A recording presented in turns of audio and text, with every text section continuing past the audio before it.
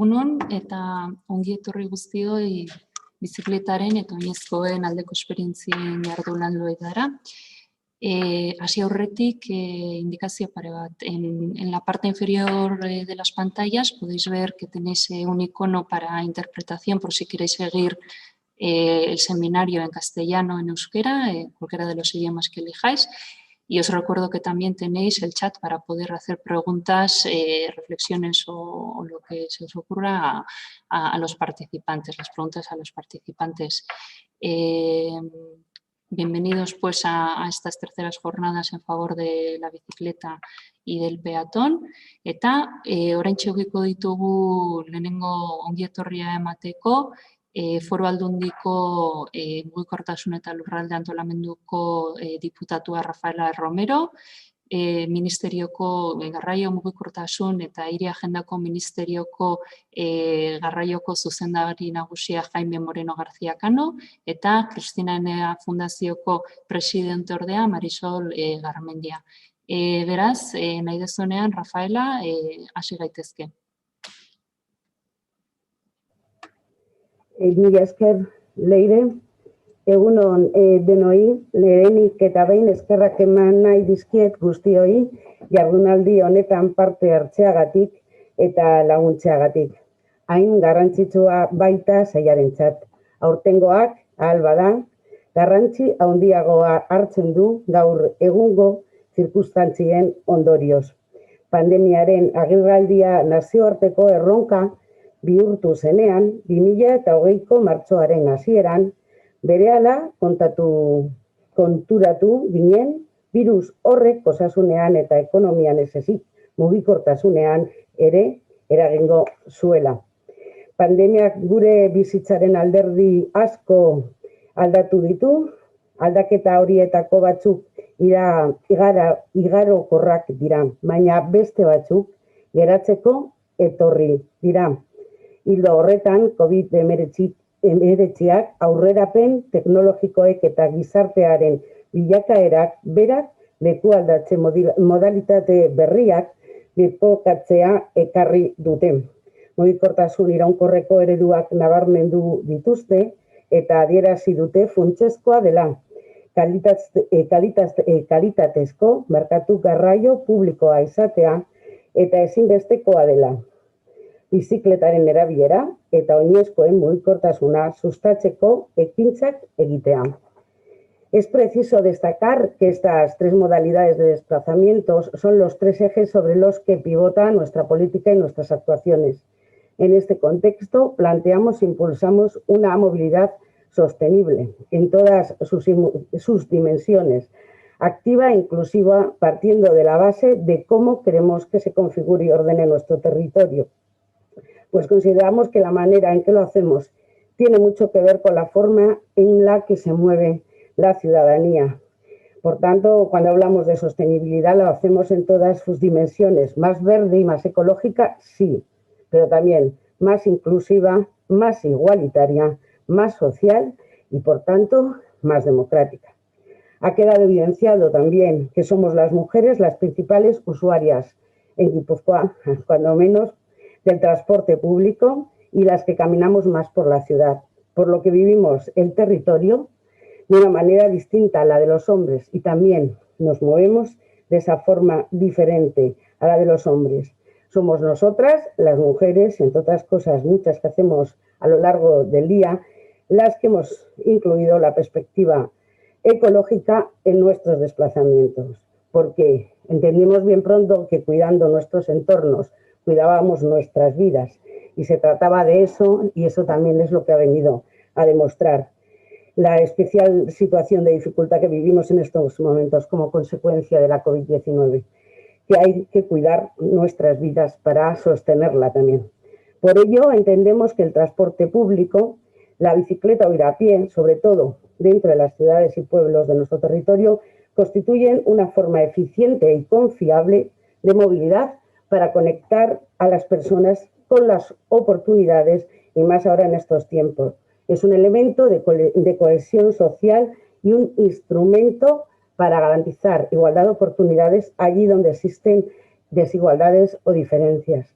En suma, nuestro compromiso con la ciudadanía es seguir trabajando en esa movilidad que posibilite un medio ambiente o un entorno mucho más limpio, pero además que sea un elemento de calidad de vida para ciudadanos y ciudadanas, garantizador de derechos fundamentales como hay en la salud y en la educación, ahora también en la movilidad. Y lo he dicho anteriormente, cuando hablamos de movilidad sostenible, lo hacemos para todo el territorio, para todo el país, de una manera global. No cabe, además, hablar de la movilidad sin interactuar entre las tres formas de movilidad que son los pilares de esta forma de ordenar el territorio y de movernos. No entendemos hablar de fomento del transporte público sin medios para la intermodalidad e interoperabilidad y la unión de la movilidad ciclista y peatonal con ese transporte público. Para nosotras es un honor, una gran responsabilidad también, estar avanzados en la ordenación normativa del impulso de la movilidad ciclista y peatonal a través de dos instrumentos normativos básicos de los que fuimos pioneros hace ya casi 10 años, con la aprobación del Plan Territorial Sectorial de Vías Ciclistas en Juntas Generales de Guipúzcoa y además de la aprobación de la estrategia de la bicicleta. En cumplimiento de esos dos pilares o mecanismos, podemos decir que estábamos preparadas cuando llegó el virus y nos ofreció la ventana de oportunidad del aumento del uso de la bicicleta como medio de desplazamiento privado más sostenible, más seguro y más adecuado a este concepto de movilidad basado en los pilares de transporte público, movilidad ciclista y peatonal. Por eso entendimos que era nuestra obligación ponernos manos a la obra y desde el primer momento y ante la perspectiva que nos ofrecía la pandemia y el reposicionamiento de estas formas de movilidad, atender a realizar un diagnóstico urgente sobre las afecciones a la movilidad ciclista y peatonal en Guipúzcoa por parte como consecuencia, de la imposición de las medidas sociosanitarias que impuso para la contención del virus, y aparejado a este diagnóstico hemos ordenado los números de nuestro presupuesto conforme a esas necesidades. Entendíamos que el transporte público debía de ser blindado para que garantizara ese derecho a la movilidad que consideramos fundamental. Y además entendíamos que teníamos que mantener el esfuerzo inversor para la construcción de videojuegos forales, pero también y especialmente aumentar el esfuerzo para el fomento de la movilidad ciclista y peatonal, lo que hemos hecho en base a ese diagnóstico y en hasta 1 millón de euros, tanto en las acciones para el fomento de las que están previstas en la estrategia de la bicicleta, que se ha duplicado, como para una nueva partida de promoción y colaboración con ayuntamientos en planes de desarrollo de movilidad sostenible locales, o el aumento hasta medio millón de euros del dinero destinado a ayuntamientos para infraestructuras de movilidad ciclista y peatonal. Esto solo responde al final a una apuesta de principios que se ha visto reforzada por las ventanas de oportunidad y por los usos que se han dado de las formas de movilidad en bicicleta o a pie en este último año, pero también nos avalan los datos. Dimos el otro día los correspondientes a la pandemia, y yo creo que todos y todas sabéis que los mismos emitidos por el Observatorio de la Bicicleta en Guipúzcoa han sido extraordinarios y conforme a la evolución que este modo de moverse tiene en Europa, aunque creo que guipuzcoanos y guipuzcoanas hemos mejorado con mucho hasta los datos de la Unión Europea en 4 veces superior. Creemos que la COVID-19 ha abierto la oportunidad de reposicionar esta movilidad ciclista y de confirmar, para aquellos que ya lo teníamos como principio estructurador de nuestra forma de organizar la movilidad, el impulso de estas formas que interactúan entre ellas, que son el uso del transporte público, la movilidad ciclista y la movilidad peatonal. Guipúzcoa estaba ya trabajando en ello y ha citado desde cuándo apostamos por estos 3 pilares, También el Ministerio, del que hablará con mayor detalle el director de Transportes, pero además lo hemos visto siempre como un principio de actuación, moverse de manera sostenible. Creo que para la inmensa mayoría de guipuzcoanos y guipuzcoanas no es una opción, no es una moda, es una elección que decidimos hace bastante tiempo y que finalmente estamos reposicionando para reafirmarla y consolidarla en este tiempo. Entendemos que los cambios han venido para quedarse y que lo provisional puede mutar hacia lo definitivo. Todas estas actuaciones que se han adoptado en el escenario de la pandemia y de las que hablaremos y en la pospandemia en relación a las medidas y acciones adoptadas en la movilidad urbana, interurbana y peatonal en Guipúzcoa y fuera del territorio, y que deberían de quedarse para siempre. Los pequeños cambios que pueden hacer que situemos a la movilidad como un derecho ya definitivo. Yo creo que ese es uno de los grandes cambios más de fondo que, si queréis, todos y todas podemos hablar posteriormente en las preguntas que ha traído la pandemia para quedarse.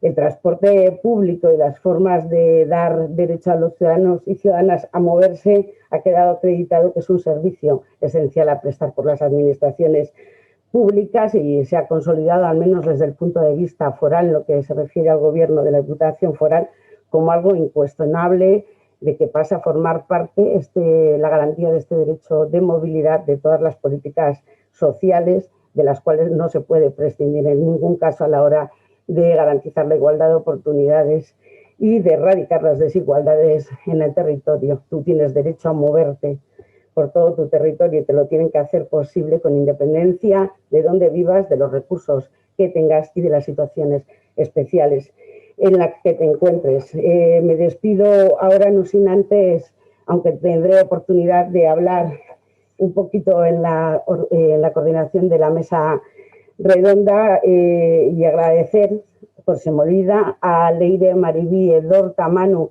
la organización de todas las jornadas, al departamento, a Cristina Enea, porque al final es un trabajo costoso, y sobre todo la participación de las personas, las autoridades que ahora me acompañan, tanto Jaime Moreno García, al que voy a dar ahora la palabra, director general de Transporte Terrestre del Ministerio de Transporte, Movilidad y Agenda Urbana del Gobierno de España, y a Marisol Garmendia, a la que volvemos a reencontrar porque os habrá hablado desde este lado en anteriores ocasiones, vicepresidenta, y Cristina Enea, y entre otras cosas, otros cargos, concejal de Ecología en el Ayuntamiento de San Sebastián. Pues espero no haber aburrido mucho en estos minutos, no haberme alargado mucho y excedido del tiempo. Gracias a todos y a todas por estar con aquellos que apostamos por la movilidad sostenible en Guipúzcoa sobre estos tres pilares, y lo hemos hecho desde siempre. Y le doy la palabra al director de Transporte Terrestre. Jaime, permíteme tutearte, ahora te toca. Muy bien, muchísimas gracias, Rafaela, muy interesante tu intervención. Bueno, para mí es un honor representar al Ministerio de Transportes, Movilidad y Agenda Urbana y participar en esta tercera jornada de experiencias a favor de la bicicleta y el peatón que organiza la Fundación Cristina Enea y la Diputación Foral de Guipúzcoa. Desde el Ministerio estamos convencidos de la importancia de la implicación y coordinación de todos los actores del complejo ecosistema de la movilidad y el transporte, y sin duda que eventos como este, que reunirán a diversas administraciones y asociaciones en torno a la movilidad activa, será seguro de gran interés para todos los asistentes. El Ministerio de Transportes, Movilidad y Agenda Urbana trabaja desde hace ya 2 años en la concepción de ES-Movilidad, que es la estrategia de movilidad segura, sostenible y conectada a 2030, que constituye, junto con la Agenda Urbana, un pilar estratégico del Ministerio para afrontar los retos del sector en los próximos 10 años. Hemos terminado hace poco un amplio proceso de consulta con todos los agentes del sector, y sobre la base de este llamado diálogo abierto de movilidad estamos redactando el documento consolidado de esta estrategia. En paralelo, además, trabajamos en el desarrollo de la Ley de Movilidad Sostenible y Financiación del Transporte, que complementará la estrategia dándole el soporte normativo necesario para su implementación, y que también, además, ha sido sometida a su proceso de consulta pública previa a la redacción de este primer borrador de texto articulado en el que estamos trabajando. Evidentemente estamos abiertos, además, a propuestas y sugerencias de todos los agentes de cara a afrontar con mayor éxito los pasos finales en la elaboración tanto de la estrategia como de la propia ley. Nuestra estrategia de movilidad parte de entender la movilidad como un derecho, un elemento de cohesión social y de crecimiento económico, y a partir de aquí hemos definido cómo pensamos que debemos afrontar los grandes retos que tenemos por delante. Entre ellos hay retos que ya existían, que todos conocemos, y otros nuevos que surgen tras este escenario de pandemia que ha venido a cambiar muchas cosas. Y sin duda uno de los efectos de la crisis ha tenido muchos efectos negativos, pero sin duda un efecto es que va a acelerar algunas tendencias que además vienen para quedarse, ¿no? Y esta parte positiva es la que tenemos que intentar quedarnos, ¿no? Y yo creo que aquí es importante diferenciar, ¿no?, aquellos cambios que son coyunturales propios de la pandemia de aquellos que pueden ser estructurales, ¿no? Y estos cambios asociados a este nuevo paradigma, pues se encuentran cambios que todos hemos vivido, ¿no?, de pautas en la movilidad, en la logística, el crecimiento del teletrabajo o del comercio electrónico, el mayor uso de la micromovilidad, de una movilidad más activa y más saludable en algunos casos, una mayor conciencia ambiental y de salud que debemos aprovechar, un mayor debate también sobre el uso del espacio público en nuestras ciudades o el impulso de la adopción de nuevas tecnologías.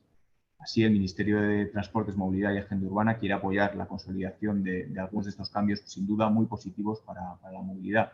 Muchas ciudades han realizado cambios de gran calado en muy poco tiempo, acometiendo actuaciones de diseño y ejecución rápidas para poder dar cabida a esa demanda creciente y que ahora sin duda toca afianzar y consolidar a través de infraestructuras y diseños urbanísticos pensados para perdurar y para el corto y el medio plazo. Hemos visto que se puede fomentar caminar y el uso de la bici mediante un diseño del espacio urbano más acorde con la escala humana, la reducción del tráfico rodado en los centros urbanos y un urbanismo compacto que sin duda favorece la movilidad de proximidad. Un buen ejemplo, además de este crecimiento, y lo comentaba anteriormente Rafaela Romero, es la movilidad a pie y en bicicleta, ¿no? Y yo creo que Guipúzcoa, y con los datos que apuntaba del Observatorio de la Bicicleta de Guipúzcoa, ¿no?, donde con 8 millones de desplazamientos a pie o en bicicleta en 2020 se supera casi 4 veces la subida media de la movilidad activa en el conjunto europeo.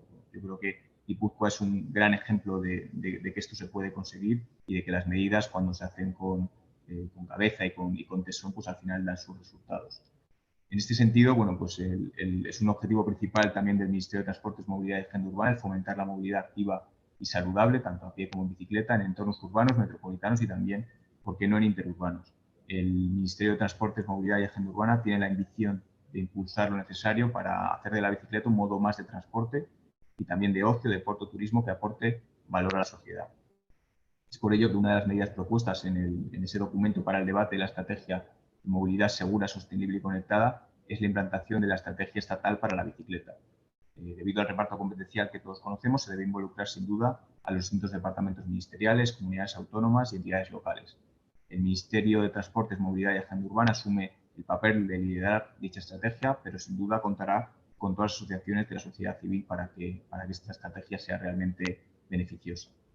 Entre las múltiples acciones propuestas, y por citar algunas de ellas, a modo de ejemplo, pues está el establecimiento de una oficina de la bicicleta en el Ministerio de Transportes, Movilidad y Agenda Urbana que canalice y coordine todos los trabajos contemplados, campañas de concienciación y difusión sobre los beneficios del uso habitual de la bicicleta, creación de espacios y redes, tanto presenciales como virtuales, de expertos sobre materia ciclista, con el fin de compartir buenas prácticas y experiencias propias, la elaboración de plataformas y listados de empresas que instauren políticas para fomentar que sus trabajadores se desplacen hasta su lugar de trabajo en bicicleta, la elaboración de recomendaciones y guías de diseño de infraestructura ciclista en entornos urbanos e interurbanos con fines de desplazamientos cotidianos de ocio o turísticos, diseñar o construir, colaborar al final en el diseño de conexiones ciclistas entre núcleos urbanos y polos de atracción, así como de aparcamientos de bicicletas seguros, el fomento del cicloturismo como alternativa de ocio y como herramienta con un alto potencial económico y de desarrollo de las regiones y municipios españoles.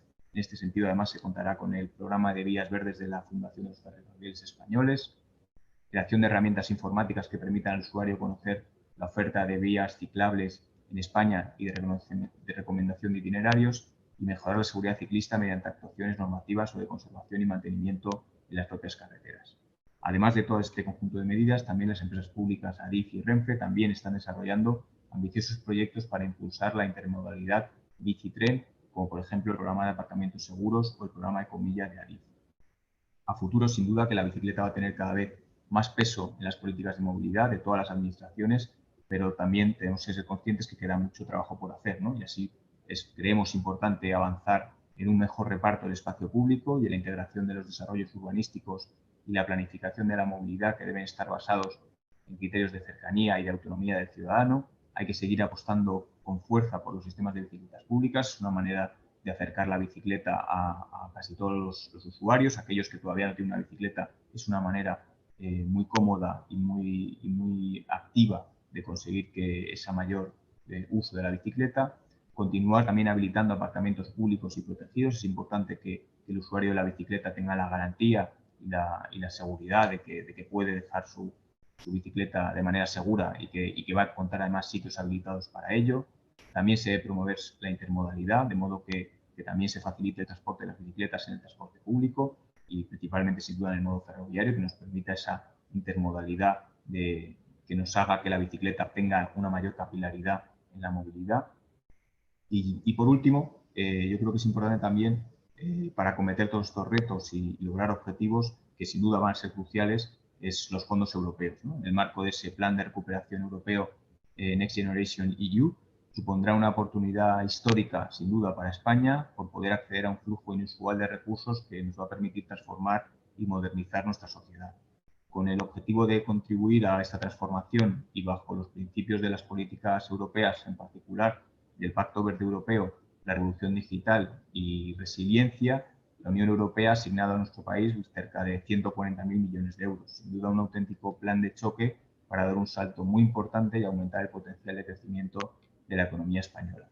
En respuesta al plan de recuperación europeo, el Gobierno ha preparado el plan de recuperación, transformación y resiliencia, que básicamente está basado en 4 directrices: la transición ecológica, la transformación digital, la igualdad de género y la cohesión social y territorial. Estas reformas e inversiones que presentamos en Europa parten de la planificación estratégica previa del Ministerio y se estaban materializando tanto con la estrategia y con la ley de movilidad. De hecho, ambas son una parte importante del plan de recuperación. Lo que haremos, por tanto, será acelerar algunas de las políticas por las que más venimos apostando, entre ellas acelerar la implantación de zonas de bajas emisiones y transformación de los sistemas de transporte público. Con ello impulsaremos una movilidad que reduzca su impacto ambiental. Para la gestión de los fondos se contemplan además actuaciones que realizará no solo el Ministerio y sus empresas, sino también, evidentemente, las comunidades autónomas, los ayuntamientos y también las empresas privadas a través de las convocatorias oportunas que irán saliendo. Mi compañera del Ministerio, Ángeles Marín, directora de la oficina que el propio Ministerio ha creado para implantar la estrategia de movilidad, os contará después, a lo largo de estas jornadas, más detalles sobre las convocatorias ligadas a este plan de recuperación, transformación y resiliencia que irán dirigidas principalmente a ayuntamientos.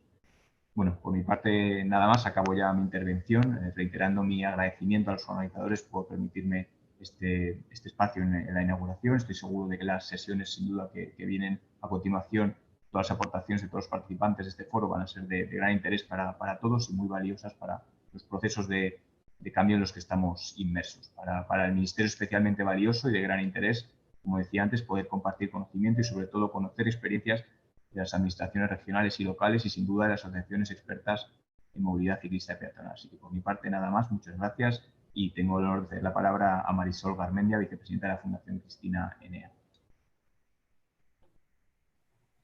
Pues muchísimas gracias, Jaime. Gracias también, Rafaela. Gracias a todos los que estáis ahí, mila esker, hor egoteagatik, eta, bueno, eman nahi dizkizuet ongi etorria Donostiara, naiz eta formato virtual honetan izatea. Espero dut datorren urtean hemen aurrez aurre egotea eta Donostia beso zabal hartuko zaituzte beti bezala.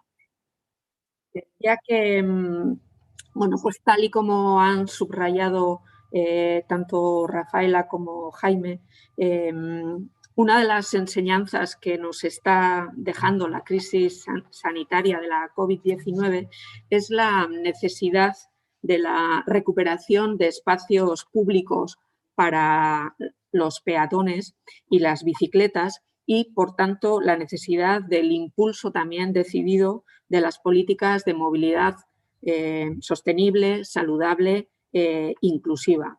Las instituciones públicas y especialmente los ayuntamientos, como el de Donostia-San Sebastián, estamos reforzando los proyectos y actuaciones de peatonalización, de construcción de nuevos bidegorris, de extensión de los servicios, por ejemplo, de alquiler de bicicletas.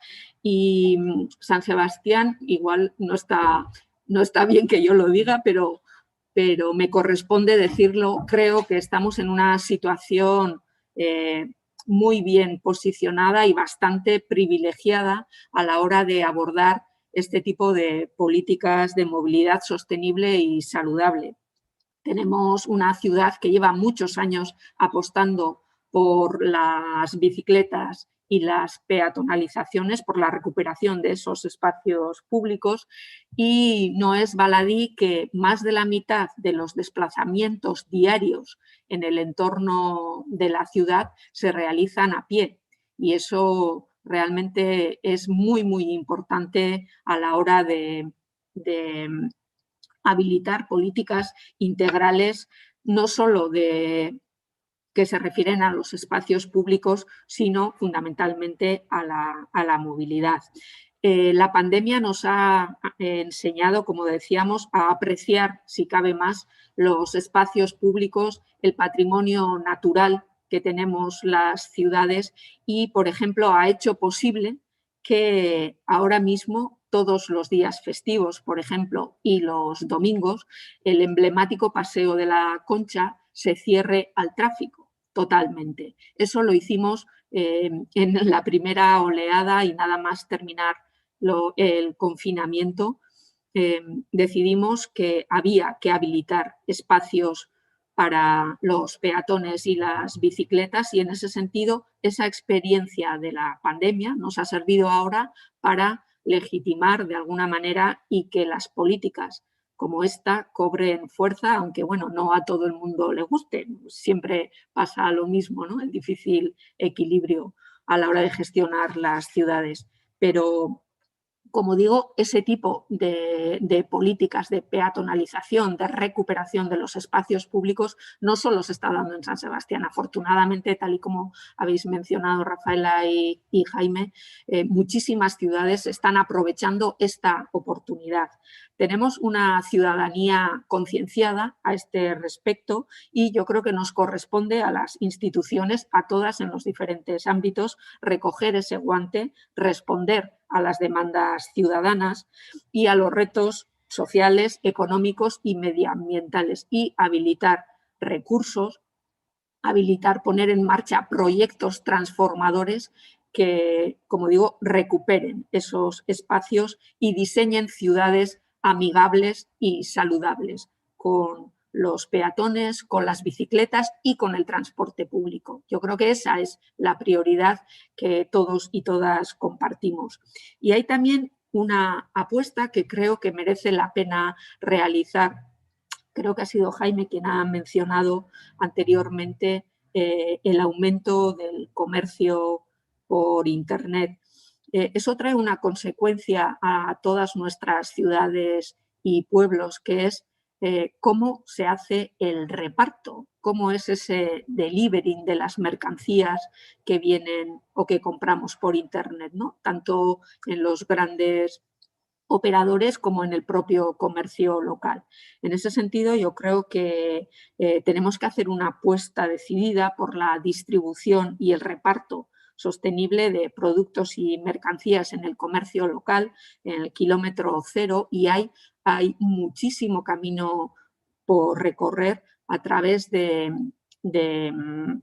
bicicletas, triciclos, pequeños vehículos eléctricos que también van a transformar y van a contribuir a esa movilidad en el centro fundamentalmente de las ciudades y de nuestros entornos metropolitanos, a una movilidad mucho más sostenible, saludable y racional. Creo que este reto de la distribución de las mercancías a través de las bicicletas, como digo, de triciclos y pequeños vehículos, es una apuesta que creo que merece la pena que todas las instituciones podamos reflexionar y llegar a puntos de encuentro, de entendimiento y de inversión. Y los Next Generation, que también ha mencionado Jaime, creo que son una buena oportunidad. San Sebastián ha presentado diferentes proyectos a esos fondos europeos para impulsar decididamente la movilidad eléctrica, no solo en el transporte público, sino también en este entorno que decía del delivering, de la distribución de mercancías y apostando también efectivamente por la ampliación de la red de bidegorris y de una movilidad eléctrica en todos los aspectos, también en el ámbito del mantenimiento urbano, de los pequeños vehículos de limpieza, la recogida de basuras, en fin. Creo que nuestros pueblos y ciudades tienen que seguir avanzando en este camino de reducción de emisiones de CO2 originadas por el tráfico de vehículos, fomentando hábitos de movilidad sostenibles y saludables. Y eso es lo que tenemos que hacer, eso es lo que estamos haciendo gracias a la colaboración interinstitucional y al compromiso ciudadano. Yo lo dejo aquí, confío en que estas jornadas van a ser súper provechosas como lo han sido siempre. Agradezco tanto al Departamento de Movilidad como en este caso también al Gobierno de España, al Ministerio de Transportes y Agenda Urbana, y creo que me dejo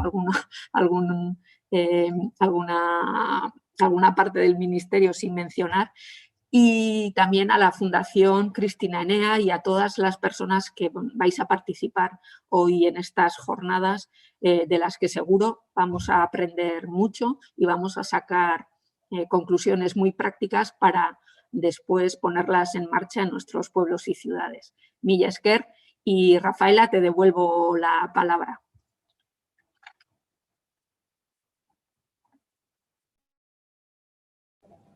Sí, gracias Marisol, gracias Jaime. Ha sido verdaderamente un placer contar con vosotros en esta presentación, ¿no? Y también, no sé si un placer, pero desde luego en este caso para mí sí es un honor, o al menos estoy tremendamente orgullosa de que la siguiente mesa de exposición y debate esté encabezada por 4 mujeres, la que va a hablar de los retos y dificultades para la adaptación climática y la apuesta por una movilidad territorial más sostenible. Yo antes lo decía, la inclusión de la perspectiva ecológica, además de la perspectiva de género, el cuidarnos, la sostenibilidad de la vida, que últimamente ya lo hablamos todas y antes lo hablábamos menos personas, pero bueno, también será un cambio que espero que haya llegado para quedarse. Los nuevos modelos de movilidad están a la vuelta de la esquina, no, están aquí ya, y en ellos la mujer se encuentra al volante de esos procesos. No tenéis nada más que ver el panel de las mismas, del panel de esta mesa de debate, y si nos encontramos o no a la cabeza o al volante de este proceso. Las mujeres han empezado siempre, yo suelo decir que ponen en marcha el mundo a las mañanas cuando se levantan. Tenemos mucha experiencia en hacer funcionar todo y hacerlo funcionar de tal manera que el entorno y las personas que están a nuestro alrededor sea fundamental. Paso entonces a presentar a las 4 mujeres que darán una exposición sobre el objeto de la mesa, y como siempre no me extraña que estén a la cabeza con los currículos que tienen las mismas. En primer lugar, voy a hacer un pequeño resumen. Hablará o tomará la palabra Ana Montalbán, arquitecta, urbanista y activista peatonal, dedicada profesionalmente a la arquitectura y al diseño urbano, intentando aportar una perspectiva que recupere los conceptos del buen urbanismo, entendido como el arte, yo diría el beneficio público, además de hacer mejores ciudades para vivir juntas. Luego contaremos con Laura Vergara Román, educadora social, activista de los colectivos Pedalea y Bielas Salvajes, formada en sociología y especializada en relaciones de género, criada en la hermosa Tarazona y sus huertas. Conozco la zona y me ha parecido que la describía muy bien en su currículum. Observa la naturaleza y los ambientes urbanos, se sumerge en sus costumbres desde el sillín y la lectura, y además aprende a moverse o intentar dar acciones para que nos movamos por los entornos urbanos de tal manera como ella ve desde ese sillín, esa lectura, lo que deben de ser el cuidado de nuestros entornos. Luego contaremos con Silvia Casorran Martós, licenciada en Ciencias Ambientales por la Universidad Autónoma de Barcelona. Su carrera profesional se ha desarrollado en el campo de la planificación y la gestión de la movilidad sostenible durante más de 10 años como consultora, y en los últimos 5 años como responsable de políticas en favor de la bici en el área metropolitana de Barcelona, y una ciclista urbana convencida. Y por último contamos con Sonia Hitzi Rivera, informática especializada en tecnología educativa, que, interesada por el mundo de la educación, decidió dedicar parte de su tiempo libre y de todo su tiempo seguro también en la lucha por los derechos de la infancia y también del peatón, de las personas que deciden moverse a pie en sus ciudades, y que lleva un par de años como presidenta de la Coordinadora Estatal de Organizaciones Peatonales Andando. Acabo como empecé. Somos nosotras las que estamos incluyendo, por lo menos muchas de las personas que están incluyendo los nuevos conceptos de movilidad sostenible son las mujeres, no solo porque estén al volante a veces del transporte público, sino que también están al volante de estas nuevas estrategias provisionales o definitivas que han llegado para quedarse, y para decir que muchas personas de las que antes de la COVID-19 decían que había otras posibilidades para ordenar nuestros territorios y ciudades y de moverse en consonancia con ello, era posible. Y ahora, queridas compañeras, pues creo que os han dado la razón en muchas de vuestras posturas. Yo simplemente agradeceros la posibilidad, prefiero escucharos a vosotras que reiterarme yo, y le doy la palabra ya a la primera de las ponentes, Ana Montalbán. Muchísimas gracias. Hola, muchísimas gracias, Rafaela, por tu amable presentación, y decir que coincido plenamente contigo en que este cambio de mentalidad, este cambio de movilidad pasa obligatoriamente por la inclusión de la perspectiva de género en las políticas de espacio público. Existen numerosos estudios, ¿no?, que desvelan cómo el rol femenino usa la ciudad de una manera totalmente diferente, que no es esos trayectos de A a B que han empoderado al vehículo a motor, al coche, ¿no? Y es hora de que esos que son los que realmente sostienen la ciudad tengan la representación que se merecen. Me gustaría decir que estoy aquí como secretaria técnica de la Red de Ciudades que Caminan, que es una asociación sin ánimo de lucro formada ya pues, por más de 60 municipios y alguna diputación. Representamos ya más de 7 millones de personas, de lo cual estamos muy, muy orgullosos y bueno, y estamos sumamente agradecidos y agradecidas por la invitación a participar en esta mesa que nos parece tan interesante. Gracias a la Fundación Cristina Eneas, gracias a la Diputación, y sin más voy a compartir pantalla para poder compartir esta pequeña presentación que hemos preparado. Me servirá simplemente pues, para apoyar algunas de las ideas. Disculpad un momento. Pongo en pantalla completa.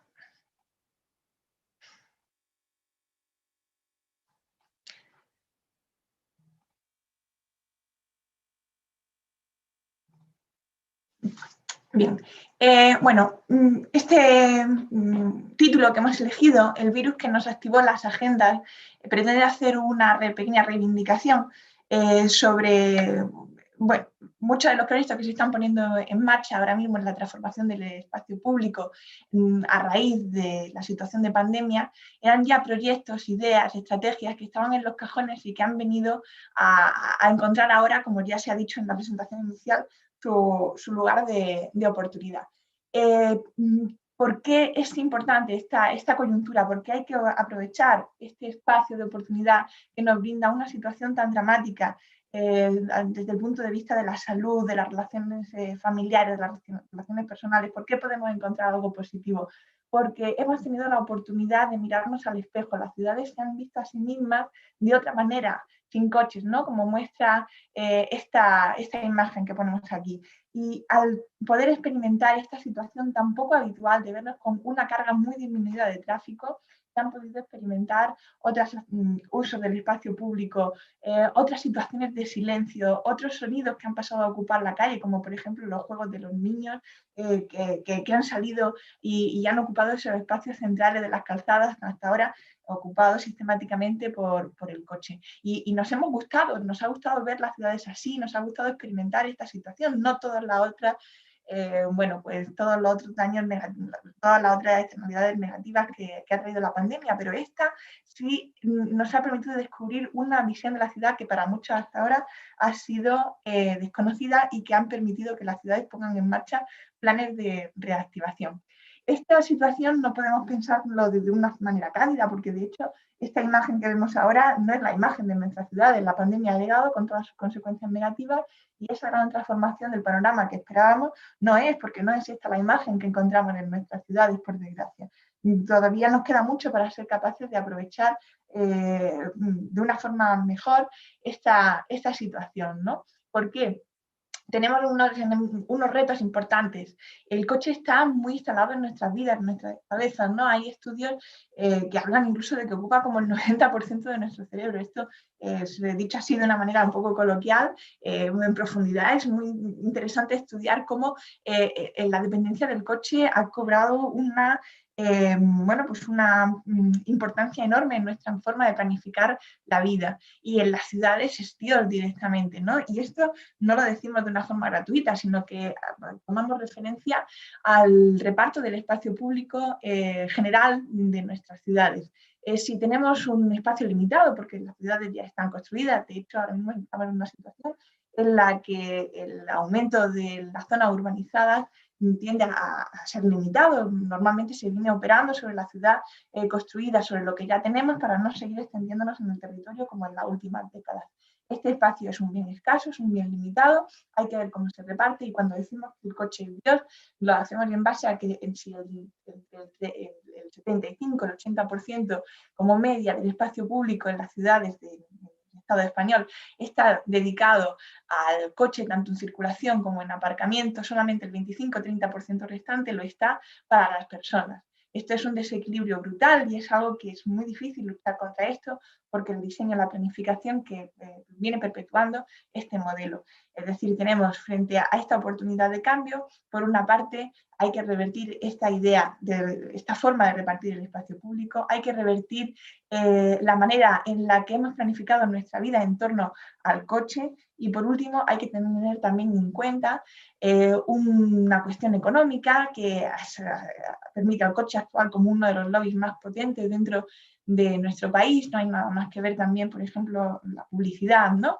España fabrica muy pocas cosas, pero dentro de las que fabrica el coche ocupa un lugar privilegiado, en dura competencia además con otros lugares y con la amenaza que esto siempre supone para el empleo, con lo cual muchas veces estas mesas en las que coincidimos personas que estamos muy concienciadas al respecto, cuando salen de aquí se tienen que enfrentar contra estos intereses y contra esta cuestión de que las políticas a favor de las personas, del peatón, de la bicicleta, para la recuperación del espacio público va a suponer una catástrofe para la economía. Bueno, pues será uno de los grandes retos a superar.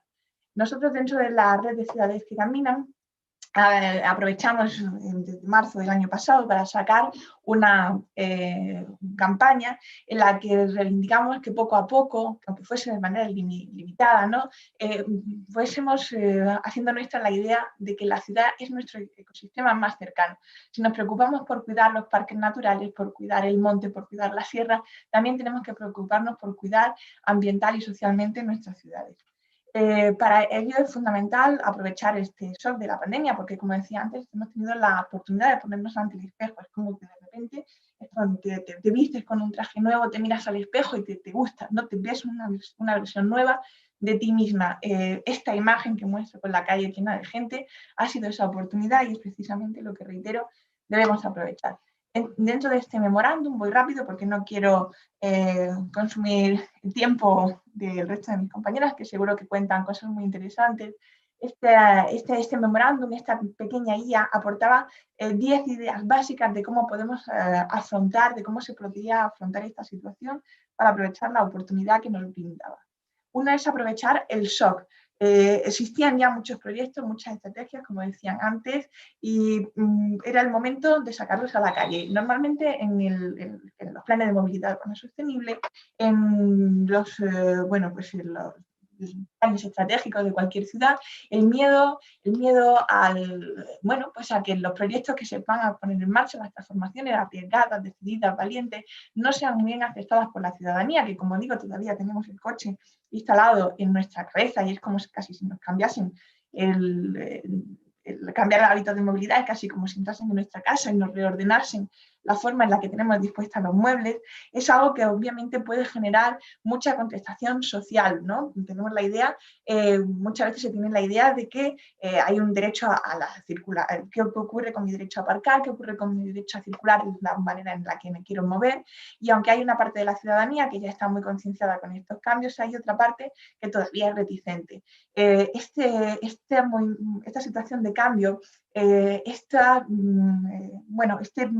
momento de parálisis que también hemos tenido dentro del Estado es una buena situación para aprovechar y poner en marcha políticas que quizás hasta ahora no nos hemos atrevido por ese miedo, ¿no? Llevamos mascarilla y nos hemos habituado, ¿por qué no ahora aplicar otras medidas de restricción del vehículo, por ejemplo, que podrían ser también novedosas, igual que lo era hasta hace muy poco el hecho de llevar mascarilla y que ya lo hacemos de manera totalmente automática. Recuperar al peatón, ni siquiera me gusta la palabra peatón, recuperar a las personas, ¿no? como la base de la movilidad urbana, bien por procedimientos tácticos, tanto se ha dado en llamar como el urbanismo táctico, pues poner 3 maceteros, 4 vallas, hacer una buena campaña de difusión o directamente acometer obras durables en el tiempo para recuperar espacio para las personas. Y no solamente para caminar, el peatón no me gusta porque es como una dimensión muy limitada, aparte de toda la etimología que acompaña la palabra. Parece que solamente somos personas que vamos caminando igual en un medio de transporte como si fuésemos en coche o en bicicleta. No, es una dimensión social mucho más amplia. Porque una persona que camina, que se desplaza caminando, también se va relacionando de una manera diferente con su entorno, con su vecina, con los niños que salen a jugar, la observación del espacio público. Tenemos que recuperar esta dimensión. Que el espacio público no es solamente para circular y únicamente el caminar es el que lleva asociado todas esas otras actividades al mismo tiempo que nos desplazamos. La tercera de las recomendaciones que hacíamos dentro de nuestro memorándum de reconexión es limitar la velocidad a 30 km/h en vías urbanas. Bueno, sabemos que aquí la DGT ya por fin pudo aprobar la modificación del Reglamento General de Circulación, no tan ambiciosa como nosotras desde la red de Ciudades que Caminan, por ejemplo, pedíamos, que era un cambio de concepto de 50 a 30, solamente lo han aplicado en vías urbanas de un carril por sentido, y también pedíamos 20 o 10, ni siquiera... por dar más flexibilidad dentro de las recomendaciones, nosotros apostamos directamente por el 10 en espacios compartidos, como pueden ser la plataforma única. El hecho de bajar la velocidad a la calle disuade y del uso del coche, porque da la sensación de que va a ser más lento, por lo tanto ya no te merece la pena para trayectos cortos y tiene unas consecuencias positivas sobre la vida porque salva vidas directamente. No podemos, además de toda la situación clínica que tenemos, añadir, por ejemplo, pues personas que están ocupando plazas en un hospital por un atropello. Un aspecto fundamental, que solamente circulen coches que realmente sean necesarios. Nosotras, tanto al MIGMA como al Ministerio de Transición Ecológica, hemos planteado la necesidad de regular desde la normativa qué es ese tráfico necesario. No estamos en contra del coche, sí de los desplazamientos innecesarios, que no aportan nada a la ciudad. Es el momento de poner en práctica restricciones para los vehículos que pasan por la ciudad como atravesándola porque es el camino más corto, para aquellos que dan vueltas y vueltas generando tráfico de agitación en busca de aparcamiento, o para aquellos otros trayectos realmente cortos que no están transportando grandes bultos, que no es una persona profesional que va, por ejemplo, pues con sus enseres para pintar una fachada, o que no es una persona que tenga problemas de movilidad y que se desplazan 100, 200, 500 metros en coche, incluso 1 kilómetro, no son admisibles como un tráfico dentro de la ciudad. Necesitamos que esto se limite por normativa. Y a la espera de que sea una normativa estatal, son las ciudades las que tienen la responsabilidad para hacerlo. Calmar el tráfico en toda la ciudad, domesticar coche, introducir un nuevo lenguaje, calzadas mucho más estrechas, pasos de peatones a nivel de la acera. Si estamos hablando de la prioridad, estamos hablando de prioridad peatonal, quiere decir que el lenguaje de la ciudad también tiene que transmitir esto, porque se tienen que interrumpir sistemáticamente en un cruce donde se encuentra una trayectoria vehicular con una trayectoria de personas, porque es siempre la acera, es decir, la infraestructura de las personas, la que se interrumpe. Cuando, sin embargo, el paso a nivel de la acera, un paso sobrelevado, salva vidas porque reduce velocidad, se construye de una manera mucho más rápida y eficiente que esos rebajes que están metidos dentro de la ley de accesibilidad, y sobre todo transmite esa idea de que la prioridad sigue siendo peatonal. El coche tiene que percibir por el lenguaje del espacio público que es el invitado, no el protagonista. Esto también está relacionado con el ensayo de cambios positivos para la movilidad, introducir en el relato conceptos como el que hemos dicho de perspectiva de género, accesibilidad, violencia vial. Si se puede evitar las lesiones a personas que van caminando, o incluso sin llegar a las lesiones, ¿no? El miedo. ¿Cuántas personas mayores, por ejemplo, en un país envejecido como el nuestro, tienen miedo a salir a la calle por ser atropellados por coche, incluso por la bicicleta cuando circula por acera, ¿no? Cuando todo esto, con un buen diseño de la infraestructura, podría reducirse. Un accidente que se puede evitar no se debería llamar accidente, ¿no? Quizás deberíamos recurrir al término de violencia vial. Por tanto, esto también nos lleva, igual que por en la parte de las personas mayores, a repensar el papel de la infancia. Las niñas, los niños están desaparecidos en nuestras ciudades. ¿Por qué cuando salimos a la calle con ellos tenemos que transmitir esta idea de miedo, de que tienen que ser ellos los que están atentos y pendientes a la circulación? Cuidado, un coche, ¿no? Al contrario, deberían percibir que la ciudad es un espacio amable para ellos. Es una buena oportunidad también esta para recuperar el espacio público para la infancia y al mismo tiempo recuperar la infancia para el espacio público. El transporte público ha sido muy demonizado, la idea, ¿no?, de que era un sitio donde podríamos contagiarnos. Hay que recuperar ese valor que tiene el transporte público para nuestras ciudades, especialmente las de gran número de habitantes, y no solamente fomentándolo, sino que también restringiendo, y vuelvo a la idea anterior, el uso particular del coche es una receta muy eficaz. Muchas veces, si percibimos que es más fácil ir en coche que ir en transporte público, pues por la falsa, quizás, probablemente falsa idea de comodidad, utilizamos nuestro coche en lugar del transporte público. No podemos confiar únicamente en la bondad de las campañas de concienciación a favor del transporte público, sino que hay que también ir a la restricción del vehículo privado. Es importante debatir, consensuar todos los procesos de participación, pero al final hay que actuar. No podemos perder esta oportunidad en grandes procesos muy dilatados en el tiempo, ¿no? Porque al final se pasaría ese momento de shock del que hablábamos al principio. Con lo cual, la última de nuestras recomendaciones es que directamente valentía, voluntad y valentía política. La política es un arma muy noble, ¿no?, que los municipios deben ejercer en el liderazgo hacia la transformación de nuestras ciudades para la recuperación del espacio público para las personas.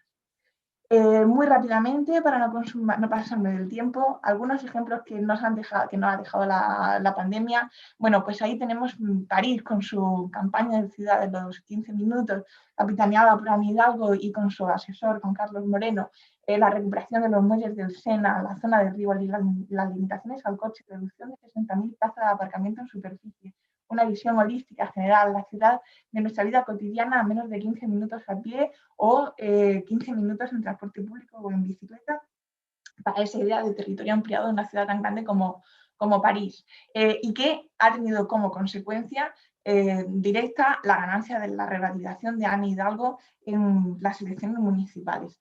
Otras ciudades dentro de Europa también han marcado tendencia, tanto con recuperación de espacio para la bicicleta como para las personas, como por ejemplo puede haber sido Bruselas, Viena, bueno, tantas otras, ¿no? Milán también.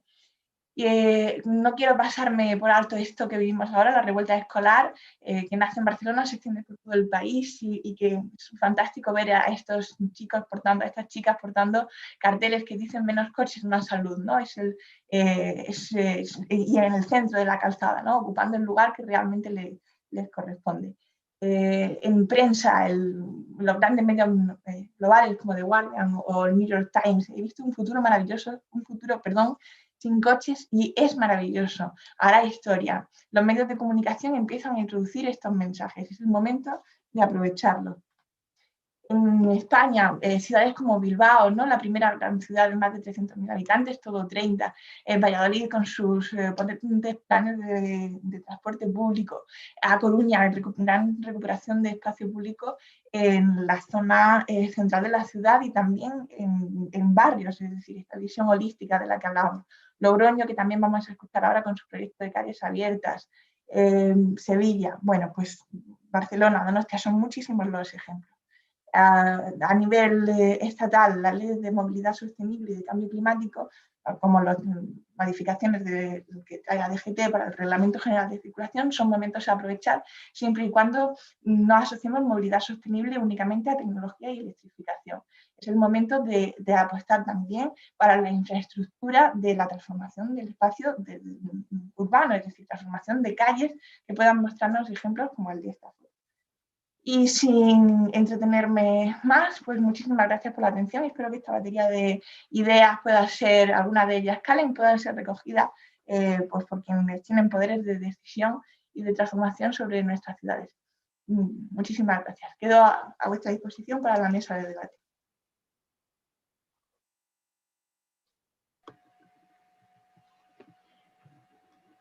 Muchas gracias, Ana. Muy buenos días. En primer lugar, agradecer a la Diputación, a la Fundación Cristina Enea, al Ministerio de Transportes, de Movilidad y Agenda Urbana, por supuesto a mis compañeras de panel y también los de jornada, ¿no? Es un placer estar aquí y además poder hacer una breve regresión a marzo de 2020, un mes que sin duda no vamos a olvidar, ¿no? Y en el que se activó ese estado de alarma que nos sumió en una incertidumbre que se apoderó de nuestros cuerpos, unos cuerpos bloqueados con dudas sobre nuestra movilidad y sobre nuestro ser y sobre nuestra interacción con el entorno. De hecho, todo se interpretaba de forma muy literal y tuvo que ser la abogacía del Estado la que aclaró que de forma individual podíamos caminar, correr o ir en bicicleta, ¿no? Por el espacio público. Entonces, de ahí detectamos la importancia de nombrar, de que hasta ahora nuestras movilidades no eran nombradas, no eran incluidas en la política y en la definición de cómo utilizar el espacio público. Eso dentro de la organización a la que represento aquí, con Bici, a quien quiero enviar un abrazo enorme, porque tuvimos en marzo de 2020 un momento de reflexión y sin duda no hemos parado de actuar, ¿no? Y es que tendría algo que aportar la bicicleta a esta crisis sistémica en la que vivimos. Pues bueno, decidimos que sí, ¿no? Que permitía mantener la distancia interpersonal, que cedía espacio en esos restringidos transportes públicos colectivos a las personas que no tenían otra forma de desplazarse, que mejoraba el estado físico y mental de las personas que la utilizaban, que contribuimos a los bajos índices de contaminación ambiental y de ruido, que además estaban sirviendo para transportar productos de primera necesidad directamente a los hogares, ¿no? Por lo tanto, la bicicleta se convertía en una aliada en la crisis sanitaria, en parte de la solución en la crisis climática y además tenía un gran potencial en otras crisis sociales o económicas, siendo aliada de la movilidad peatonal y del transporte público, por supuesto, porque la movilidad es un sistema, ¿no? Y en él estábamos viendo que había cada vez más personas y más administraciones que estaban dispuestas a escuchar este mensaje. Entonces, era el momento de actuar y continúa siendo urgente actuar. Y además la población se había hecho cómplice de ese relato tan bonito del Grupo de Liberación de Bicicletas de Garaje, Trastero y Balcón, ¿no?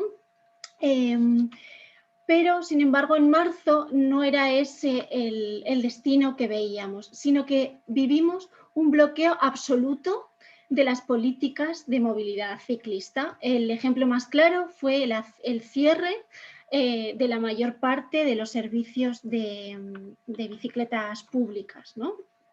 Pero en nuestro entorno estábamos viendo todo lo contrario, acciones muy potentes para fomentarla, ¿no? En Wuhan, en Bogotá, en Berlín, habéis nombrado algunas. Entonces, las administraciones dijeron, venga, sí, nos ponemos, pero algunas de las medidas que se pusieron en marcha confundían las destinadas a la movilidad con las de ocio y deporte, sobre todo en el proceso de desescalada, ¿no? Y eso nos preocupaba porque eso significa que nos quedaba y nos queda mucho que explicar para generar una cultura ciclista diversa con la que se pueda sentir identificada una gran parte de la población, ¿no? Comenzamos en ese punto a construir alianzas políticas, técnicas y sociales que dotaran de recursos económicos y que fuesen las ejecutoras de esas acciones tan necesarias. Pero esos procesos requieren sistemas de confianza que se deben construir, ¿no? Y que además debían hacerse a dos niveles, colectivo e individual. La misma confianza que necesitamos cuando tomamos nuestra bicicleta y que va creciendo, ¿no? Desde que la tomamos y caminamos junto a ella hasta que somos capaces de circular en esas ciudades que pueden llegar a ser tan hostiles. Entonces veíamos que íbamos despacio, pero que queríamos, ¿no? Y que tenemos unas metas comunes que van muy lejos, con esas medidas estructurales y transformadoras. Para lograr esa redistribución más equitativa del espacio público, la reducción generalizada de velocidades, actualizaciones normativas que están absolutamente desfasadas y, por lo tanto, cambios en nuestros hábitos para reducir la movilidad contaminante, hacerla más activa, pero además también hacerla más segura. Por ello, la demanda social ciclista es más amplia que nunca. Como tendencia, además, y de una forma diversa, aumentando el uso por parte de las mujeres, con la recuperación y mantenimiento de bicicletas sin precedentes, con un aumento en los colectivos, ¿no? en las movilizaciones, pero también en las inversiones. Pero ya ha pasado más de un año, ¿no? Y es momento de comenzar a evaluar qué impacto han tenido, ¿no? Entonces, ¿tenemos acceso a más infraestructuras para las personas? Bueno, pues sí, tenemos, pero es que era difícil tener acceso a menos, ¿no? O que hubiese una retrospección de infraestructuras, pero se ha diversificado el perfil de los usos del espacio público, pues sí, sin duda, ¿no? Y lo vimos de forma muy clara en la desescalada, en la que todavía continuamos inmersas. ¿La legislación ha regulado la reducción generalizada de velocidades urbanas? Pues sí, el Real Decreto de Medidas Urbanas, pero estamos de acuerdo con Ana en que no lo ha hecho de forma generalizada y no va a ser suficiente. Desde luego, lo que sí que hemos hecho todas las organizaciones, las que estamos aquí y muchas otras, ha sido un gran esfuerzo por posicionar mediáticamente y también públicamente con las administraciones estos sentires, estos cambios tan necesarios y nuestras necesidades, ¿no? como colectivos que usan, interactúan con las ciudades. ¿Pero hemos perdido la oportunidad de cambiar la movilidad? Espero que no. Estamos viendo que si teníamos mucho que transmitir, algunas administraciones públicas están hablando ya de cambios, administraciones que hasta ahora no lo habían hecho, como por ejemplo el Ministerio de Transportes. Me ha gustado mucho la intervención del Director General de Transporte Terrestre. Espero que podamos apoyar ese proceso para hacerlo realidad, ¿no? Y combatir esas barreras o esas resistencias que pensábamos que eran las que se iban a movilizar y sin embargo hemos visto todo lo contrario, ¿no? Que las movilizaciones han sido de apoyo absoluto a esas medidas y de un uso del espacio público diferente. Pero bueno, creemos que una de las partes importantes en este proceso es fortalecer esos espacios de participación, de justificación y de objetivar las decisiones que tienen que ver con la movilidad activa, ¿no? Y en ese sentido creo que un amplio informe del impacto que estas movilidades tienen a todos los niveles, social, medioambiental y económico, puede ser una buena palanca. Francia nos ha demostrado que lo es. Y por último, quiero destacar una serie de propuestas de acción, ¿no? En todo este contexto. Unas son las estratégicas, ¿no? Que marcan esas metas a largo plazo, desde el punto de vista de la movilidad ciclista, sin duda, la estrategia estatal por la bicicleta es la referencia.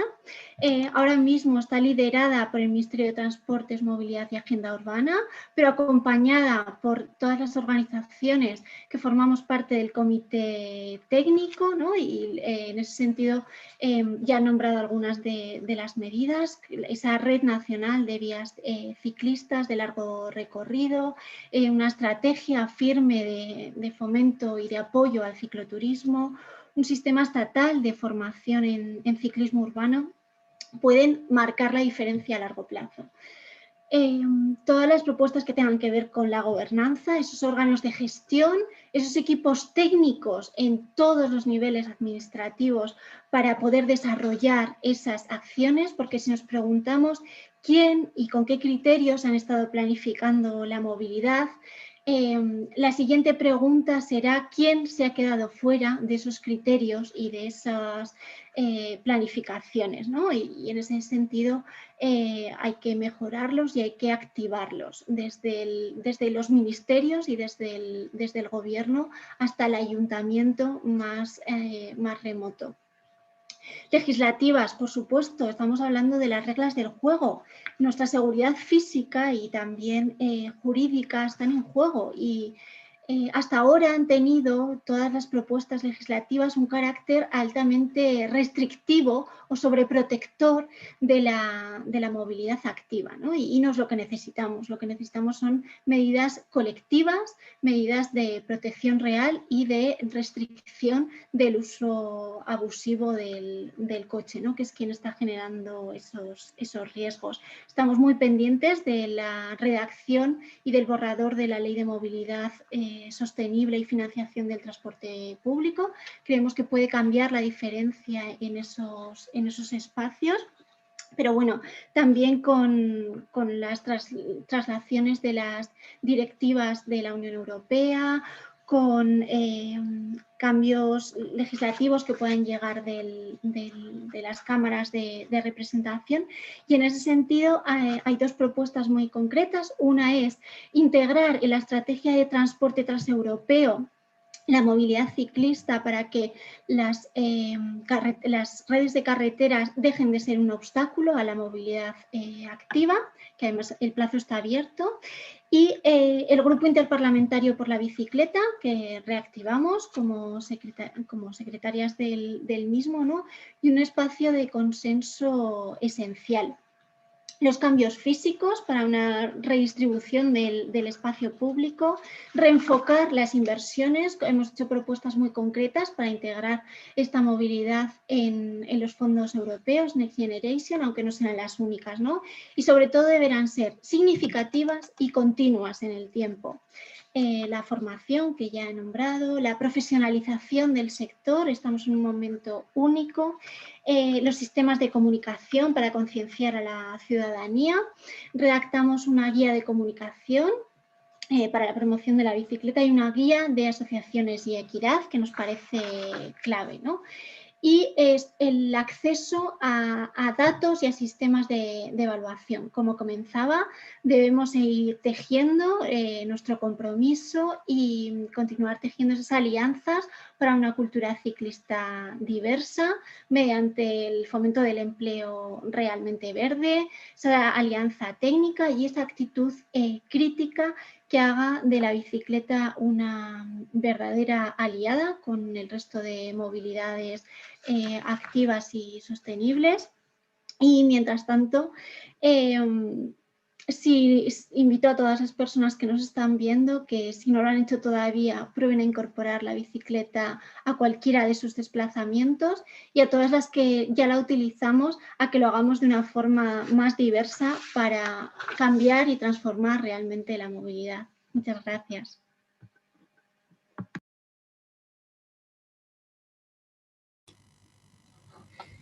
Bueno, Laura, Ana, ¿dónde os puedo votar? Porque yo quiero representantes políticas como vosotras que defiendan nuestras necesidades, ¿no? Realmente las mujeres somos el colectivo que representa el 50% de la población, o más, que nos movemos de forma sostenible y apenas estamos representadas, ¿no? Aún en los espacios de decisión, de toma de decisiones de las políticas públicas en relación a la movilidad, sobre todo.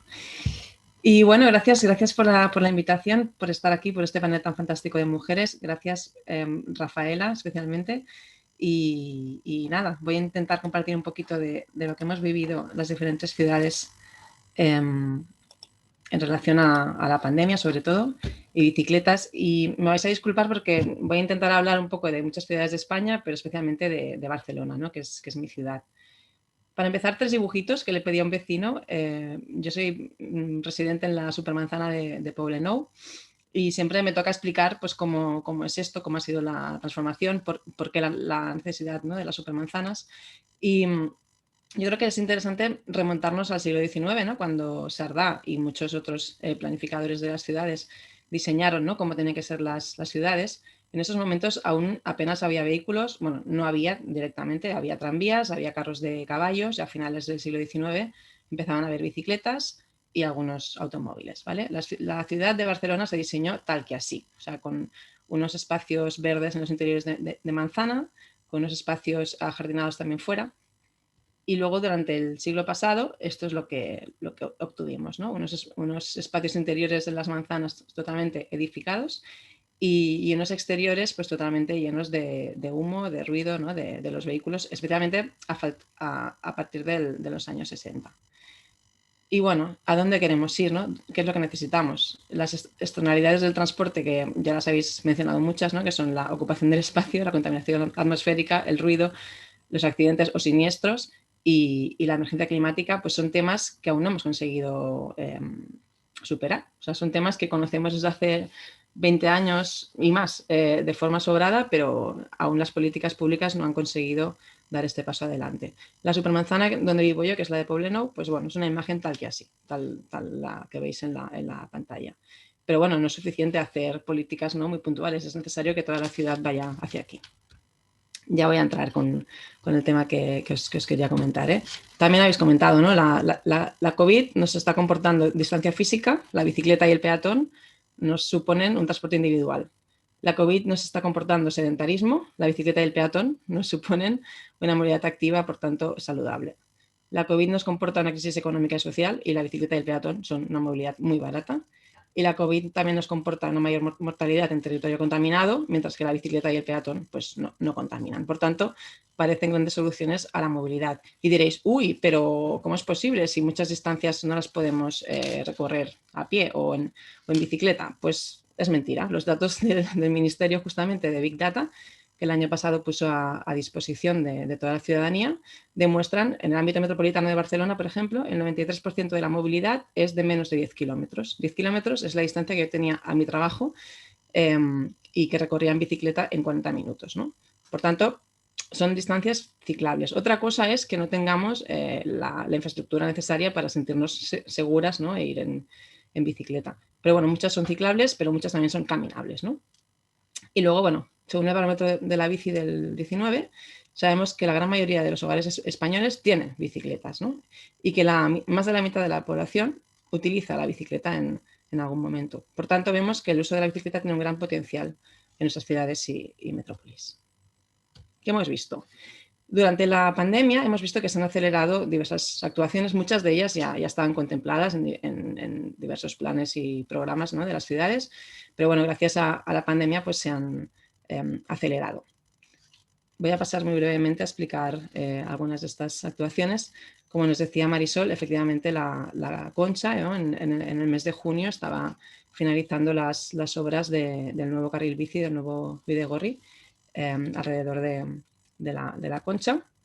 Lo hemos visto en Logroño, nuevos carriles bici, en Oviedo, en Hospitalet de Llobregat, en Palencia, en Pamplona, en Sant Cugat del Vallès, en Santander, en Sant Joan d'Espí, en París ha sido espectacular. Yo, como mis dos compañeras previas, pues voy a mencionar en algún momento París porque realmente el cambio que ha hecho ya lo estaba también orientando antes de la pandemia, ¿no? Pero también con la excusa de la pandemia ha acelerado muchas actuaciones y ahora moverse en bicicleta por París es algo súper agradable. Voy a entrar en algunas actuaciones de las de Barcelona. Aquí veis a la alcaldesa, a la Colau, a la teniente de alcalde Janet Sanz y a la concejala de movilidad Rosa Alarcón, que bueno, han apostado por un conjunto de actuaciones inicialmente tácticas, algunas de ellas están reconvirtiendo a estructurantes, bueno, que han contemplado nuevos carriles bici. Algunos inicialmente eran con colores amarillos, ¿no? Por la pandemia, pero luego ya se han pintado de forma definitiva, ¿no? Porque tampoco no son temporales, sino que son definitivos. Ese es un carril bus bici que no es lo más mayoritario, ¿no? Para todos, porque aquí podemos circular por las personas que estamos acostumbradas a ir en bicicleta, pero no nos imaginamos pues, a circular con familias o adolescentes solos, ¿no? Pero bueno, son medidas para intentar combinar el uso de los transportes públicos, de los transportes sostenibles, disculpad. Luego también se han creado conexiones específicas para la movilidad activa, ¿no? Normalmente durante fines de semana o durante determinados periodos que no son permanentes, pero esto lo hemos visto en Gijón, lo hemos visto en Valencia, ¿no? Que en este caso sí que es permanente, evidentemente. También en Barcelona lo hemos visto, en la Avenida Litoral, en Vía Laietana, en Paseo de Sant Joan, en Carretera de Sants. Esta calle se ha mantenido todos los fines de semana y es un gran éxito. Si venís a Barcelona tenéis que visitarlo porque realmente los comerciantes están súper a favor, que eso también suele ser tema de discusión. Esos son los laterales de Gran Vía y de Diagonal, que ahora se van a transformar también de forma definitiva con giros de coches, con giros obligatorios, ¿no? De forma que los coches no puedan seguir recto y utilizar este vial como alternativa al tronco central. Luego también hemos visto la reducción de las velocidades, ¿no? Máximas, como comentaban mis compañeras. El decreto de medidas urbanas ya se formalizó en noviembre y a partir de mayo va a ser obligatorio que todas las calles de un único carril por sentido sean 30, pero bueno, el tema del 30, el problema no es pintar un 30, que lo vemos bastante asequible y bueno, todo el mundo está convencido, parece como la gran solución. El problema del 30 es garantizar el cumplimiento de la velocidad máxima y eso vemos que no es una realidad en nuestras ciudades, ¿no? Aún nuestra educación vial deja mucho que desear, básicamente porque aún no existe como tal, ¿no? De forma obligatoria. Pero bueno, parece que las ciudades no tienen medidas suficientes para controlar estas velocidades máximas, ¿no? Por tanto, las personas usuarias de bicicletas no nos sentimos suficientemente seguras y muchas de ellas acaban yendo aún por las aceras molestando a los peatones, evidentemente. En Granada también se han hecho actuaciones, en Palencia, ¿no? Se han pintado ciclocarriles, en Albacete, en Hospitalet de Llobregat. En Barcelona esa es una vía de las que os comentaba que se ha ampliado la acera de forma táctica, pero también la calzada se ha convertido a 30 km/h. pero a la vez vemos también muchas bicicletas y patinetes por la zona peatonal ampliada porque no se sienten suficientemente seguras. El tema de las coordinaciones semafóricas. Aquí en España vimos en algunos casos hacia el peatón, sí que se coordinaron mejor. En Bruselas, por ejemplo, se coordinaron hacia el usuario de bicicleta y también transporte público con 20 km por hora, de forma que se favorecen los dos medios de transporte. También, bueno, el tema que decía Laura, ¿no? De la bici pública, en España vimos como directamente se cerraron la mayoría de sistemas de bici pública. El de Elche, ¿no? El de Elche se mantuvo, por ejemplo. Luego sí, a cabo de 2, 3 semanas, 4, ya volvieron a empezar, ¿no? Los servicios y entonces, bueno, reforzando las medidas, ¿no? de desinfección, como el caso de Palma. En el de Barcelona justamente estaba pendiente ampliar el servicio y bueno, se aprovechó para ampliarlo. Vale. También ha habido ayudas económicas para la compra y alquiler de bicicletas. En este caso son buenos ejemplos la Generalitat Valenciana y la Comunidad de Madrid, con ayudas, ¿no? para la compra de bicicletas. También hubo unas experiencias muy bonitas, ¿no? De algunas entidades, tanto de Barcelona como de Valencia, de préstamo gratuito de bicicletas para personas de servicios esenciales, ¿no? Trabajadoras de hospitales, también de supermercados, que podían usar la bicicleta de forma gratuita y que tenían el apoyo de profesionales, ¿no? Para ayudarles y bueno, fueron experiencias súper bonitas. Aquí vemos la de Valencia. Luego, bueno, fue muy importante este mensaje que nos dio el ministro de Sanidad, ¿no? Esto fue al cabo de 2 semanas del inicio de estado de alarma, a finales de marzo, en el que nos recomendaba usar medios de movilidad activos, pero hasta entonces habíamos sido multados a veces, ¿no? Por ir en bicicleta al trabajo, a un trabajo esencial. Consideraban que si ibas en bicicleta pues te ibas de paseo, ¿no? Que no estabas yendo al trabajo. Eso fue muy importante. Luego, campañas como la de Pamplona, a mí me encanta la de Eres libre, ¿no? Ahora que vuelves a salir, no te encierres en un coche, ¿no? Muévete en bici o camina. La de Tarrasa también, ¿no? De fomentar el biciminuto, ¿no? Para demostrar que realmente las distancias son perfectamente ciclables, ¿no? en las ciudades. Esta es una campaña de Barcelona también. Bueno, dificultades.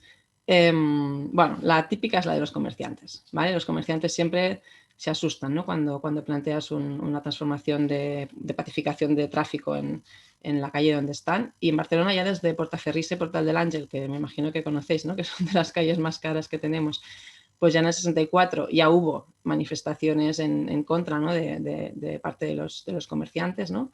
Y bueno, parece que sí que al cabo de, o sea, en todos, ¿no? Desde los 60 estamos con los mismos ejemplos y al final los comerciantes son los que están más contentos, pero primero siempre tienes el rechazo inicial, ¿no?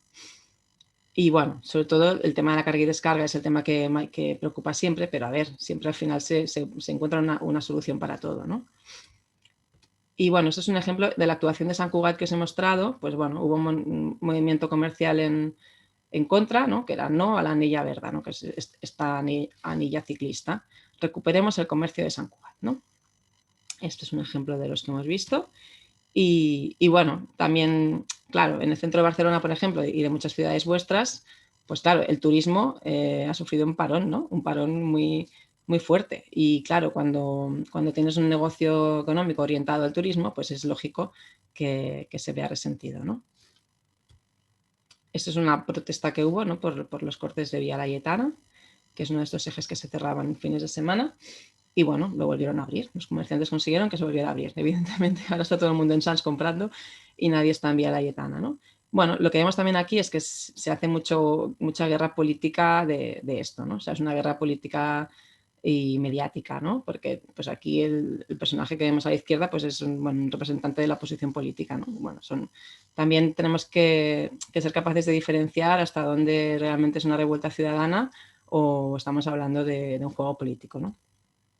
Pero bueno, hay otras entidades comerciales. Este es el eje comercial de Sants, que es este eje que se abre todos los fines de semana para las personas, que bueno, justamente por Navidad pues ofrecía un servicio de distribución sostenible, ¿no? Gratuito para los comerciantes y los ciudadanos. Bueno, o sea, hay quien ve también la oportunidad, ¿no? de cerrar las calles a los coches y abrirlas más a bicicletas y peatones. Y bueno, este es otro eje comercial de Sants Las Corts, ¿no? Pues también promocionando la última milla hasta casa en bicicleta, ¿no? Un ejemplo muy reciente, calle Pelayo se ha inaugurado este fin de semana, ¿no? Con una ampliación de aceras. Y bueno, ¿qué vemos aquí? Pues el muy honorable presidente de la Generalitat de Cataluña hace un tuit en el que declara que esto es espantoso, ¿no? O sea, de nuevo volvemos a la guerra política absurda que generan, bueno, estas medidas, ¿no? Sobre todo el urbanismo táctico, tiene esta debilidad, ¿no? Que es como algo que pintas y despintas así rápidamente, entonces se usa como arma política de una forma muy rápida, efectiva, por lo visto. Bueno, ¿qué hemos visto? ¿No? Pues muchas de estas medidas ya están planificadas, como ya hemos dicho. La mayor parte de ellas se han anunciado como definitivas, esto es positivo, pero bueno, pues aquí tenemos una excepción, por ejemplo, Madrid, ¿no? Sin ir más lejos. No voy a entrar en más detalles. Pero bueno, a pesar de ello, ¿estamos contentos? Bueno, no sé si estamos contentos cuando nos comparamos con cómo la inversión que hemos tenido en nuestro país en comparación a otros países de Europa, pues bueno, tenemos una media de 0,17 euros por habitante, mientras en Finlandia es casi de 8, en Francia, ¿no? Pues que es un país muy vecino y muy parecido al nuestro, es de casi 5 euros. Vale, pues bueno, no sé, igual estos son datos de septiembre, seguramente nosotros también es cierto que hemos tardado más y ahora sí, aún estamos implementando actuaciones COVID, ¿no? Por tanto, igual estos datos en breve pues son mejores. Bueno, eso sí, hay que escuchar a todos, pero tenemos que tener claro hacia dónde vamos, ¿no? O sea, los 5 puntos que os comentaba al inicio, emergencia sanitaria y climática, si no quitamos coches de las ciudades no se solucionan, ¿vale? Entonces hay que ser más restrictivos, no hay otra, o sea, hay que restringir cada vez más el uso del vehículo de motor y favorecer a la movilidad activa, porque al final es una lucha por el espacio público y tiene que ganar la movilidad peatonal y en bicicleta. Y ya, bueno, una buena práctica de París, como mis compañeros han anunciado. ¿Qué me gusta mucho? Pues el monitoreo que hacen, ¿no? O sea, de todas las actuaciones que han hecho COVID, hay un observatorio, ¿no? Y donde puedes ver cada municipio. Esto es en la región de Île-de-France, que son 12.000 kilómetros cuadrados. País Vasco son 7.000 y pico, o sea, es una región muy grande, ¿no? Pero bueno, puedes ver, pues eso, cómo está evolucionando toda la implementación de GES-COVID. Por desgracia, algunos de ellos se han eliminado, que son estos que veis en rojo. ¿Y por qué? Pues para la fluidez del tráfico motorizado. Este es el caso de París. En París no se ha eliminado nada, se han mantenido los 48 kilómetros, ¿vale? Y otra cosa que me encanta de los franceses, que Laura siempre pide, ¿no?, al ministerio, es la evaluación. O sea, que se haga también evaluación de las políticas que se implementan. Y bueno, en este caso, pues por ejemplo, también hay estudios de Serema que evalúan las infraestructuras ciclistas que se han hecho por el tema COVID. Y ya para acabar, quiero acabar haciendo una referencia. Ana destacaba el movimiento de la revuelta escolar, ¿no?, como algo muy potente, y realmente es así, porque claro, cuando estás defendiendo, ¿no?, la salud de los niños y niñas, ¿quién puede estar en contra de esto, ¿no? Al final son familias que se están organizando para pedir que las condiciones de contaminación y de accidentes, ¿no?, y de seguridad vial al entorno de las escuelas sean asumibles. Es que estamos en unas ciudades que, ostras, que es un peligro, ¿no?, moverte en el entorno escolar. Y nada, ya comentaros las actuaciones que está programando el Ayuntamiento de Barcelona y ejecutando. El Ayuntamiento de Barcelona quiere conseguir 200 plazas en los entornos escolares, plazas, bueno, espacios pacificados, ¿no?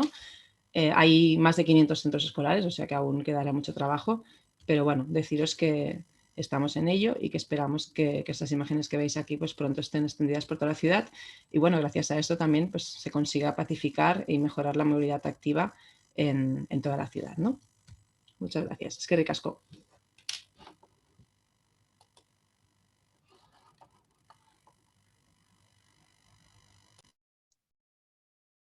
Hola, creo que es mi turno. Voy a aprovechar para darle enhorabuena a las 3 compañeras de la movilidad activa y sobre todo agradecer a la Diputación de Guipúzcoa y a Manu y a la Fundación Cristina Enea, sobre todo, habernos invitado, porque creo que es importante que los colectivos de la sociedad civil se manifiesten y tengan voz hacia los políticos de una manera un poco más directa, ¿no?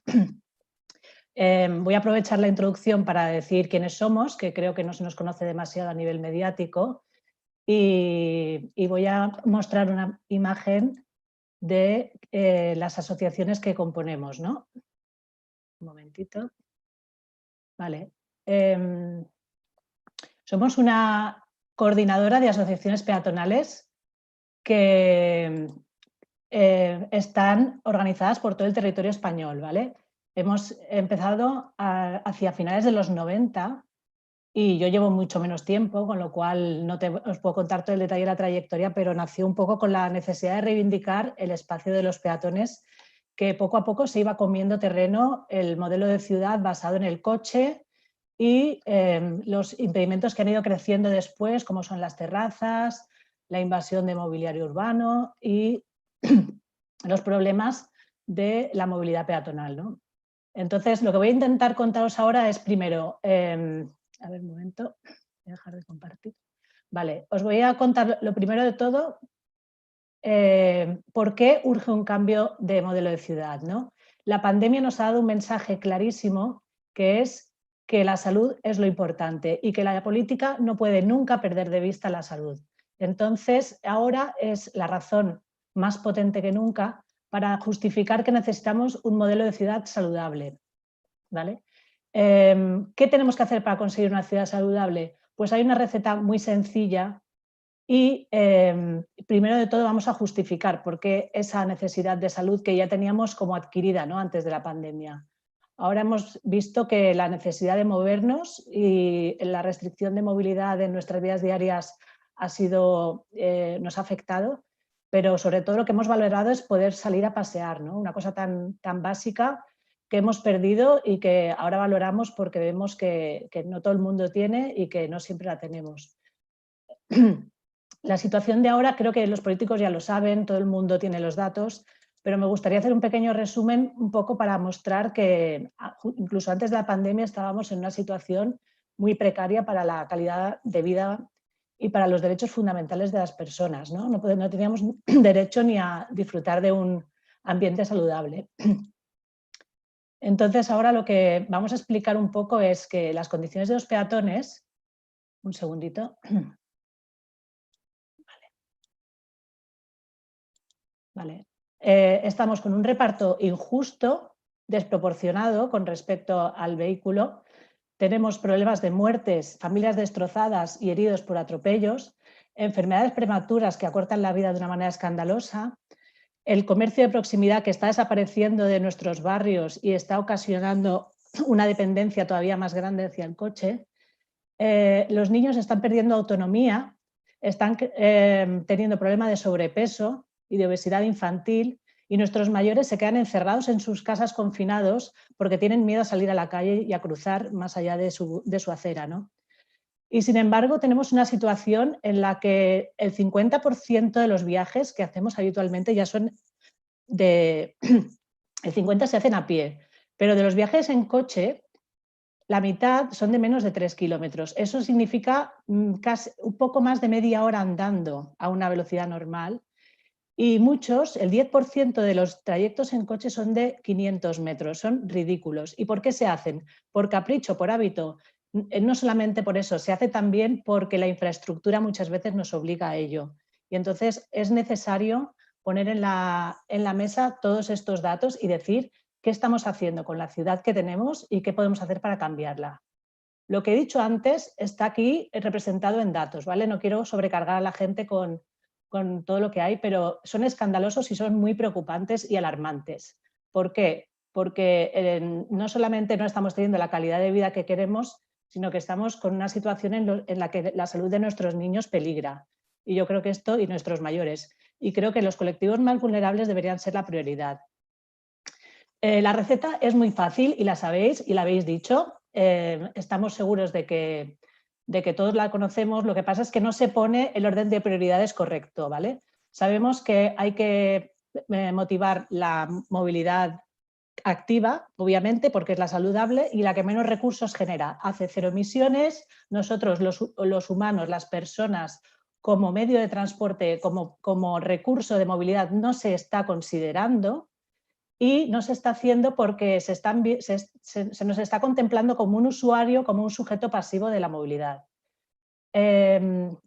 Simplemente tendríamos que poner el foco en la ley, desde nuestro punto de vista, obviamente, en la ley de movilidad sostenible tendríamos que poner el foco en el peatón en el 80% de las políticas que se destinan, ¿vale?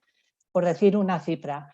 ¿Por qué? Porque necesitamos ciudades accesibles y conectadas. Conectadas significa permeables para el peatón, que pueda transitar de un punto a un punto B dentro de su ciudad a pie siempre y de la forma más directa y más cómoda, y también entre zonas urbanas distintas, porque las carreteras obligan y prohíben al peatón a salir fuera de su ciudad, y esto tampoco tiene por qué ser obligatorio a día de hoy. También las personas necesitamos espacio para la estancia y la diversidad de usos más allá del desplazarnos para ir de un punto a otro, porque somos los niños y las personas mayores los que creamos seguridad, espacios de descanso y de interacción y de sociabilidad son los que dan seguridad. Con lo cual yo pido humildemente que no se gasten tanto dinero en drones y en ciberseguridad y en tecnología, porque un banco a lo mejor resuelve muchos más problemas, ¿no? Y es más sencillo. Y las zonas verdes, pues es evidente que nos hacen falta y tampoco lo quiero cortar porque lo sabemos todos. Si las personas somos el corazón de la ciudad, los árboles son los pulmones, ¿no? Y hacen falta para darnos sombra, para darnos caminos agradables y sobre todo para generar un aire limpio. Entonces, esta pirámide de movilidad que se pone mucho pero que luego se olvida rápido es la que muestra que los peatones, y con toda su diversidad de personas, porque se habla de la mujer y de los usos de las mujeres, que somos las de los cuidados, pero de la misma manera tenemos que hablar o más de los niños y de las personas mayores que más necesidades tienen de desplazamiento.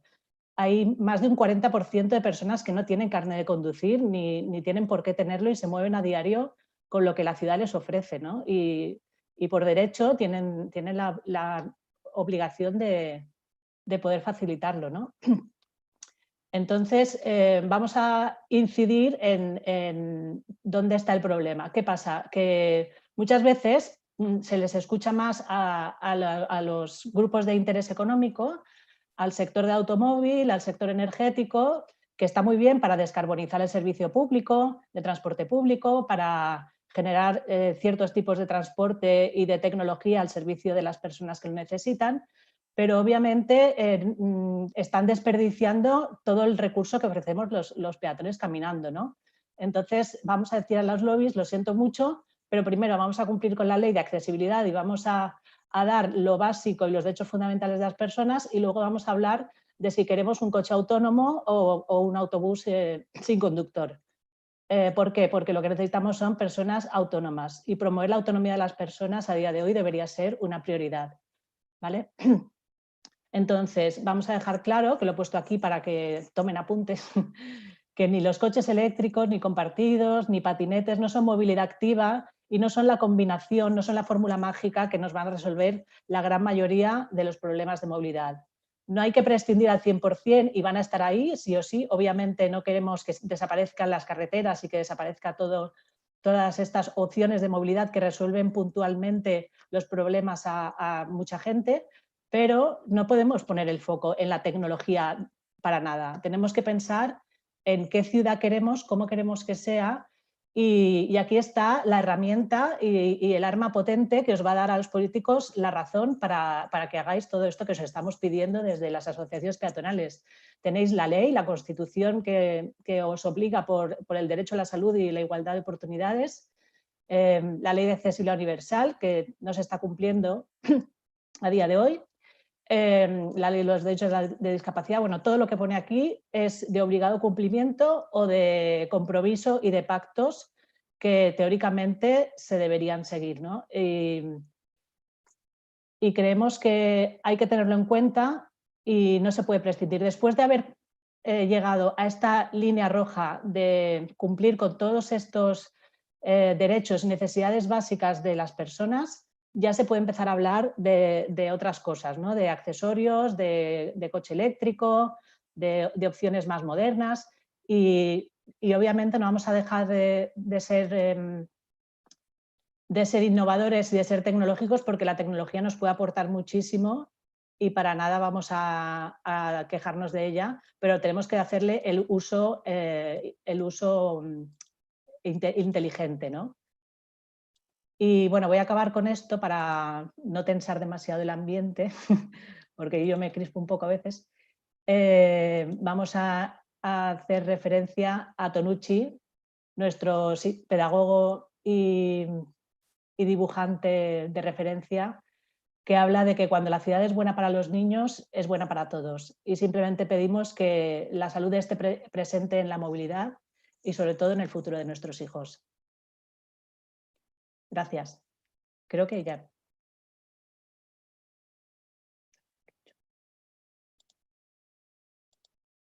Sí, ¿me escucháis? Sí. ¿Me escucháis? Voy a intentar ir rápido con las preguntas. Empiezo por una general a todas y hay una también que yo entiendo que puede ser general para todas. En las respuestas empezaré por Ana, si no os importa a las demás compañeras, porque tiene una hora y entonces voy a intentar empezar por ella. Aitor Larrucea, del Ayuntamiento de Durango, hace una reflexión sobre las claves del uso de la bicicleta en la movilidad urbana, que debe estar también el criterio de la disminución en tiempo en los desplazamientos, que se asemeja en la planificación de desplazamientos urbanos a la planificación urbana existente, y eso va unido al coche, no una reflexión que hacíais, y sin embargo ahora hay que cambiar y hay que hacer referencia a la reducción de tiempos también. Entonces, ¿cuáles deben ser las claves para el éxito del uso de la bici en sentido contrario al coche como criterio general en una ciudad o municipio? Esto leo literal, ¿eh? Y la segunda, ¿conocéis manuales o directrices que deban reunirse para asegurar la seguridad de las personas usuarias, incidiendo en todas las personas, niños, niñas incluidos, como decía la última ponente? Y luego también refieren, bueno, es que es un hecho destacado que estemos 5 mujeres, en concreto 4 mujeres ponentes. 2 preguntas. Si es un hecho puntual este protagonismo de la mujer, o antes de la pandemia lo del uso de los modos sostenibles de movilidad están, como parece, relacionados también con la perspectiva de género. Y hablando, comentaba al final Sonia una referencia a los niños y niñas, y hablaba también de los cuidados, ¿no? Nosotros tenemos una reflexión pendiente también en el departamento sobre el estudio de la movilidad de los cuidados, que va muy íntimamente relacionado con la mujer en una determinada clave, que es la que sostiene o bajo la que fundamentalmente está puesta en sus espaldas la responsabilidad de los cuidados de personas mayores, niños y niñas. Y también, bueno, pues la mejora de la accesibilidad. ¿Cómo creéis que en cuanto a la movilidad ciclista y peatonal pueden tenerse en cuenta o pueden aportarse soluciones mejores para esa movilidad de los cuidados? Empezamos, si os parece, como decía, por Ana, y luego os voy dando la palabra a todas para... Vale. Muchísimas gracias, Rafaela, por la palabra. Bueno, en relación a la pregunta que hay sobre los tiempos, ¿no? ¿Cómo hacer más competitivo, digamos, la bicicleta o el caminar, los desplazamientos activos frente a esa inmediatez que se atribuye al coche? Desde el punto de vista de la planificación urbana, son necesarias ciudades compactas y multiservicios. Si seguimos diseñando ciudades con una zonificación donde tenemos para la compra el gran centro comercial, para vivir las grandes urbanizaciones periféricas, y el centro se queda ocupado por turismo y por grandes oficinas, pues obviamente ese modelo de zonificación lo que favorece son los grandes trayectos. Más largo es el trayecto, pues el coche es más rápido. Por tanto, una ciudad compacta, aumentar las densidades de la ciudad que ya tenemos y diversificar los servicios, los equipamientos. Que esta idea de los 15 minutos, que puedas acceder en 15 minutos a esos servicios cotidianos, porque en 15 minutos bici y caminar son muchísimo más competitivos que el coche, sobre todo si va acompañado a la segunda medida que yo propondría, que sería ponérselo difícil al coche.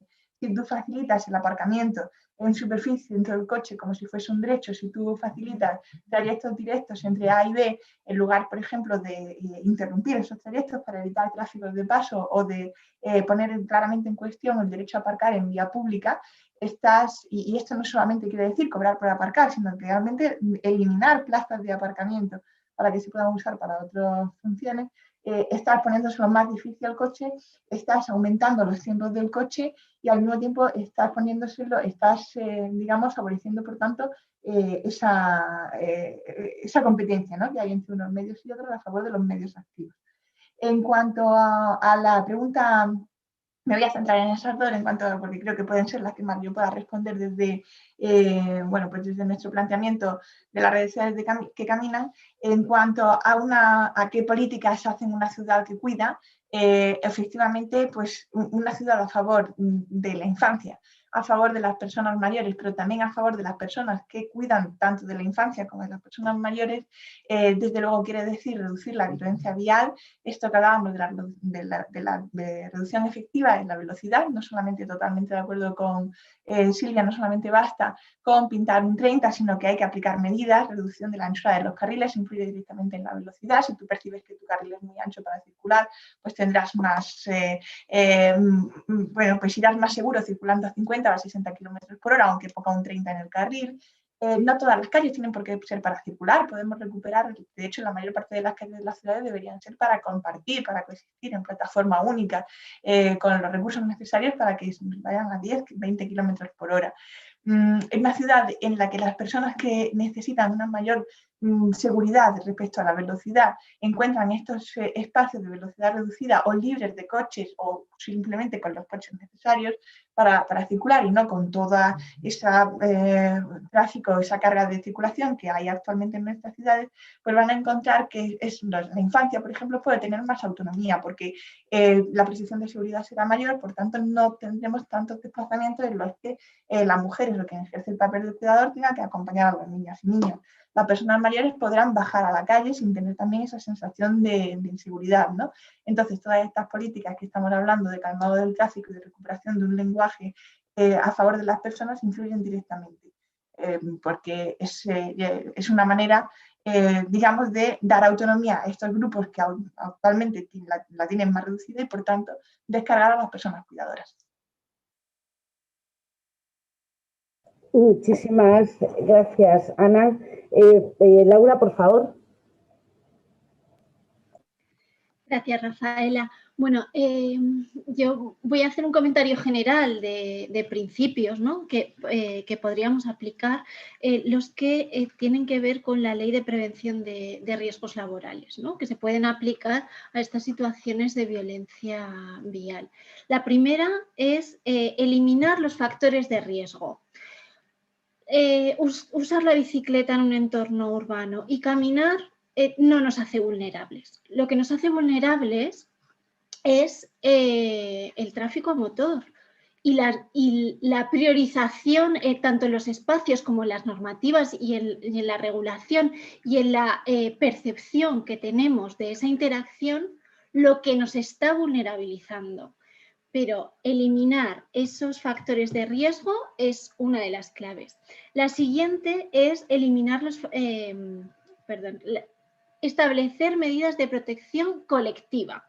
Es decir, todas las reformas legales, físicas del espacio, los sistemas de formación generalizados, todo eso nos protege de forma colectiva y de forma real, eficiente y dimensionada con los niveles de riesgo a los que estamos expuestas. Y por último, los sistemas de protección individual, que si todo lo anterior no funciona, algunos pueden ser o tener cierto margen de efectividad. Entonces, esas son las claves, esas son desde nuestro punto de vista las prioridades. Creo que hemos hecho muchas propuestas concretas y es que quería hablar sobre la pregunta de género, ¿no? Primero, nosotras ya estábamos aquí, todas nosotras ya estábamos liderando estos procesos antes de la pandemia. Se han generado espacios nuevos, como por ejemplo Mujeres en Movimiento, que es una asociación de mujeres que estamos vinculadas o que somos usuarias de los sistemas de movilidad, ¿no? Y creo que es una tendencia y se están dando unos procesos de investigación y de datos lo suficientemente firmes como para que esto permanezca, y además permanezca de una forma diversa, inclusiva y efectiva, porque al final esto es lo que creemos que debe ser, pero esto es lo que están dirigiendo todas las acciones que se llevan a cabo desde los últimos meses. Entonces, volver a pedir acción tanto a las organizaciones sociales como a las administraciones públicas y, por supuesto, con el refuerzo o con el contraste de las entidades sociales que estamos detectando las necesidades de nuestros colectivos para ponerlas sobre la mesa. No con fórmulas mágicas, no hay algo que se pueda aplicar a todas las ciudades y ya está, sino que tenemos unos retos a largo plazo, una serie de propuestas que ya han demostrado su efectividad y que nos protegen de forma colectiva. Y por último, un tejido social y una sociedad que está dispuesta a asumir nuevos hábitos y nuevos cambios. Entonces es un momento único que no debemos dejar pasar. El momento es ahora. Gracias. Muchísimas gracias. Vamos con Silvia. Silvia, cuando quieras. Gracias, Rafaela.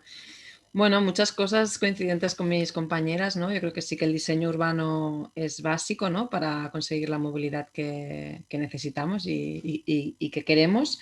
Por otro lado, la educación para la movilidad sostenible, o sea, también es un factor en nuestro país aún, bueno, muy residual. O sea, sí que es cierto que algunas ciudades apuestan muy claramente por la educación vial, pero otros países como Holanda llevan 50 años educando a todos los chavales y chavalas. Por tanto, cuando estas personas son adultas y tienen que conducir un coche, ya entienden las necesidades de los demás, ¿no? Entonces ya este respeto, ¿no? por el prójimo, digamos que debería ser algo inherente al ser humano, o sea, proteger al más vulnerable, pero no lo es, vemos que no lo es, ¿no? Por los conflictos que nos encontramos día a día, ¿no? en las ciudades. Entonces yo creo que ahí sí que la DGT ha manifestado su interés, ¿no? Por apostar firmemente por esto, bueno, pero queremos verlo traducido, ¿no? O sea, hace falta ver esta traducción en inversión y realmente que, pues eso, que todos los alumnos y alumnas de España, bueno, en el momento en el que usen una bicicleta, que usen un coche o una moto, sepan cómo comportarse con los más vulnerables, ¿no? Y el tercer tema que también destacaba la Laura también es, yo creo que el empoderamiento colectivo. O sea, nos hemos dado cuenta que en el caso de Barcelona, por ejemplo, un 25% de las personas son las que se mueven en coche y moto. 25% de la movilidad urbana. Claro, y al final si miramos, ¿no? El perfil, pues suele ser hombre de 30 a 60 años, que sí que es el que suele tener también poder de decisión, ¿eh? En muchos momentos, en muchas tomas, pero la mayoría de niños, niñas, de personas mayores, muchas mujeres, muchos colectivos inmigrantes, no tenemos acceso al coche a día de hoy. O sea, es que ya es un tema de justicia social. Y bueno, sí que estamos viendo que como las consecuencias de la movilidad motorizada son cada vez más visibles, ¿no? Porque bueno, se mueren niños, niñas, se mueren personas por contaminación de forma antes de tiempo, ¿no? Bueno, o sea, hay muchas consecuencias que ya las ya somos conscientes. O sea, hace 20 años igual no éramos tan conscientes. Ahora ya es que no hay excusa, ¿no? O sea, la ciencia lo está manifestando día tras día. Entonces, bueno, el ejemplo este que comentaba Ana, ¿no? De la revuelta escolar, es un símbolo de empoderamiento colectivo brutal. Y había una pregunta por el chat que me decía, esto si hay cambio de gobierno en Barcelona, ¿qué va a pasar? Pues nada, van a tener que seguir apostando igual. Es que hacer juego político con la salud de la ciudadanía es algo que no está bien. Y yo creo que todos los políticos, en el momento en el que tienen poder, tienen claro que tienen que apostar por ello. De hecho, la red de ciudades para bicicleta es un claro ejemplo, ¿no? O sea, hay todos los colores políticos aquí que estamos apostando por el uso de la bicicleta en las ciudades. Entonces, al final haces juego político cuando estás en la oposición, porque mira, te crees que igual es una buena fórmula para desgastar al gobierno. Yo creo que es algo muy, muy poco responsable. Pero bueno, aún así, cuando tienes poder, yo creo que tienes claro cuál es el camino a seguir, porque la ciudadanía ya lo está reclamando. Gracias, Rafaela. Sí, y finaliza Sonia, por favor. Yo creo que mis compañeras han dicho casi todo, que lo comparto plenamente, que es quizá puntualizar que para el tema de la ciudad de los cuidados una cosa práctica y fácil de hacer es ensanchar las aceras. Queremos que la gente que necesita ir acompañada pueda cruzarse con otra persona que también necesita ir acompañada y que tengan espacio suficiente para evitar aglomeraciones y mantener distancias sociales, especialmente en estos momentos, ¿no? También tener los cuidados significa fomentar la autonomía, por un lado, y eliminar los peligros, ¿no? ¿Quién genera peligro? Como han dicho ya mis compañeras, genera peligro la velocidad y genera peligro el volumen, cuando son vehículos de gran volumen, ¿no? Los SUV, por ejemplo, son mucho más peligrosos que los coches más bajos, pero tampoco se hace publicidad contra los SUV porque no interesa o porque nadie tiene los medios ahora para hacerlo. Nosotros decimos, minimicemos los peligros, restringamos el tráfico y demos autonomía. Eso es la mejor manera de dar cuidados. Queremos que nuestros niños vayan solos al parque y vuelvan solos, no tengamos que llevarlos en coche y vigilarlos sentados mientras juegan en un sitio que es casi como una jaula para ellos y que ya se lo saben de memoria. Nuestros hijos quieren la ciudad entera para disfrutarla, quieren poder ir al cole solos, sin peligro, poder coger la bicicleta para visitar a sus compañeros y tener un estilo de vida saludable. No pedimos tampoco nada muy caro ni nada muy complicado de hacer, sino pedimos voluntad política, que creemos que la hay y con lo cual vamos por buen camino. Y ahora es el momento porque tampoco hay mucho dinero para gastarnos en las opciones que son más caras y menos eficientes a día de hoy. Así que somos optimistas a pesar de la situación. Muchísimas gracias de verdad a todas. Yo creo que lo habéis compartido muy claramente, la necesidad de la labor de escucha por parte de de las personas que ejercemos en un momento dado la responsabilidad política en este y en todas las áreas, porque yo creo que las áreas transversales deben ser tratadas en todo un gobierno. Es una cuestión, es como la de la igualdad, no, el de la perspectiva de género, no es de uno, es transversal y es de todos. Pero bueno, ahí también alguna vez habrá que cambiar el paradigma y esperemos que no tenga que llegar un virus para hacerlo.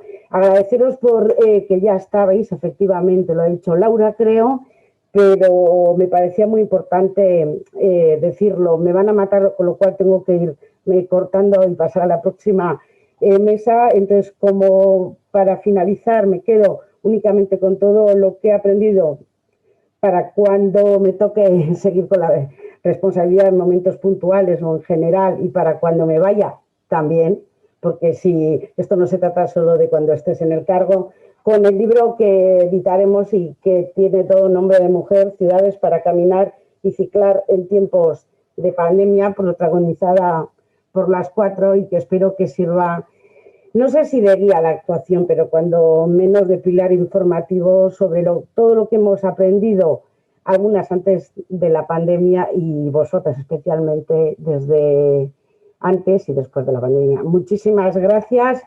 De verdad, cualquier otra pregunta, ella seguro que os van a responder directamente por el chat. Ha sido un auténtico placer, estoy orgullosa además de que hayáis podido estar con nosotros, y le doy la palabra ya a Manu, que es Manu González, que es el director técnico del Observatorio de Sostenibilidad y Clima de la Fundación Cristina Enea y que se ocupa de la siguiente mesa: presentación de experiencias de gestión pública que se consolidan en el tiempo y donde tendrán voz los ayuntamientos con experiencia en estas cuestiones que hoy debatimos. Gracias, Manu, y por el tiempo que hemos ocupado, además, también paciencia.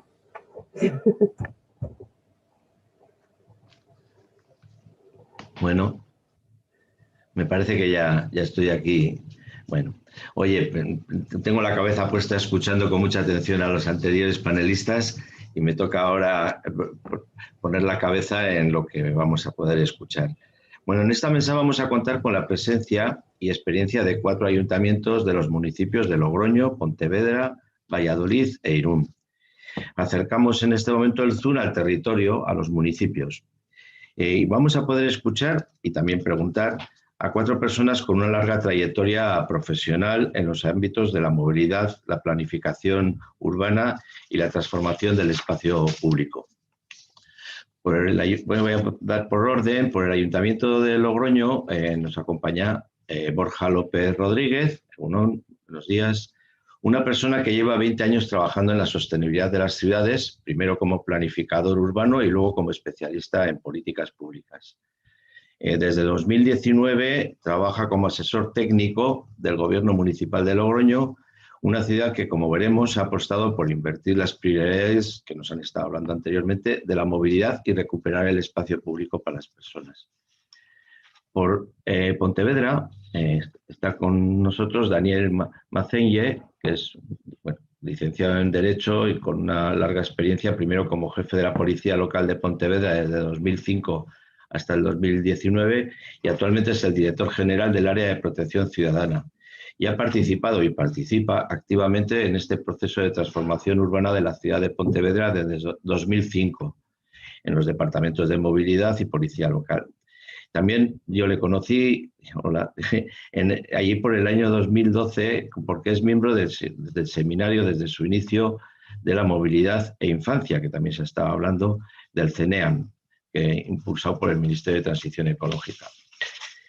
La tercera persona, es Álvaro Fernández Heredia, del Ayuntamiento de Valladolid. Él es un ingeniero de transportes con más de 15 años también en el mundo de la consultoría, la investigación, la docencia y también en la gestión de distintos niveles. Actualmente es el gerente de Aubasa, la empresa pública de autobuses de la ciudad, y anteriormente también fue el director gerente de la empresa municipal de transportes de Madrid.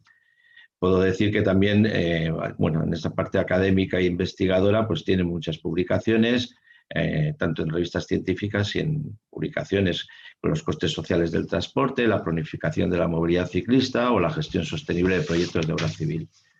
Y por último nos acompaña también por Irún, el Ayuntamiento de Irún, Juan Luis Asensio, que es ingeniero industrial y lleva en temas de movilidad en el Ayuntamiento de Irún ya desde 2003. Es técnico de movilidad y vía pública en el área de movilidad, vía pública y obras de mantenimiento urbano, y un municipio que lleva también una larga trayectoria de intervención en la planificación de la movilidad y del espacio público. Creo que van a cumplir 10 años ahora en agosto del 2021 cuando declararon Irún 30 en estas medidas de calmado del tráfico. Y sin más, pues vamos a empezar por la primera persona que he anunciado, por Borja. Venga. Te escuchamos. Egunon, buenos días a todos y todas. Muchas gracias, Manu, por la presentación. Bien, mientras voy compartiendo la pantalla, lo primero, por supuesto, agradecer a la organización la oportunidad que nos da al Ayuntamiento de Logroño de presentar pues, las experiencias que hemos hecho durante el último año en el marco de lo que se llama la estrategia Logroño Calles Abiertas. Bien, creo que podréis ver todos la presentación, pues si puedes confirmar, Manu, te lo agradezco. Sí, yo lo estoy viendo. De acuerdo, muy bien.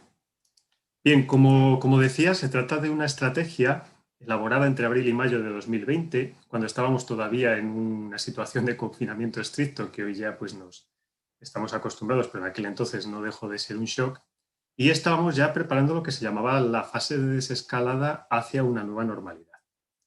En ese momento vimos que había una necesidad de adaptar el espacio público a las circunstancias de la pandemia y propusimos esta estrategia desde el Ayuntamiento de Logroño que básicamente tenía 3 líneas de trabajo.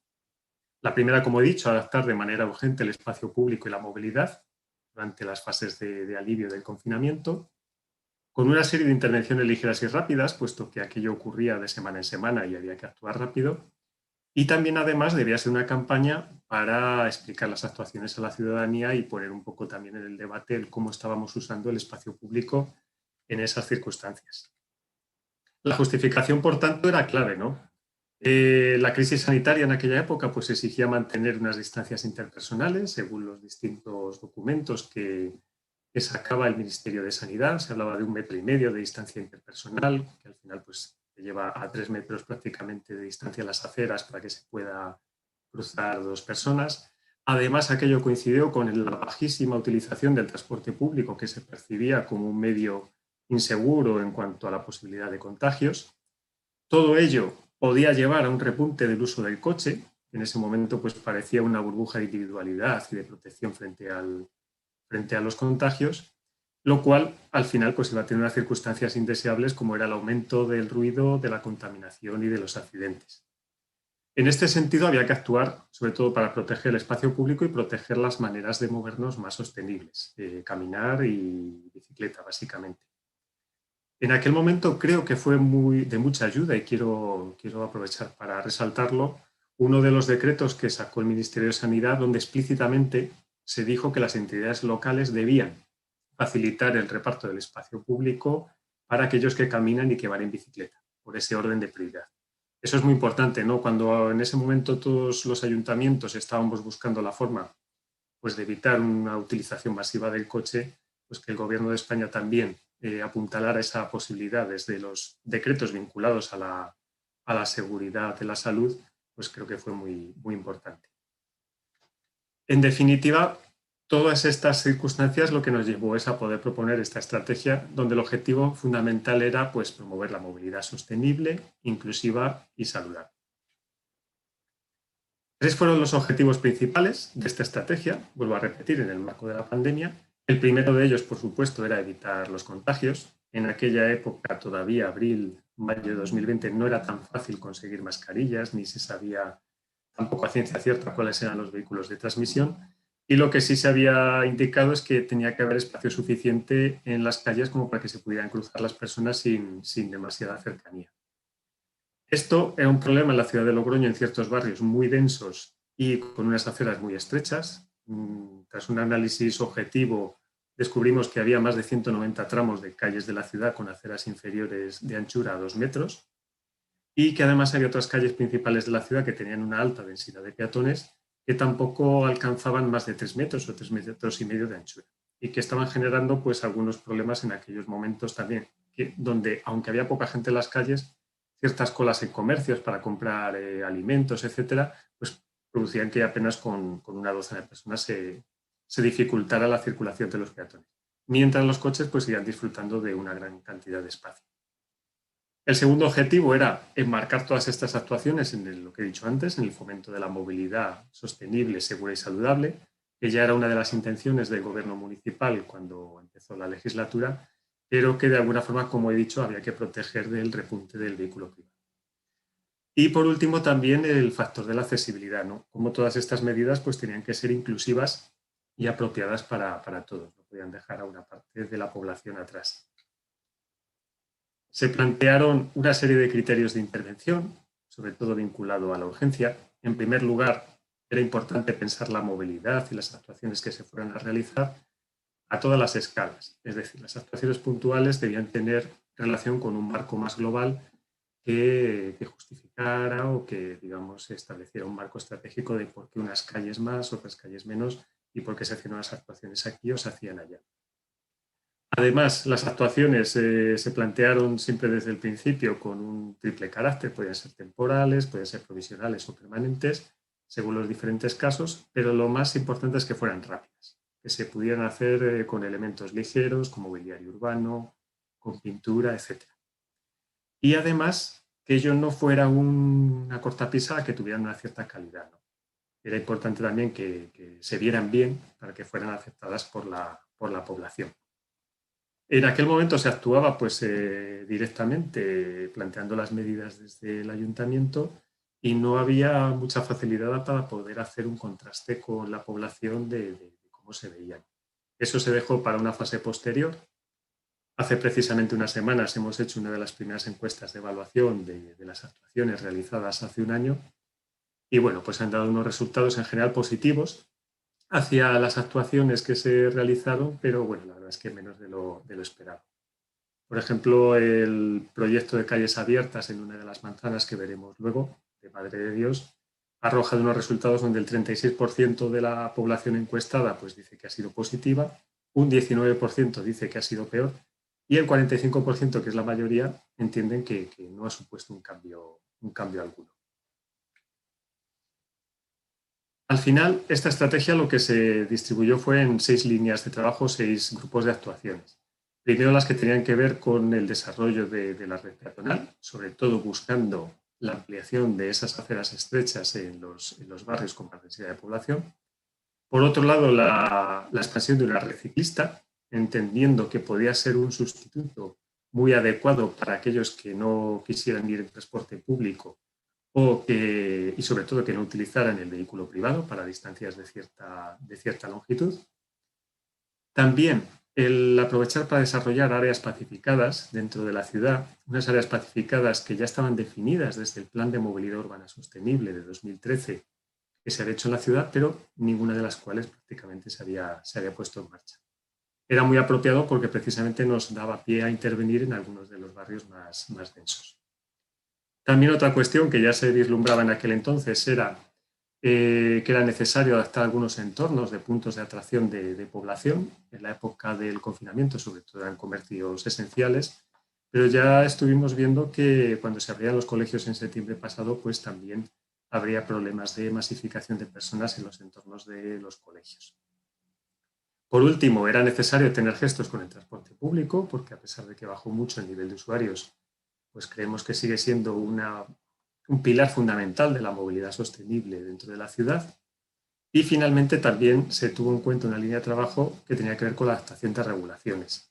Desde la limitación de velocidad, que ya por aquel entonces se oía hablar del decreto de la Dirección General de Tráfico, que finalmente por fin se ha llevado a la práctica y que va a llevar a reducir las velocidades en todos los entornos urbanos, pero también cuestiones como las autorizaciones a la circulación de bicicletas a contramano en calles peatonales o revisar las fases semafóricas de los pasos peatonales, etcétera, etcétera. Se trataba un poco de integrar en una sola estrategia pues una serie de medidas de todo tipo con los objetivos que comentaba. Además, incluía pues, también un plano de actuaciones, si bien necesariamente estaba y está todavía abierto y es flexible, dado que los criterios de oportunidad siguen siendo importantes. Y con esto lo que se da es un poco un marco para todo lo que estuvimos haciendo. Os voy a enseñar ahora algunos ejemplos de esta evolución de las distintas actuaciones que fuimos abordando, empezando por las primeras, que se ejecutaron ya a primeros de mayo de 2020, si bien se diseñaron durante el mes de abril, y que eran muy sencillas, sobre todo eran ganancias de espacio para la circulación peatonal a costa de las bandas de aparcamiento en línea. Con unos volardos, como veis en esos dos ejemplos, de la calle Gonzalo de Berceo y de la calle República Argentina, se conseguía prácticamente duplicar unas aceras que eran muy, muy estrechas y por las cuales pasaba mucha población. También la calle 7 Infantes de Lara, que vemos ahí a la izquierda, pues adoptó una solución similar. Y también se hizo algún otro ejemplo, como el de la calle Sagasta, donde se hizo una priorización peatonal típica de calles residenciales, aunque estaba en el centro de la ciudad, para lo cual pues, se utilizó unos patrones en el asfalto que querían reforzar ese nuevo uso. A partir de junio empezamos a ejecutar ya unos esquemas de urbanismo táctico con mayor detalle en el diseño. En este sentido nos dimos cuenta bueno, pues que las propuestas que hacíamos desde el ayuntamiento en los primeros meses, abril y mayo, tenían algunas limitaciones en cuanto al diseño, básicamente por la falta de experiencia de los técnicos municipales en desarrollar este tipo de actuaciones ligeras. No es fácil de repente en unas pocas semanas adaptarse a algo pues, que no has hecho nunca. Decidimos contar con asistencias técnicas que tuvieran experiencia en hacer el urbanismo táctico y adaptaciones de espacio público. En nuestro caso contamos con el equipo de EGA21, liderado por Alfonso Sanz, y vimos pues, que fue muy positivo para poder hacer unas actuaciones más pensadas y a la vez tener una cierta seguridad de que ya se habían realizado antes en algunos otros lugares y poder un poco corregir esos errores que se habían cometido al principio.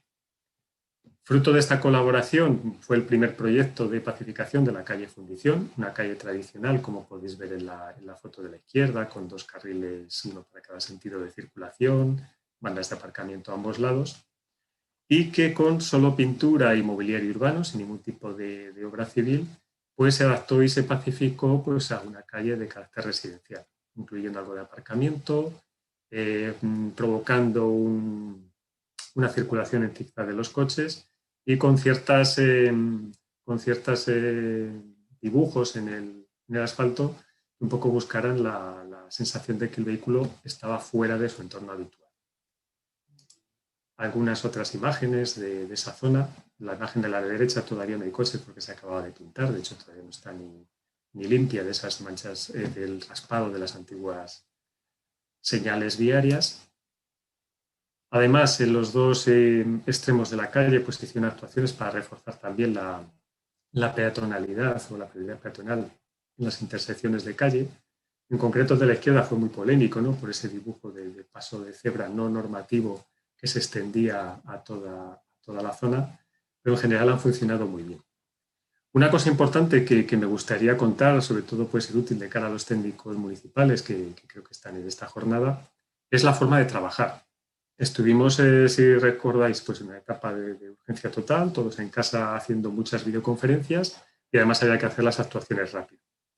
Entonces, lo que se hacían unas reuniones, a veces maratonianas, donde participaban a la vez desde los diseñadores de las propuestas a la policía local, los técnicos de movilidad, los responsables de los contenedores, los responsables de mobiliario urbano, responsables del alumbrado e incluso también hasta el concejal responsable del tema de movilidad, Jaime Caballero. Y las decisiones se tomaban, pues, como digo, en unas reuniones curiosas, ojalá hubiéramos grabado alguna, ¿no? Porque se ponía sobre la mesa pues todos los conflictos que se derivan cuando se hacen este tipo de actuaciones. Creo que fue una forma de trabajar muy positiva, todos aprendimos muchísimo, tanto los que eran más precavidos o más prudentes a la hora de hacer este tipo de actuaciones como de aquellos que eran más atrevidos, y creo que fue una de las mejores experiencias del proceso. Que ahora, a la vuelta de la normalidad de los ayuntamientos, normalidad entre comillas, pues se ha vuelto un poco al procedimiento habitual de una unidad hace el proyecto, otros hacen informes, hacen aportaciones, y es una pena porque de alguna forma tendríamos que buscar recuperar aquel método de trabajo. Bien, no quiero extenderme mucho. Otra de las actuaciones que se hizo ya con un diseño más integral fue la del área pacificada de Madre de Dios, una especie de supermanzana que ya estaba definida por el PEMUS de 2013, pero que nunca se había abordado. Como además era uno de los barrios más densos de la ciudad y donde las calles eran más estrechas, pues se hizo una propuesta de diseño integral que incluía puertas de entrada para el calmado de tráfico y definición de una zona 30, que ahora sería 20 gracias al decreto de la DGT, peatonalizaciones puntuales frente a los puntos de atracción del público, que además no servían para interrumpir el tráfico de paso y evitar la linealidad de las calles interiores. También incluía cambios de dirección en zigzag para tratar de calmar el tráfico con elementos físicos, no solo con señales. Y por último, las ampliaciones de aceras que eran aquí tan necesarias como en otros sitios. Algunas imágenes del resultado. Ese edificio amarillo es una biblioteca municipal en la cual pues, se diseñó esa plaza que vemos a la derecha para cortar el paso de vehículos y además para permitir que cuando los usuarios se acumularan pues no generaran problemas de distancias interpersonales. Además tuvimos la suerte de que fue muy utilizada tanto por la biblioteca para organizar diferentes actividades culturales como por los vecinos del barrio que lo utilizaron como lugar de reunión. A la derecha vemos una asamblea de vecinos y pues es uno de los placeres, ¿no? que da ver cómo estos espacios ganados al vehículo pues se acaban utilizando en ocasiones de manera organizada, pero también a veces de forma espontánea por la ciudadanía.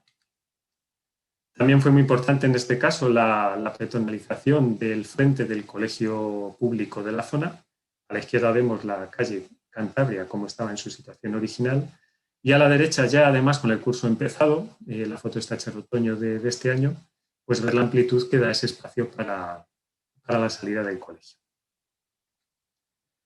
La calle General Vara de Rey fue otro tipo de actuación muy distinta donde se fomentaba sobre todo el transporte público, fue el primer carril bus que se introdujo en Logroño con esa idea de recuperar un poco la buena reputación del transporte público. Además aprovechó para introducir ese calmado de tráfico desde el diseño, introduciendo zigzags para el carril de los vehículos a motor y pues ha tenido bastante éxito, sobre todo en el sentido de que toda la ciudad pronosticó un atasco terrible en el momento en que abrían los colegios el pasado septiembre. Pero la verdad es que como la actuación se realizó en julio y hubo tiempo para que la gente lo conociera, el tráfico se ha redistribuido y no se han generado esos problemas y el autobús en general pues, ha aumentado la velocidad de servicio en esta calle. Bien, otras actuaciones que voy a pasar muy rápido porque no quiero quitar tiempo a los demás ponentes. La parte de las bicis ha sido un poco la sacrificada de esta parte, dado que en general mejorar las infraestructuras y los recorridos lineales en la ciudad pues requieren largas operaciones que incluyen pues kilómetros de calle, pero también se ha hecho ya el proyecto y esperemos que este 2021 pues contemos con 2 ejes ciclistas que vinculen los 5 kilómetros que mide la ciudad de Logroño de este a oeste. Sin más, ya para acabar, mientras hago las conclusiones, os pongo este vídeo que yo creo que refleja muy bien el espíritu, ¿no?, de lo que se ha querido con Logroño Calles Abiertas y sobre todo decir si acaso que a pesar de lo trágico que ha sido esta pandemia, también ha sido una oportunidad para hacer ciertas cosas que con agilidad y sin miedo a turbar los privilegios de algunos usuarios del espacio público. Ya se ha comentado mucho en el panel anterior quiénes son, principalmente los conductores de vehículos privados, y que además la ligereza de las actuaciones a base de pintura, mobiliario, volardos, etcétera, pues han facilitado el poder abarcar una importante superficie de la ciudad con estas actuaciones que en condiciones normales con obra civil pues hubiera llevado seguramente años. El efecto demostrativo está ahí, ha quedado en la ciudad y desde luego pues ha venido para quedarse. Son muchos los ciudadanos que están de acuerdo, aunque también hay muchos otros pues que son críticos con las actuaciones. Y sin más, finalizamos aquí. Eskerrik asko y muchas gracias a todas y todos.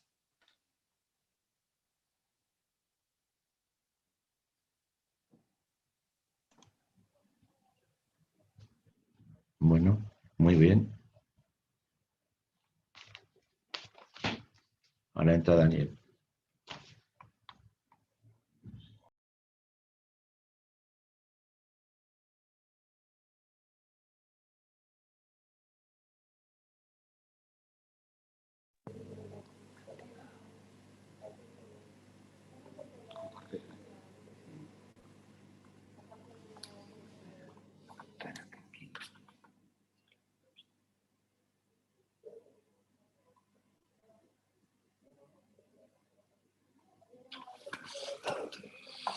¿Dónde está el micrófono? No, el micrófono ya está compartido. Bueno, buenos días. Perdón por el pequeño atasco que no notábamos aquí. Bueno, voy a intentar dar unas pinceladas sobre lo que ha sido el proceso de transformación urbana de Pontevedra, empezado en el año 1999. Y voy a intentar ponerlo en relación con un elemento fundamental ahora mismo, que es el medio ambiente y la calidad del aire.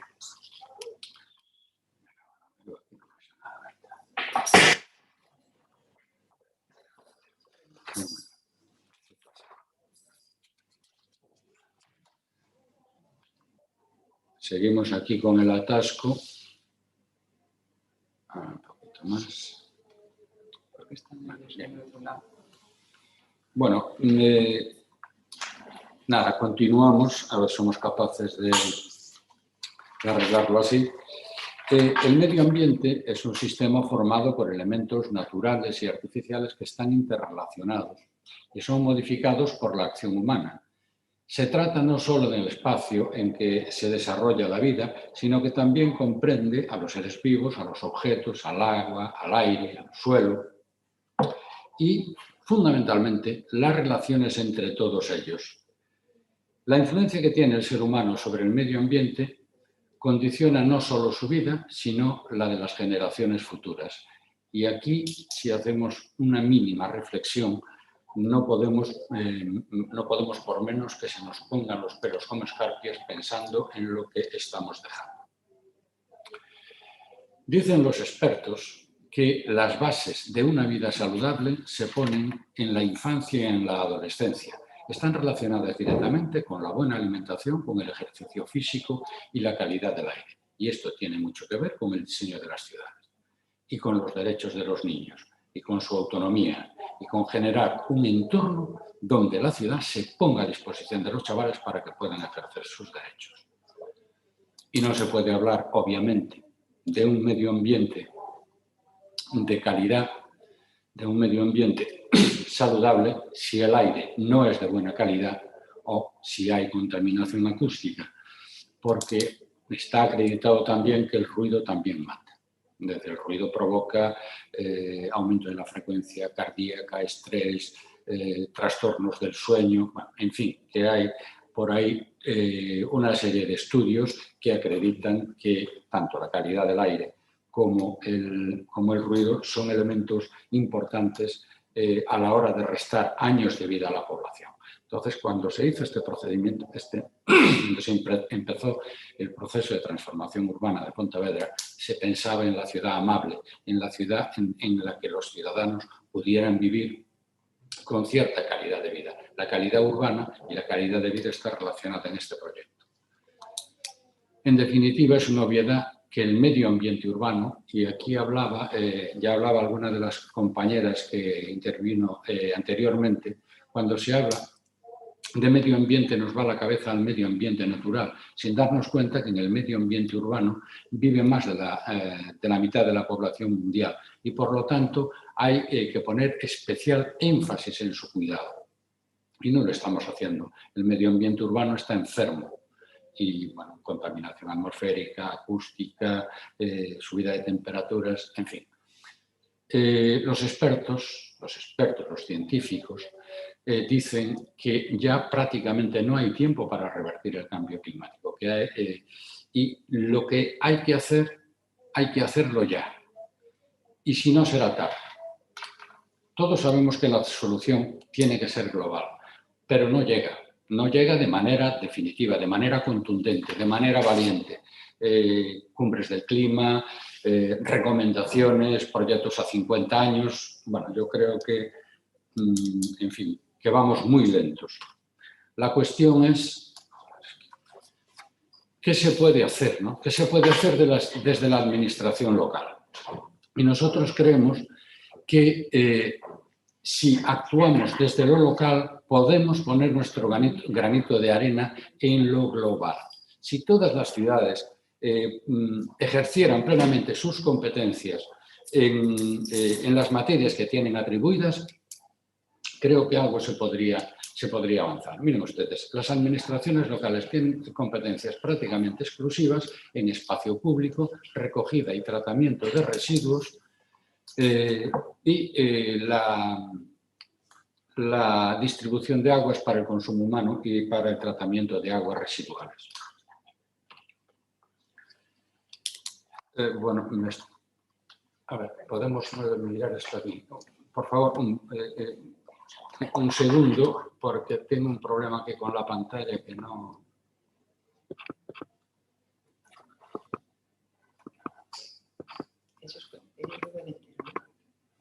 Sí, pero yo no veo.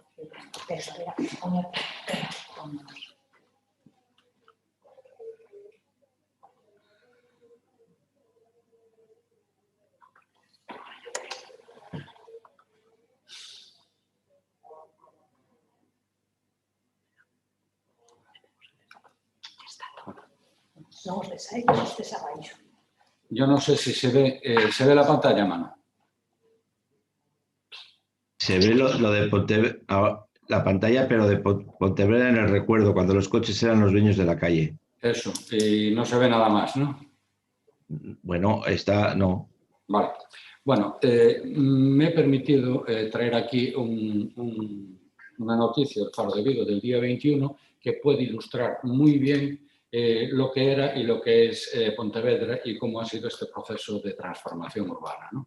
Efectivamente, en su día el coche privado representó tal avance que se le brindó todo el espacio público. Esto que ven aquí son imágenes del centro histórico de Pontevedra, completamente tomado por los coches, ¿no? Y estas tres diapositivas que os voy a poner ahora representan lo que es ese 75-80% del espacio destinado a los coches por la gran importancia que en su momento se le dio y cómo se fue evolucionando, y ese es el resultado final, la parte de la derecha, que es la ciudad para las personas, ¿no? Y cuando hablamos de ciudad para las personas, hablamos en término, es decir, en concepto amplio. No hablamos de peatones solo en términos de aquellas personas que se mueven o que se desplazan por la vía pública. Hablamos de peatones en el sentido de gente que tiene derecho no solo a desplazarse, sino también a vivir el espacio público y a vivir la ciudad, a estar en él y a relacionarse en él. Entonces, aquí tenemos imágenes de distintas calles donde podéis ver el antes y el después de la reforma, lo que era la ciudad tomada por los coches y lo que es la ciudad para las personas.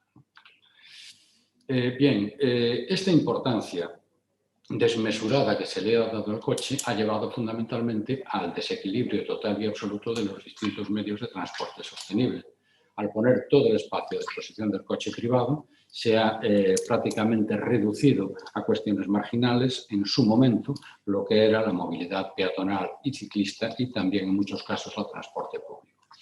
Afortunadamente ha habido desde hace unos años un proceso de inversión de esta tendencia y se intenta reequilibrar estos modos de transporte, potenciando los transportes a caminar, en bicicleta y transporte público, que son los transportes más sostenibles, ¿no? En el caso de Pontevedra,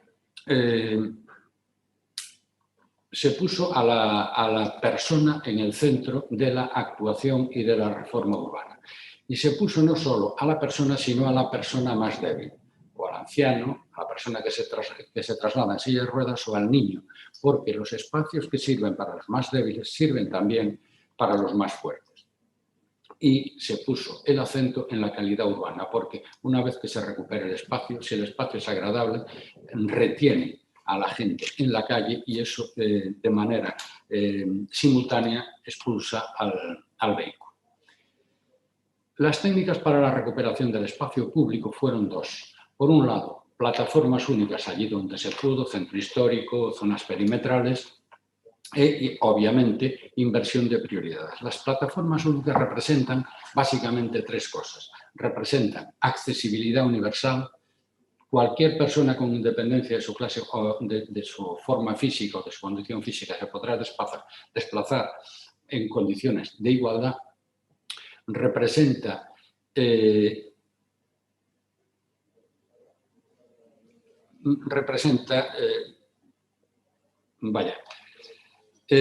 la democratización del espacio público, porque la calle es para convivir. La calle no es solo para moverse. Si aquí, en vez de una foto, pudiéramos ver una película, podríamos observar que esos chavales que están ahí estarían hablando tranquilamente y el coche se iría metiendo en la medida que pudiera hacerlo.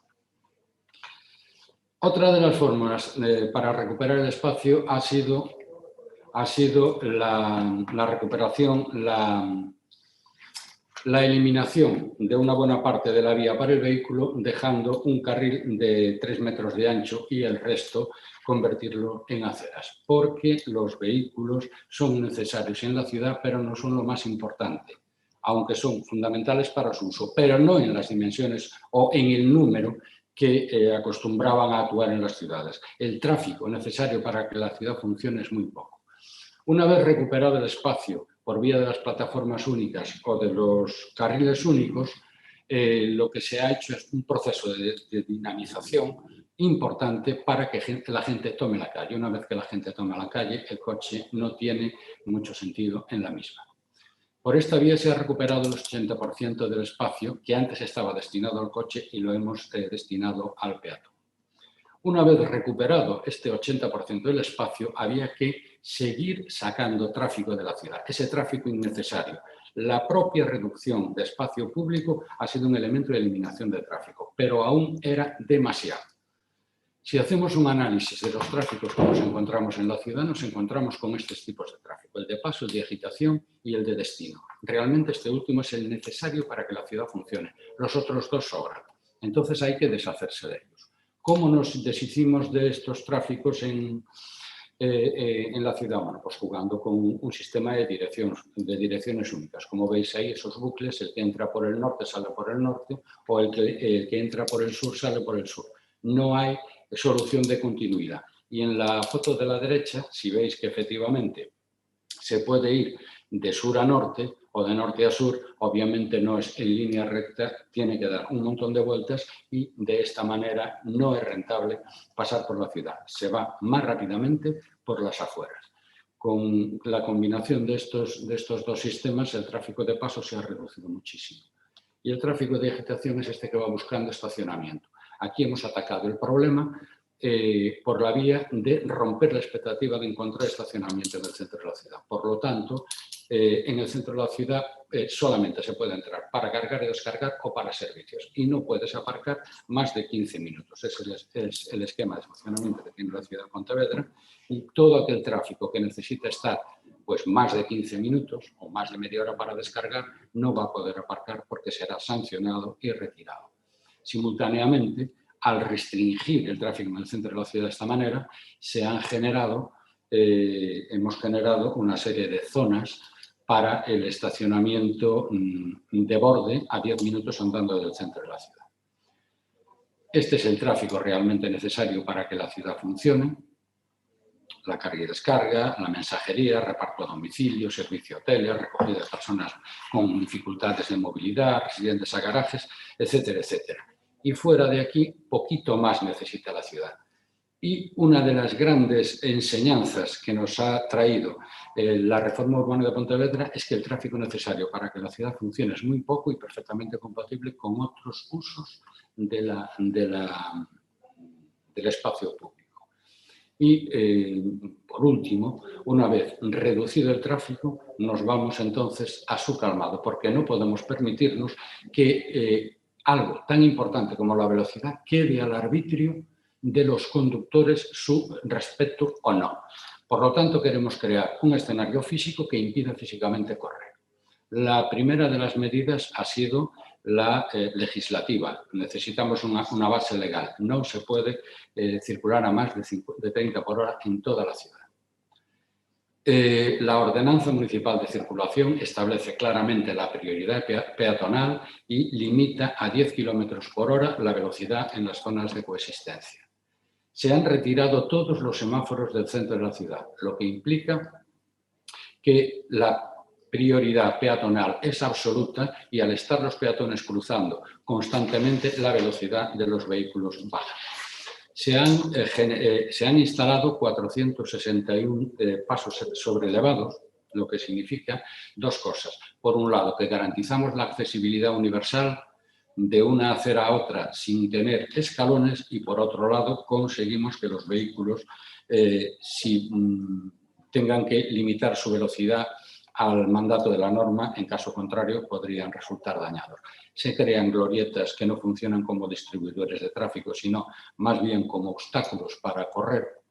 En fin, que se piensa en una ciudad para las personas básicamente. Es decir, el coche no puede ser el rey y vamos a una ciudad sin humos ni ruidos.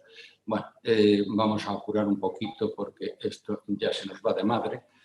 En cuanto a los resultados, estas políticas de recuperación de espacio público y de actuación sobre el tráfico de paso y el tráfico de estacionamiento nos llevaron a una reducción del 92% en el centro urbano, del 77% en el ensanche y del 53% en el centro de la ciudad. En términos de seguridad vial, ahí podéis observar que desde el 2007 al 2020 solamente hubo 2 años con muertos y los 12 restantes sin muertos.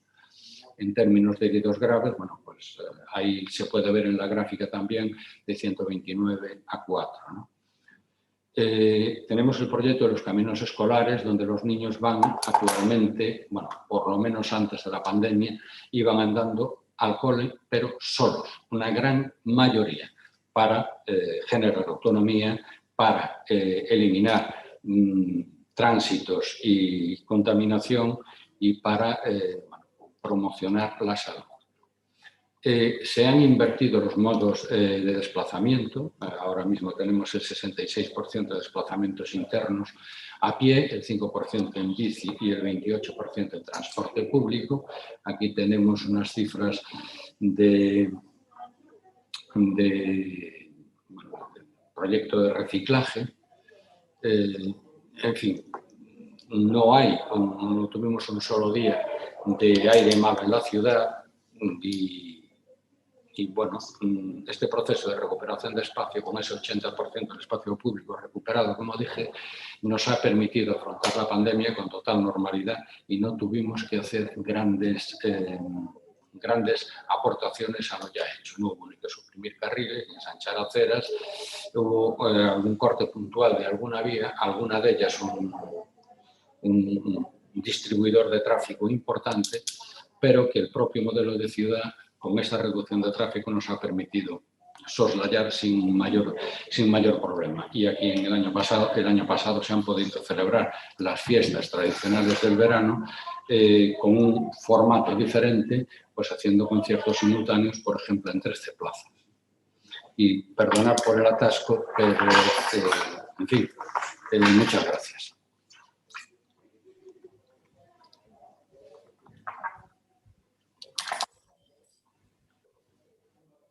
Muchas gracias, Daniel.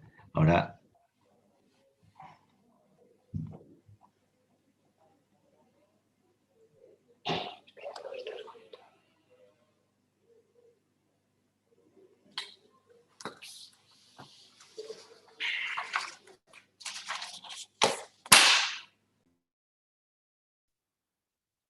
Hola, ¿me podéis escuchar?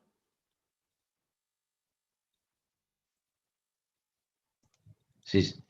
Sí. Sí, se ve la pantalla, sí. ¿Se ve la pantalla y me podéis escuchar a mí? Sí, bajo, pero se te escucha. Vale, es que no sé, estoy teniendo un problema. No, ahora se te oye bien. ¿No se me oye bien o sí? Sí, sí, sí. Vale, perdonad. Un segundo, es que no consigo ver yo la transparencia. Ahora. Bueno, pues antes de nada, muchas gracias por la invitación al caso de Valladolid. La verdad es que con la primera parte de la sesión y con lo que habéis contado hasta ahora, yo estoy por no contar nada, porque estamos todos diciendo lo mismo, ¿no? Y esto empieza a parecer otra de esas misas que hacemos para convencidos, los que vamos todos a la parroquia. Así que voy a intentar enfocarme un poco más en el tema de la evaluación y en algo que comentaba el otro día Manuel, de hablar también de las cosas malas y de las miserias y de lo que sale mal, que también a veces es muy provechoso, sobre todo porque permite que los otros no pasen por, los que vengan detrás, no cometan los mismos errores. En el caso de Valladolid, pues lo habéis contado todos, no se ha hecho sino otra cosa que aquello que se llevaba 25 años diciendo que era necesario hacer. Y todos los planes de todo tipo siempre tenían las mismas estrategias, solo que nadie las llevaba en ningún punto a cabo. Y esto es gracioso porque, por ejemplo, también en Valladolid, al igual que habéis contado en Logroño, se aprovechó en cierta medida para precipitar las actuaciones en la época, digamos, después del confinamiento, también para anticipar los problemas que iban a surgir. Y una de las grandes críticas que hemos sufrido aquí es que era todo muy precipitado, que no había habido participación y que era así como muy repentino, ¿no? Entonces, oye, 25 años de planes con sus procesos de participación, con sus obligaciones, en los que está escrito exactamente lo mismo. Y nunca nadie había dicho que eso estaba mal. El problema es llevarlo a cabo, no la idea, ¿no? Y bueno, el diagnóstico también es parecido. En nuestro caso es una ciudad un poco más grande que Pontevedra y que Logroño, pero también es una ciudad media, lo cual yo creo que esto también es importante por dos cosas. Por un lado, a mí me hace gracia que se parezca tanto todo lo que estamos diciendo, porque luego lo vivimos todos en clave muy local y parece que es el fin del mundo en cada una de nuestras ciudades, pero luego resulta que todas las ciudades están en el mismo fin del mundo. Y por otro lado, porque el hecho de que sean ciudades medianas son en las que vive la mayoría de la población europea. Luego, los retos de cambio climático que tienen que ver con la calidad de aire de las ciudades se tienen que resolver en estas ciudades.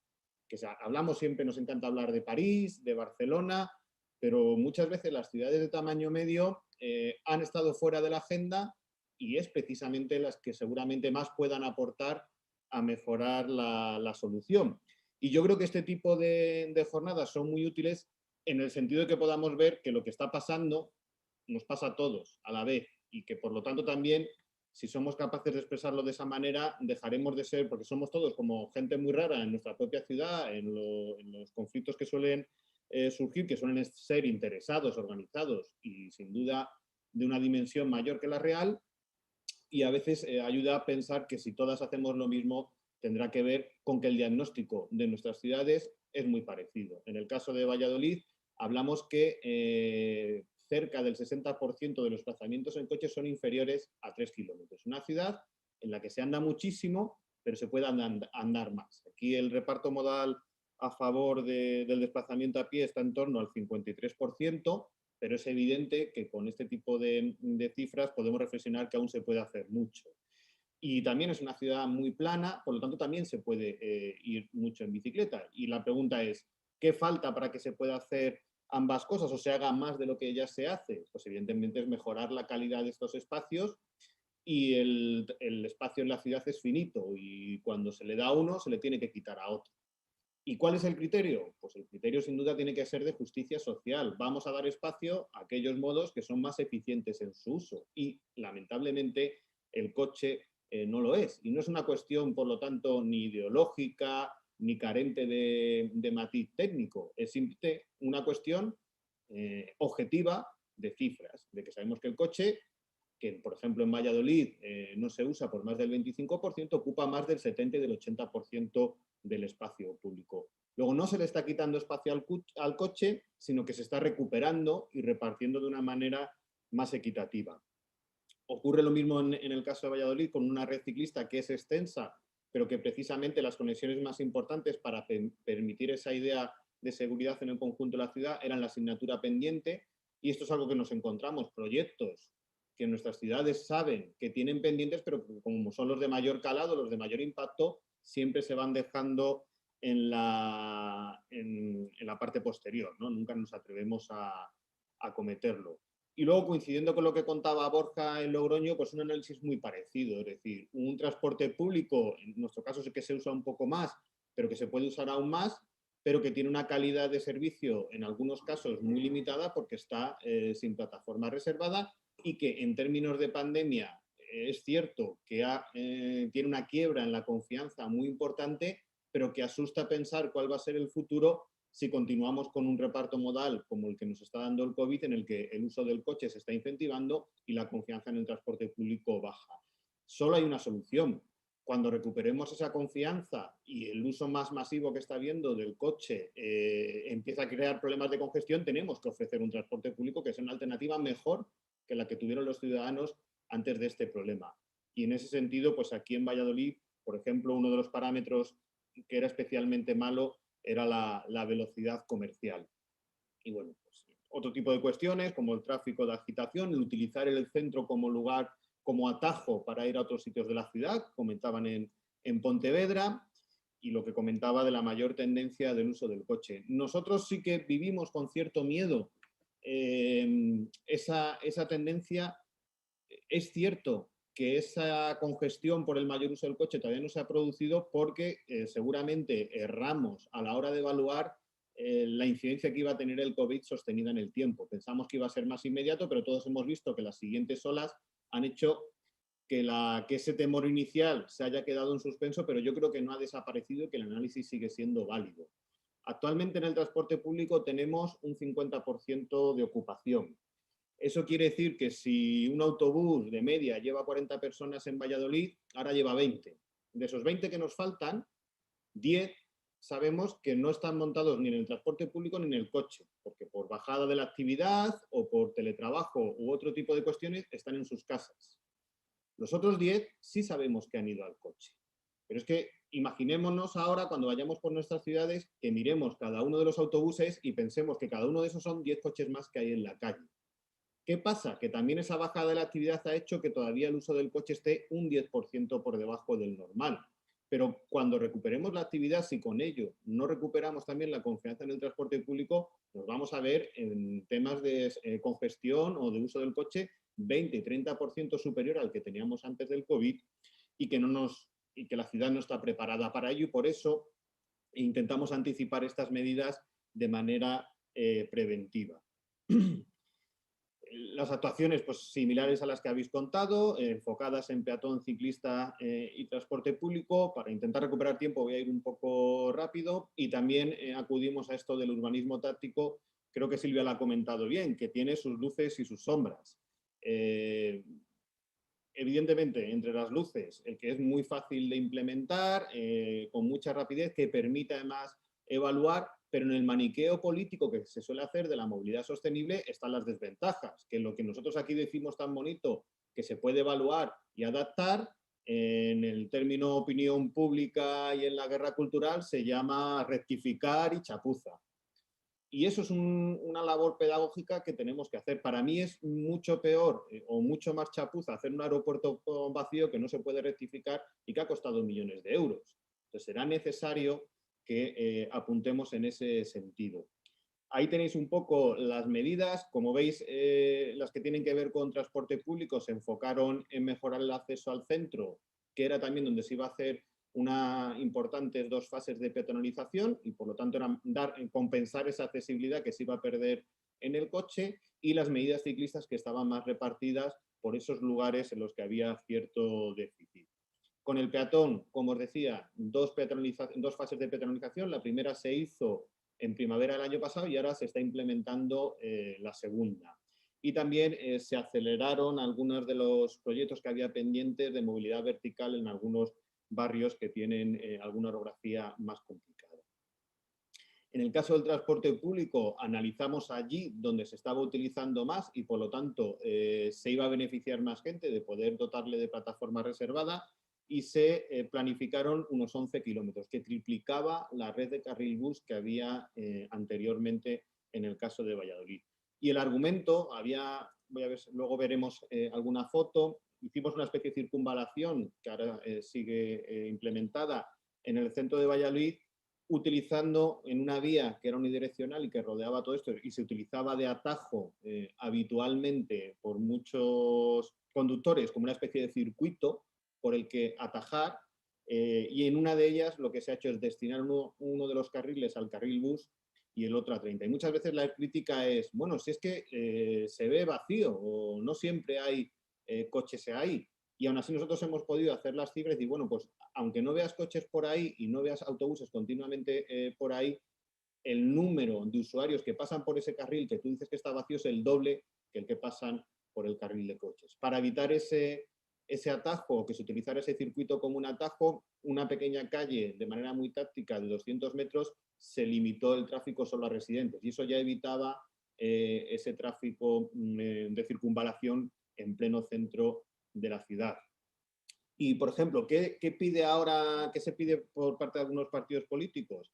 Que el carril bus, por ejemplo, pueda ser utilizado en determinadas horas para la carga y descarga, y que también cuando hay mucha congestión pueda ser utilizado por los coches. Bueno, yo creo que eso es un carril bus en el que vale todo, que se parece mucho a un carril normal y no, incluso peor, ¿no? Porque de repente legalizamos la carga y descarga en zonas donde no se pueden detener. Las atracciones ciclistas, muchas en algunos ejes de entrada para también hacer una restricción de capacidad. Aquí tenéis algunos ejemplos. Avenida de Gijón, se cogió uno de los carriles de entrada para poder encajar un carril bidireccional. En el caso de Valladolid, desde el principio hemos dicho que las actuaciones han venido para quedarse y que tenían carácter de permanencia, pero sí es importante que seguramente no sea la mejor forma de llevarlas a cabo. Por ejemplo, esta vía puede tener un proyecto de reurbanización completo y le vendría mucho mejor un mejor diseño de la sección. ¿Qué pasa? Pues que eso tiene un coste y que llevamos 5 años esperándolo seguramente en los planes municipales y esperaremos 5 años más. Mientras tanto, esto es espacio que se gana y esto es un cambio de movilidad que se gana, lo cual no quiere decir que deba tener carácter de permanencia, porque el hecho de que sean medidas tan económicas hace que en un momento dado, con una actuación más integral, se puedan consolidar de una manera diferente a la que se haya podido hacer de manera táctica. Isabel la Católica, que era también una de las vías más prioritarias y emblemáticas de la ciudad, exactamente igual, se elimina un carril para hacer un carril bidireccional. Y aquí otra pequeña reflexión. Muchas veces la gente decía, bueno, es que el carril bici está vacío, también como con los autobuses. Y decimos, bueno, claro, pero cuando los carriles de circulación están vacíos la mayor parte del tiempo, parece que eso no molesta. Ese espacio público desaprovechado no molesta. Es más, llevamos mucho tiempo dimensionando para la hora punta, cosa que seguramente no hacemos en ninguna de las otras cuestiones de sistemas que optimizamos en ingeniería o en cualquier otro. Yo siempre pongo el ejemplo. Todos entendemos muy bien en nuestra economía doméstica que no cogemos la potencia eléctrica para tener todos los aparatos eléctricos encendidos a la vez. Sabemos, cogemos una que es un poco inferior y sabemos que si encendemos todos a la vez nos va a saltar el automático, pero asumimos eso.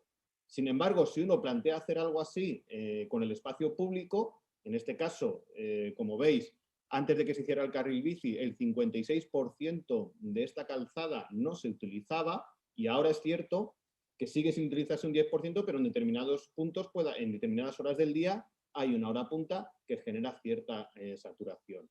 Pero la configuración y la lección aprendida que tiene la gente en el lenguaje que es la ciudad en el que nos hemos criado, nos da lugar a que esto nos parece algo inadmisible. ¿Cómo? ¿Que ustedes van a generar congestión? No, vamos a optimizar el uso de ese espacio que tiene evidentemente determinadas consecuencias. Bueno, voy a ir un poco al tema de la evaluación y esto es una cosa también muy importante. Lo bueno de este tipo de actuaciones es que funcionan y funcionan de manera inmediata, con lo cual yo creo que ayuda mucho a las polémicas que se suelen alimentar en este sentido. La implantación de los carriles bus nos ha llevado de manera prácticamente automática a mejorar la velocidad comercial en un 15% y con ello bajar los tiempos de viaje entre 2 y 6 minutos, cuando aquí el tiempo medio de viaje en autobús es de 30 minutos, mejora de la regularidad en toda la red, porque aunque el carril bus actúa en una parte, el beneficio es del conjunto de la red. Estamos viendo incrementos del uso de la bicicleta muy importantes. La gente estos datos los negaba, ahora se ha puesto, a mí me hace gracia, se ha puesto en Paseo Isabel la Católica, que os enseñaba antes, el típico contador para ser un poco más pedagógicos, y la gente dice que también el aparato miente. Eso sí, todo este tipo de acusaciones de que todo miente y de que la ciudad puede estar colapsada, nunca se sostienen con un dato o con una afirmación que esté sustentada en cifras, ¿no? Simplemente suelen ser discursivas. Sí que se ha conseguido evitar el tráfico de paso por el centro y eso ha supuesto una reducción del tráfico de un 30%. Las medidas se empezaron a implementar en junio y se ve claramente en la distribución de la intensidad de tráfico categorizada por las diferentes vías cómo fue disruptiva, cómo en el momento en que se aplica o se empiezan a implementar se interrumpe la tendencia y se llega a un sostenimiento en el que la demanda habitual estival de verano, que suele ser más baja, no se recupera con el tiempo y por lo tanto nos quedamos con el tráfico característico de agosto en estas vías en el conjunto del año. Tal es así que mientras que las vías interiores todavía tienen un descenso del 20%, en el cambio en las vías exteriores, donde no se han aplicado este tipo de recetas, ya están prácticamente recuperando los niveles de tráfico antes de la pandemia. Y aquí tenéis un ejemplo, en el caso de Isabel la Católica, en el sentido, comparando un sentido con el otro y ver cómo funcionan también de manera muy diferente y en el que hemos restado capacidad, pues se ha mantenido un nivel de intensidad constante y por supuesto ese tráfico pues, se ha derivado a otras vías que son más utilizadas. Insistir en que esto es una cuestión yo creo global y que eventos como este son muy importantes para que las ciudades podamos compartir que prácticamente también la oposición a estas medidas es la misma. Yo recuerdo que hicimos una visita en la Semana de la Movilidad a Gijón, cogí la noticia del periódico, borré Gijón, puse Valladolid y era literal a la que se había publicado en Valladolid ese mismo día, con lo cual no son cuestiones que se hagan mal en una ciudad o en otra, sino que es, digamos, un rechazo de cierto colectivo que hasta ahora se veía privilegiado. Pero yo creo que si la pandemia nos ha aportado algo muy importante es la toma de conciencia general que ha habido con estos temas. Yo insisto mucho en que esa imagen que vimos todos y todas en el desconfinamiento, cuando la gente salió a la calle, tenía ganas de ocupar el espacio público y de repente se encontró con que había menos coches y había cierta pretensión de que fueran por las aceras y hubo invasiones masivas de la calzada porque la gente no podía entender por qué iba a tener que estar apelotonada en una acera cuando había mucho espacio libre. Y la reflexión siguiente es evidente, que ese espacio libre siempre está ahí, no solo está después de un desconfinamiento. Y poco más. Muchas gracias a todos y espero no haberme extendido.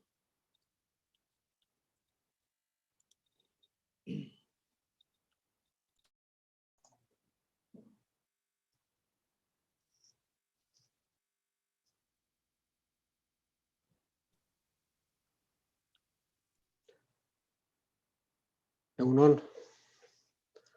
Pues voy a compartir la pantalla.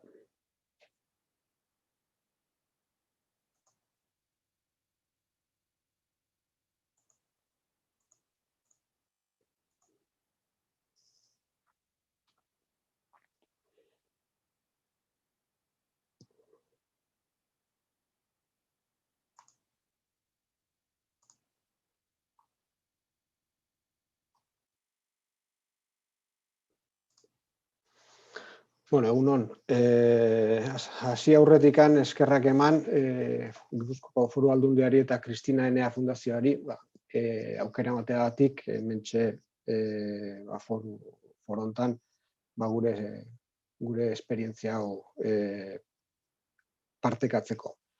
Bueno, Irún es una localidad que, bueno, muchos conoceréis, pero como veo que hay gente de muchos sitios, Irún es una localidad del este de Guipúzcoa, fronteriza con Francia, que tiene 62.000 habitantes aproximadamente. Tiene una fuerte componente de movilidad transfronteriza, aunque bueno, ahora en estos momentos pues limitada de alguna forma, y es una cabecera de comarca de lo que es Bidasoaldea, ¿no? En el momento, en el contexto del momento en el cual, pues como todos sabemos que las ciudades son el lugar donde las interacciones son mayores y son consideradas de riesgo en este momento, ¿no?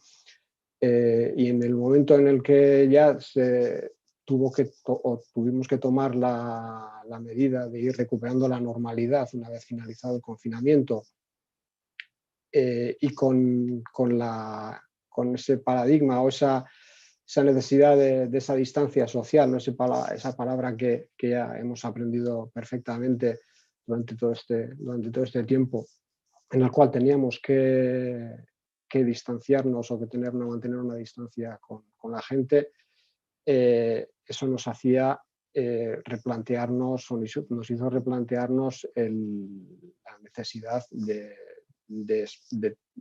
plantear unos espacios, un reparto de los espacios diferente al que hasta ese momento nos estábamos planteando. Entonces, por una parte, esa necesidad de distanciamiento y esa necesidad de movernos de una forma sostenible que ya teníamos ya de antes, pues nos hizo plantear una serie de medidas en estas fases, ¿no?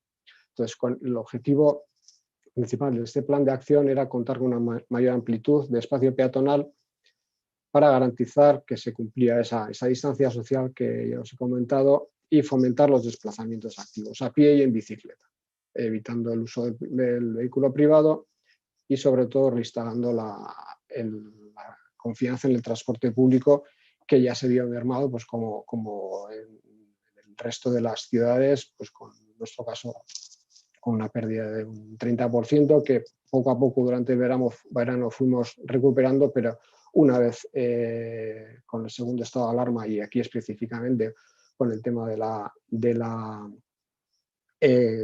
confinamiento, digamos, municipal, pues volvieron a bajar los datos y estamos en esa clave ahora de perder, de estancamiento en la pérdida de los viajeros del transporte urbano. Entonces, las líneas claves en esta actuación era el asegurar que los peatones caminaran en condiciones de distanciamiento y seguridad, promover el uso de la bicicleta como vehículo prioritario y proteger el transporte público como medio de transporte social. Bueno, este es Irún, en el último estudio de movilidad que realizó el Gobierno vasco en el 2016, en el cual bueno, pues, tenemos un muy importante movimiento peatonal, ya Irún ya camina bastante, pero en bicicleta todavía tenemos mucho recorrido que hacer, y también tenemos recorrido en el tema de transporte urbano, si bien bueno, año a año, restando este último periodo, por supuesto, llevamos una tónica ascendente, pero no hemos podido pues continuar con esa dinámica de subida. Entonces, dentro de las propuestas que se hicieron inicialmente en el ámbito del urbanismo táctico, lógicamente como en pues todas las, o en casi todas las ciudades que han ido apareciendo en las diferentes presentaciones anteriores a la mía. Y pues yo simplemente voy a ir citando un poco aquellas un poco más emblemáticas, un poco más importantes que hemos ido haciendo. Ahí en el entorno de San Miguel es un barrio de Irún, está poblado, hay una calle que, bueno, pasamos. Este es Javier Esteban Lindar. Esto que veis al fondo es el mercado. Es una calle con un uso importante uso peatonal, en el cual, como veis, tenía 2 líneas de estacionamiento que cerramos, literalmente cerramos al tráfico y lo utilizamos como espacio peatonal. En algunas otras calles, esta es la calle Serapio Mújica, también hicimos ese ejercicio. Es una calle comercial, comercial con mucho comercio, en el cual también pues, eliminamos simplemente los coches y pues lo habilitamos para su uso, en este caso para los peatones. Sí que es cierto que en este momento en el cual todavía mucha gente estaba en sus casas teletrabajando y teníamos también el servicio de estacionamiento regulado, pues inicialmente sin servicio, no estábamos regulando el servicio, sí que se generó algo de polémica en el sentido de que habíamos quitado sitio para el estacionamiento, pero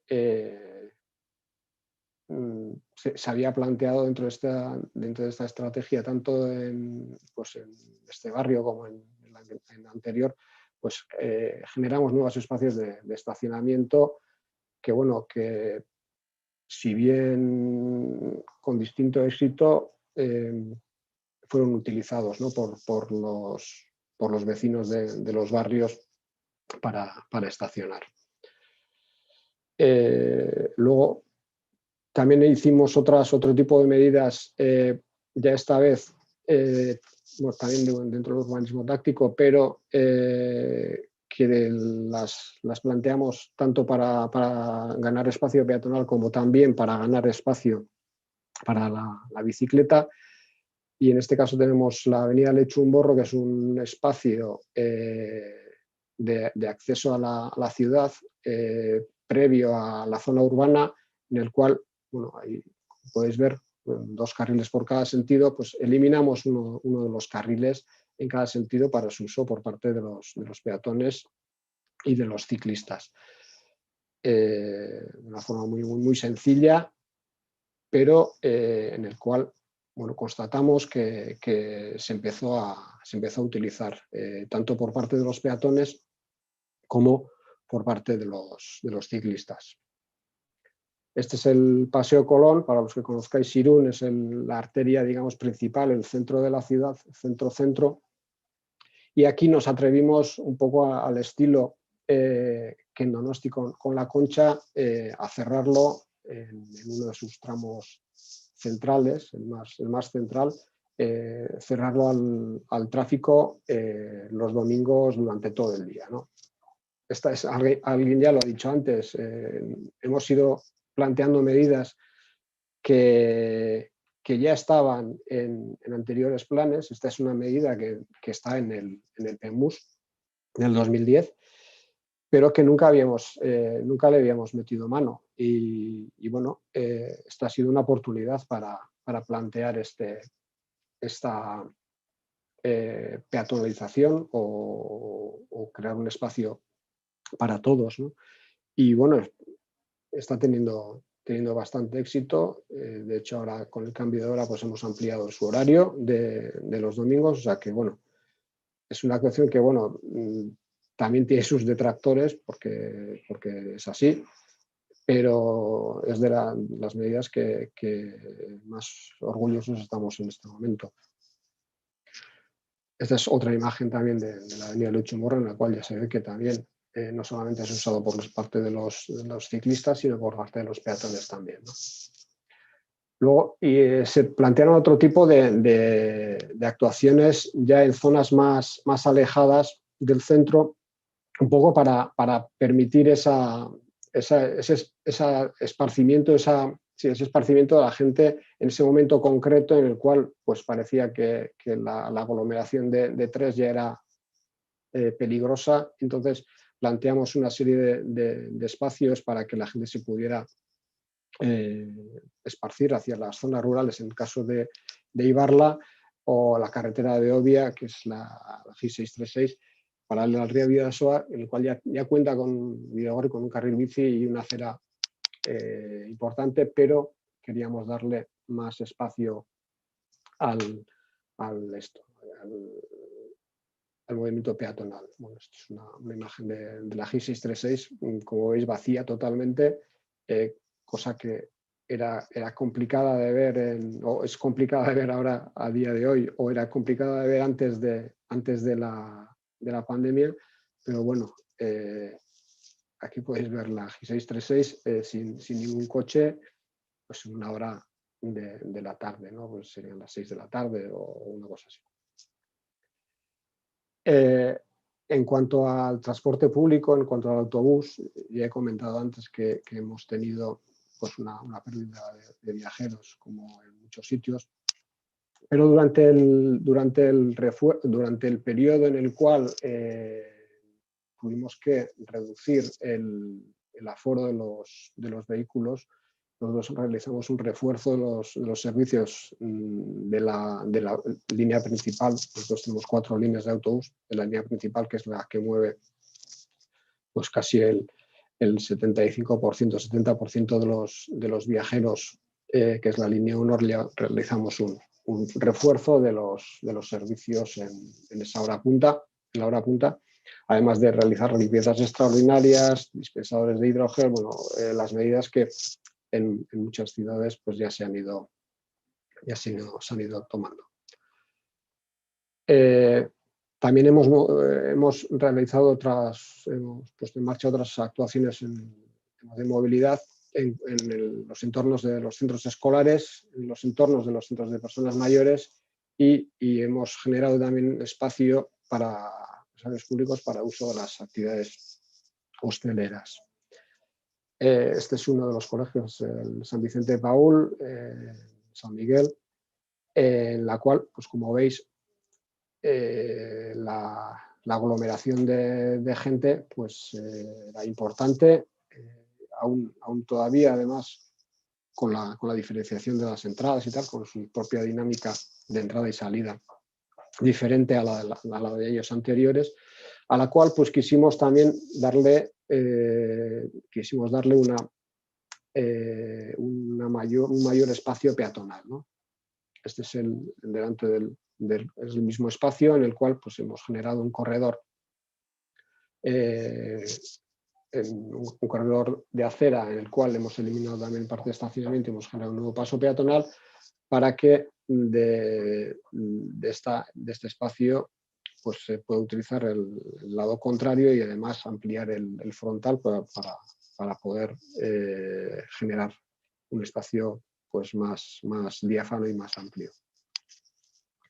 Dentro de las actuaciones en los centros de mayores, pues hemos eliminado estacionamiento para generar espacio segregado para las personas mayores que necesitaban en ese momento pues,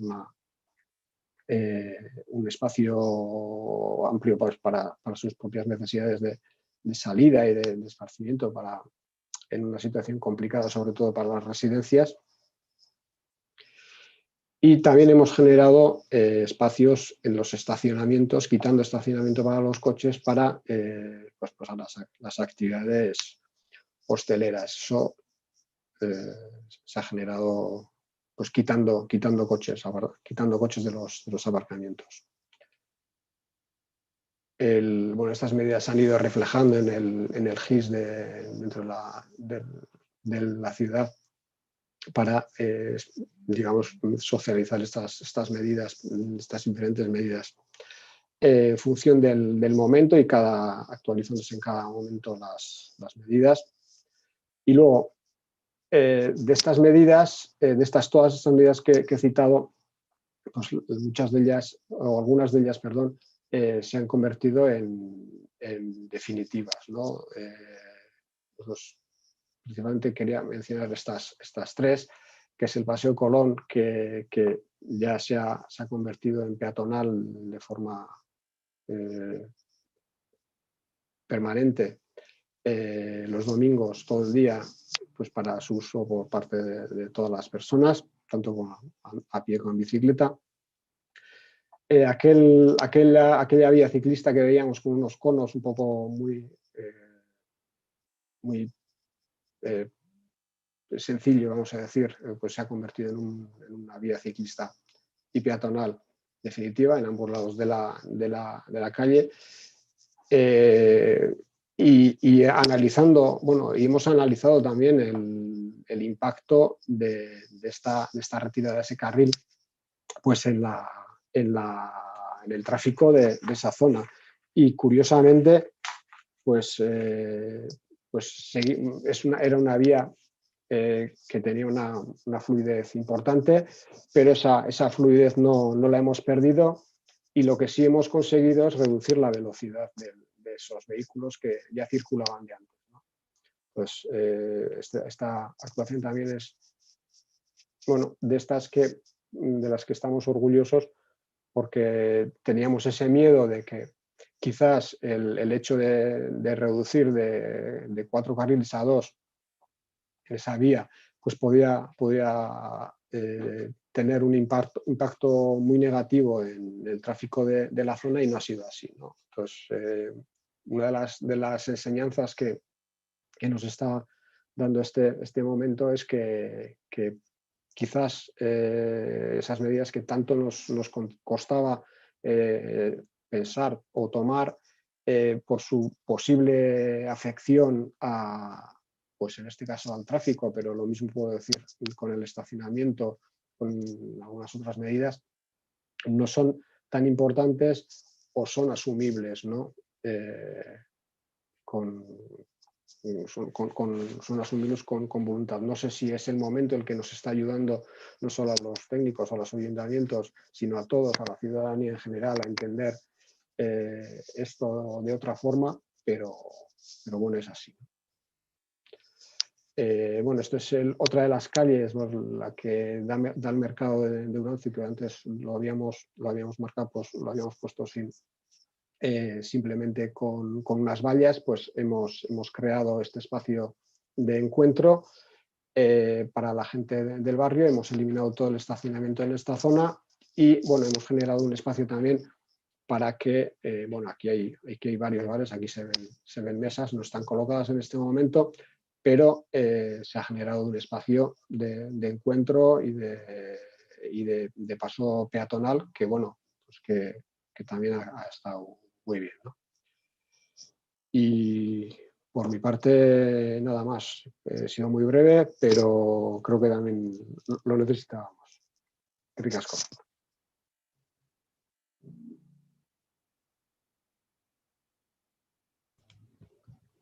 Muy bien. Pues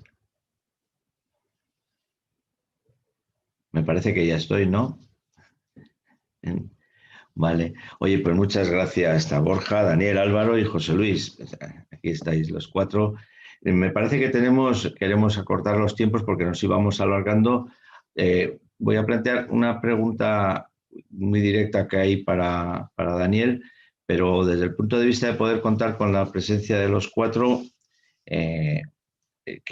a mí me parece, a lo mejor, como hay mucha gente, en este momento tenemos 132 personas escuchando, la mayoría son gente de administraciones locales, técnicos y técnicas de ayuntamientos. La planteo en general y contestáis, tenemos 15 minutos.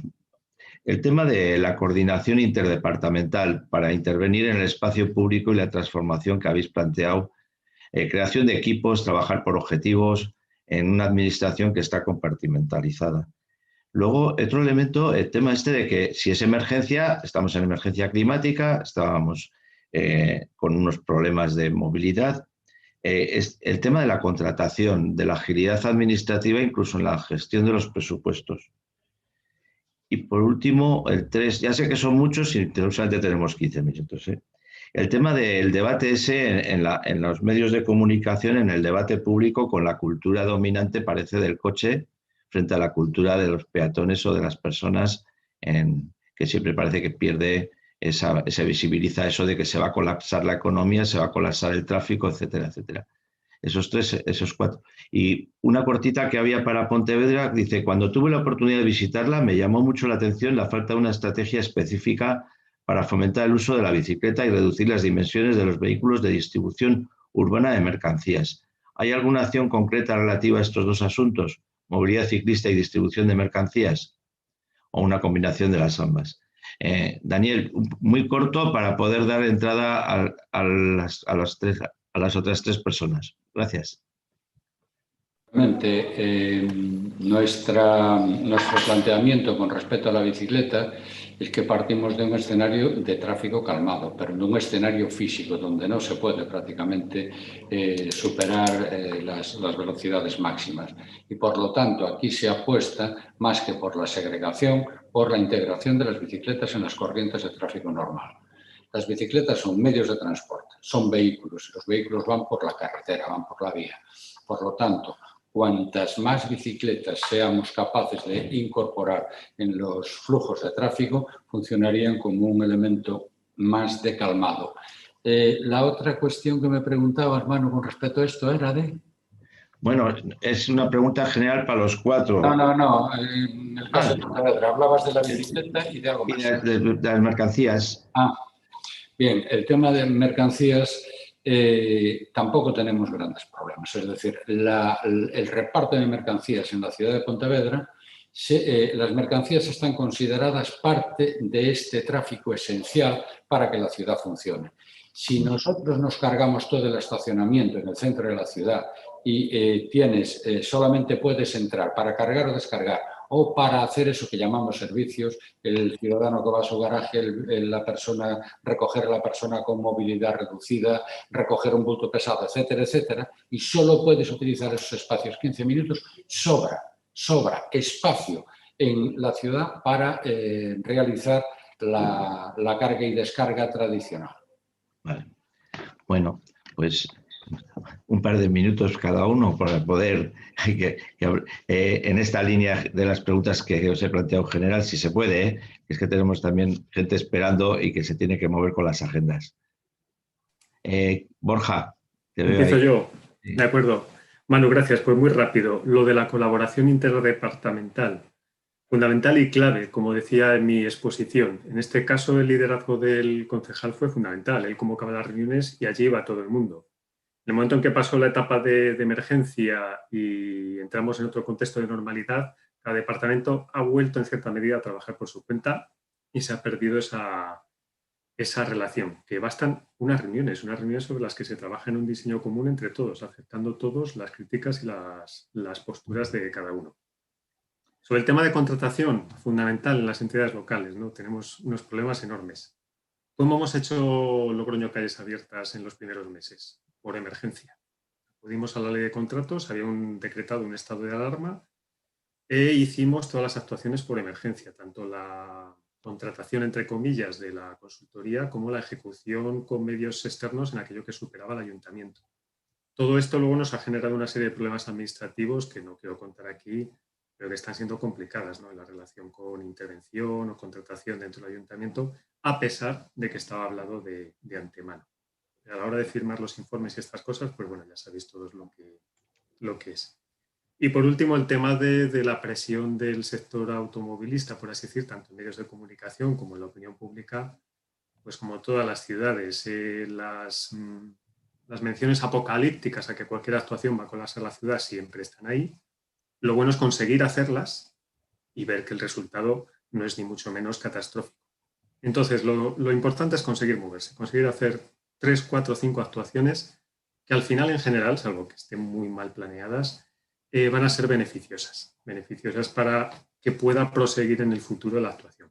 Y luego, con el paso del tiempo, cada vez hay más gente concienciada, los temas del cambio climático, etc. No es lo mismo hacer una peatonalización o un carril bici ahora que hace 20 años. ¿No? Yo vivía en Valladolid en esa época, vivía allí hace 8 años, conozco las ciudades que ha comentado, las calles que ha comentado Álvaro, y sé que hace 20 años era mucho más difícil por la falta de concienciación social.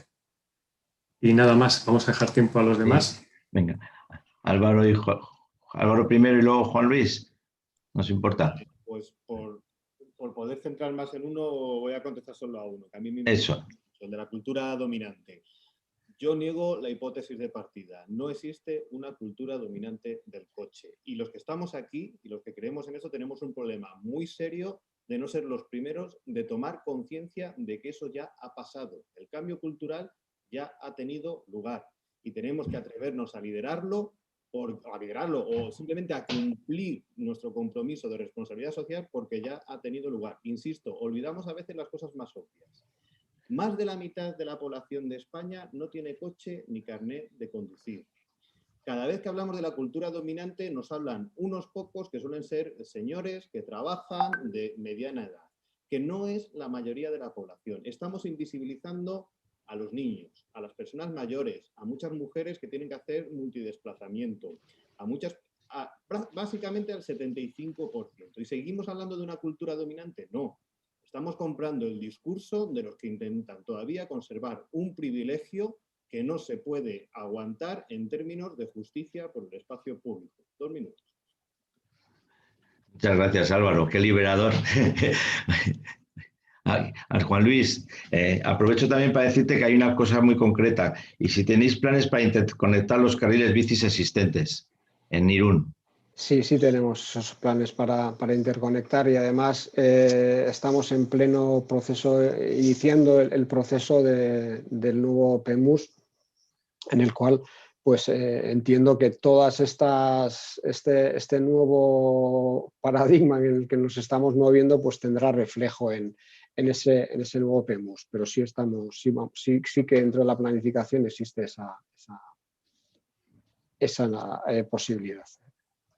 En cuanto a las preguntas, lo preguntabas, en cuanto a lo que es la colaboración interdepartamental, pues el nuestro es un ayuntamiento que dentro de lo grande que pueda ser, pues es un ayuntamiento pequeño. Entonces, esa colaboración pues ya habitualmente existe y en este caso pues ha existido también, especialmente con policía local, que es el que pues ha tenido que lidiar con la parte más fea de todo esto, ¿no? Pero sí que ha sido importante. Y en cuanto al tema de la contratación, pues ya lo ha dicho Borja, ¿no? Es un tema peliagudo, complicado para la administración pública y que en el día a día nos da muchos quebraderos de cabeza, ¿no? Y que pues para este tipo de actuaciones inmediatas pues ha sido un problema importante. Y finalmente, en el tema del coche y tal, pues yo simplemente decir que tenemos que perder el miedo, ¿no? Tenemos que perder el miedo porque al final muchas veces lo estamos viendo en muchos sitios, estamos quitando carriles de circulación, estamos quitando vehículos de la calle y no voy a decir que no pasa nada, pero pasa menos de lo que nos pensábamos que iba a pasar. Entonces, pues porque parece que ese tipo de actuaciones al final va a ser el apocalipsis y no es cierto, ¿no? Entonces tenemos que perder ese miedo. Vale. Daniel, un minuto o 2 para cerrar. Continuando con lo que comentaban mis compañeros, la coordinación fundamental. Es decir, estos proyectos, cuando se centran en un único departamento, normalmente las soluciones suelen ser insatisfactorias por falta de perspectiva. No se pueden plantear políticas de movilidad y políticas de recuperación del espacio público, por ejemplo, sin tener en cuenta departamentos como urbanismo, como movilidad, como el de la policía, como el de comunicación. En fin, aquí lo que se ha hecho ha sido meter, cada departamento tiene su propia naturaleza, tiene su propio ámbito de actuación, pero todas las actuaciones de esos departamentos están, digamos, centradas en un marco global. Y ese marco global es construir esa ciudad para las personas. Te puedo poner un ejemplo. El departamento de fiestas, que no tiene en principio nada que ver con la transformación urbana. Bueno, pues se dedica a organizar las fiestas y todas aquellas actividades propias de su ámbito. Pero el contexto en el que trabaja exige que esas fiestas y esas actividades se hagan en el centro de la ciudad y en las zonas recuperadas, porque ahí es donde hay que dinamizar esos espacios, donde hay que llenarlos de gente para que la gente aprenda a vivir en la calle. Y en cuanto a la cultura de la movilidad, bueno, yo creo que aquí ya es una batalla ganada. Nos llevamos 20 y tantos años peleando con esto y hoy la gente lo que te pide es que le peatonalice su calle. Es decir, está claro que el coche de manera irrestricta sobra en la ciudad. Efectivamente, coincido con Álvaro en el sentido de que el exceso de importancia que se le ha dado al coche ha expulsado de la ciudad a otros usuarios más vulnerables, como son los niños, los mayores, los discapacitados, etcétera, etcétera, y los ha dejado completamente al margen. Por eso es importante avanzar en la creación de ciudades para las personas, para volver a integrar a toda esta gente en la ciudad, reequilibrar esos medios de transporte y expulsar el vehículo privado en la medida de lo posible. Bueno, pues muchísimas gracias a los 4 ayuntamientos y a los 4 panelistas. Y vamos a dar paso a la siguiente intervención.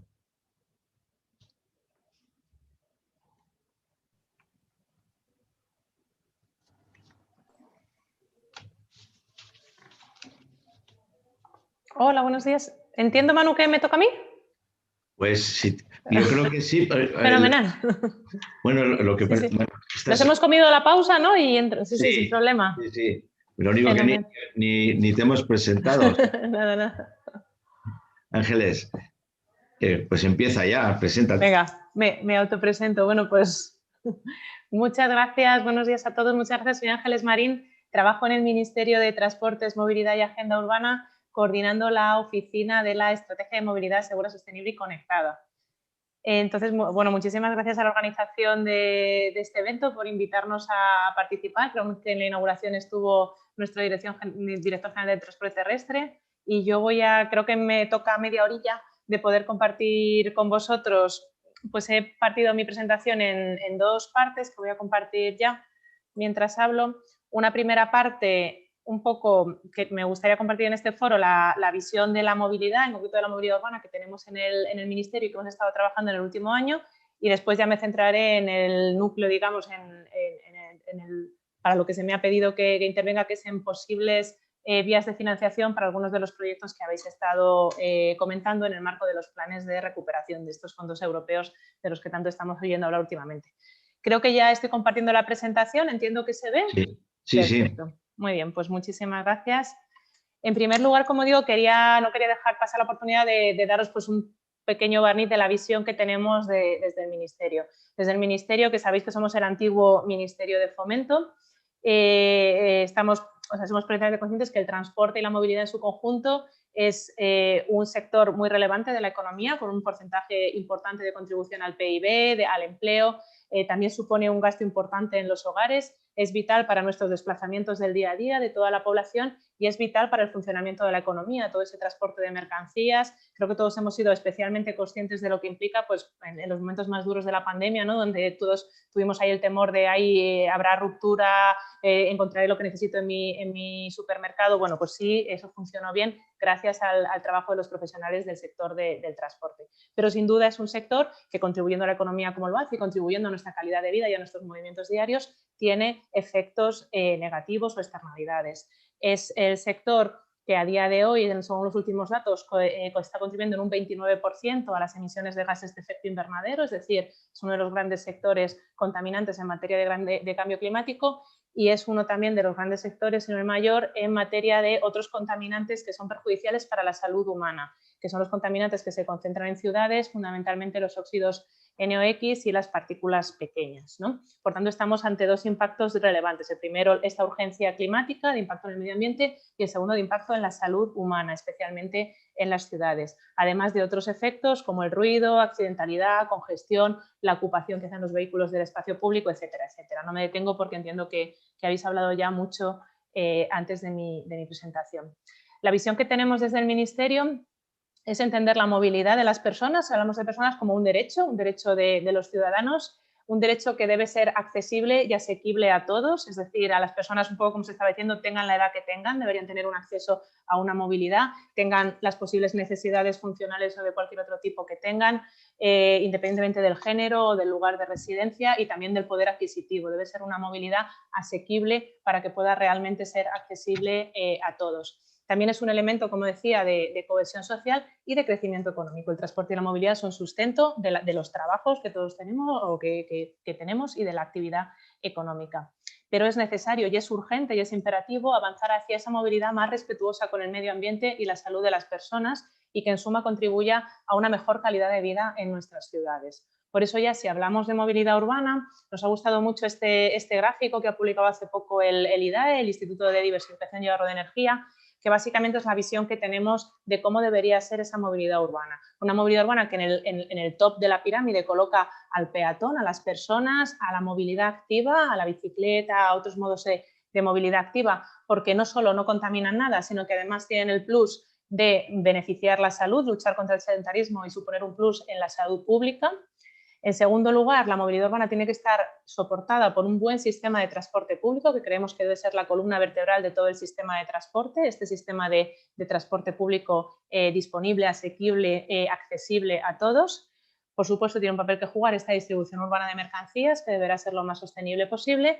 Después juegan esquemas de compartición de vehículos, movilidad compartida en sus distintos esquemas, tienen mucho papel que jugar y están evolucionando muy rápidamente. Y por último, deberíamos relegar al último lugar de esa pirámide al vehículo privado, al vehículo particular, que es el más ineficiente en todos los casos, tanto en ocupación de espacio como de emisiones, etcétera, etcétera. Y dentro de ese vehículo particular, ir ayudando a que las elecciones sean hacia vehículos de bajas emisiones o cero emisiones en la medida de lo posible, movilidad eléctrica. Y hay todo ello unido a lo que se ha dado en llamar la gestión de la demanda, ¿no? La no movilidad. Eso hemos aprendido también mucho en la pandemia. Bueno, existen determinadas necesidades de movilidad que a lo mejor, tanto desde prácticas, por ejemplo, tipo teletrabajo, desde configuraciones de la ciudad, tipo este plan de París, de esa ciudad de los 15 minutos, pues eliminamos necesidad de movilidad. No se trata de restringir la movilidad, sino de eliminar su necesidad y ganar en calidad de vida si, como ciudadano, tengo menos necesidades de desplazarme en el día a día para satisfacer mis necesidades. ¿Cómo hacemos frente en el Ministerio a estos retos, que son complejos y por tanto no se resuelven en un día y requieren de distintas acciones dada su complejidad? Bueno, nos hemos dotado de dos instrumentos estratégicos. El primero es la Agenda Urbana Española, con estos planes de implementación de la Agenda Urbana que se desarrollan en los distintos municipios. Y el segundo, en la Agenda Urbana tenemos todas las actuaciones que tienen que ver con la vida en la ciudad y temas de vivienda, temas de urbanismo y temas de movilidad urbana. Y el segundo documento estratégico es esta estrategia de movilidad segura, sostenible y conectada. Es una estrategia que abarca todos los ámbitos de la movilidad y el transporte, aéreo, marítimo, transporte de mercancías, etcétera, y también la movilidad urbana. Por tanto, ambos documentos confluyen en movilidad urbana. Y luego esta estrategia tiene un sustento legal en un anteproyecto de ley que estamos trabajando, que será la nueva Ley de Movilidad Sostenible y Financiación del Transporte. Esos son los grandes instrumentos estratégicos. Entonces, ¿cuál es el rol del Ministerio? Bueno, el Ministerio no es la administración competente en movilidad urbana, es obvio, son los ayuntamientos y en algún caso las comunidades autónomas que legislan en la materia, pero los ayuntamientos sin duda son los actores principales cuando hablamos de movilidad urbana. Cuando hablamos, por ejemplo, de movilidad en entornos rurales, suele ser la comunidad autónoma, porque es movilidad dentro del territorio de una región, suele ser la comunidad autónoma la administración competente. Por tanto, el Ministerio no es la administración competente, pero no queremos decir, bueno, esto no es nuestra competencia, no hay nada que hacer. Todo lo contrario, lo que nos impulsa esta nueva estrategia de movilidad segura, sostenible y conectada es, nos afronta la pregunta de qué podemos hacer desde el Ministerio, si ser la administración competente en movilidad urbana o en movilidad en entornos rurales. Queremos ser impulsores y facilitadores siempre de la mano de las administraciones que sí tienen la competencia. Por tanto, esto es a modo de ejemplo, en la estrategia de movilidad hemos incluido el primero de los ejes, se llama movilidad para todos, ese deseo de lograr esa movilidad eficiente, asequible y accesible a todos en todos los territorios, y proponemos líneas de actuación como impulsar, por ejemplo, una planificación de la movilidad sostenible, impulsar que los ayuntamientos desarrollen estos PMUs y los vayan integrando con el planeamiento de la ciudad en todos sus ámbitos, avanzar en ese abandono del coche privado en la movilidad urbana, que como vemos queremos colocar en el vértice por debajo de la pirámide, impulsando estos planes de transporte al trabajo. Aquí estamos desarrollando la estrategia estatal por la bicicleta, de la que creo que ha hablado el director general de Transporte Terrestre al principio en su intervención, todo tipo de medidas de fomento de esta movilidad activa y más saludable, el papel que debe jugar la micromovilidad, los distintos esquemas de movilidad compartida, etcétera. Y luego, si hablamos del ámbito rural, no ya de las grandes ciudades, también proponemos la creación de una mesa de trabajo por la movilidad rural en la que nos sentemos a trabajar las distintas administraciones buscando soluciones innovadoras para mejorar la conectividad de estos territorios donde se concentra muy poca demanda y es complejo atender sus necesidades de movilidad. Por tanto, ese es nuestro rol como Ministerio. Básicamente queremos ser estos impulsores, estos facilitadores del trabajo de otras administraciones. Y aquí, en este marco, en estos documentos estratégicos que veníamos trabajando en el último año, llega como gran oportunidad el Plan de Recuperación, Transformación y Resiliencia, que es al final el plan que propone España para el uso de estos fondos europeos de recuperación tras la pandemia que pone Europa a disposición de los Estados miembros. Bueno, este plan se resume en el documento España Puede, que lo podéis consultar por internet. Se basa en 4 líneas directrices, es decir, todo lo que se financie con este plan deben ser proyectos que contribuyan a la transición ecológica, a la transformación digital, a la igualdad de género o a la cohesión social y territorial. Por tanto, esos son como los 4 pilares del plan. Este plan de recuperación en su conjunto lo que persigue es acelerar esta recuperación económica tras la crisis profunda en la que ya nos estamos encontrando, en la que nos ha sumido la pandemia, generando un efecto anticíclico, es decir, que con presupuesto público, con este presupuesto que viene de las instituciones europeas, podamos hacer frente a inversiones que las empresas ahora mismo o los autónomos no podrían afrontar por sí mismos debido a la situación de crisis, es decir, una inyección anticíclica de fondos públicos. Queremos que esa transición además sea transformadora. No se trata de lanzar un parche de supervivencia, sino de hacer una serie de inversiones que realmente nos ayuden a transformar el país, a transformarlo hacia esa transición ecológica, transición digital, esa mayor cohesión e ese avance en igualdad de género. El plan en su conjunto está dividido en 10 políticas palanca y 30 componentes. Y en concreto nuestro ministerio, el Ministerio de Transportes, Movilidad y Agenda Urbana, va a gestionar 3 de esos componentes. El componente 1, en concreto, incluye este plan de choque de movilidad sostenible, segura y conectada en entornos urbanos y metropolitanos, y es al que me voy a referir ahora con más detalle, pero también simplemente por nombrarlos existe un componente 2, que es el plan de rehabilitación de vivienda y regeneración urbana. Todas son fondos básicamente destinados a rehabilitación de vivienda y barrios. Y un componente 6, que se llama Estrategia de Movilidad Sostenible, Segura y Conectada, que básicamente es una componente también de transporte, pero va dirigida más a transporte de mercancías o de larga distancia. Por tanto, a partir de ahora me voy a centrar en el componente 1, que es el que se dirige a esta actuación en entornos urbanos y metropolitanos. Estos componentes ya han sido vistos con la Comisión Europea, mantenemos con ellos reuniones constantes para terminar de perfilarlos, pero bueno, ya en sus grandes líneas están siendo aceptados. Luego también por dar toda la información, este plan no solo incluye fondos, es decir, sin duda la razón de ser es la gestión de los fondos europeos y la contabilidad, digamos, que tenemos que dar a Bruselas del uso que hagamos de estos fondos, pero se completa con reformas. Es decir, lo que exige Bruselas, y tiene todo el sentido, es que no se trata solo de gastar una serie de fondos, sino de acometer reformas para ayudar a esas transformaciones que necesitamos como país.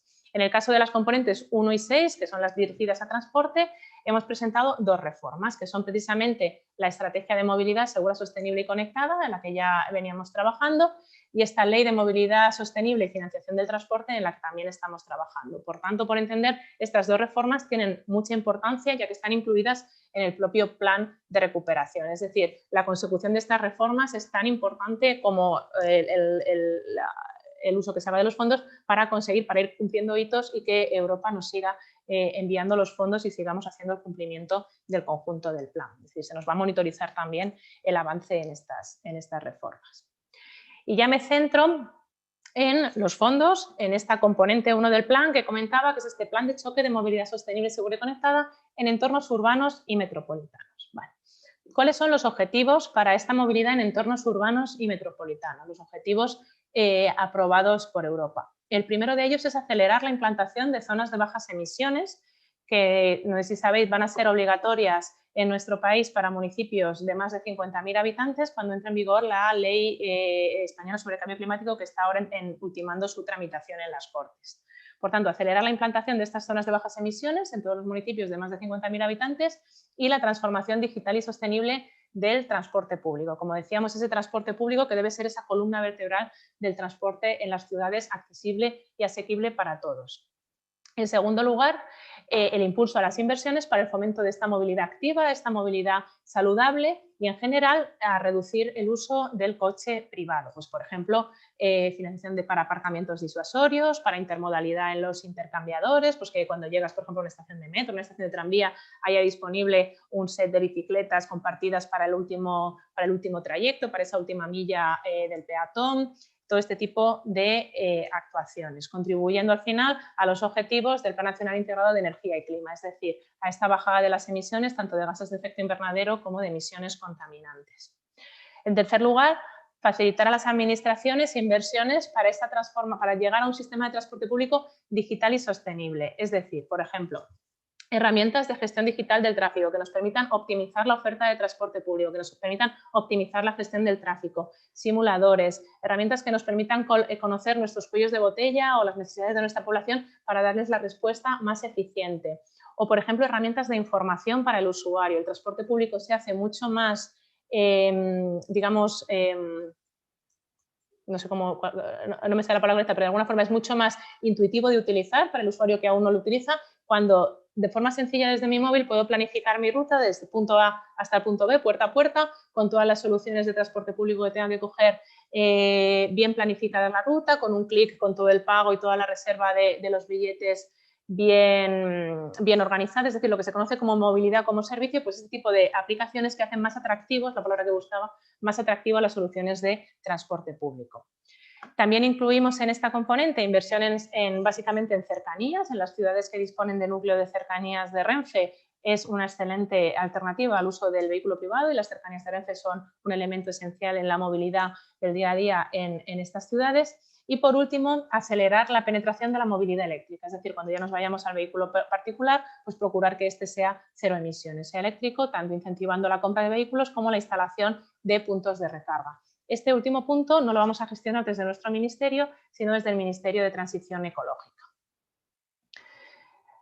Esto es un poco las mismas ideas. Este plan de choque de movilidad sostenible se divide en 3 grandes líneas. La primera, a la que me voy a referir más, es a esta implantación de zonas de bajas emisiones y transformación del transporte urbano y metropolitano.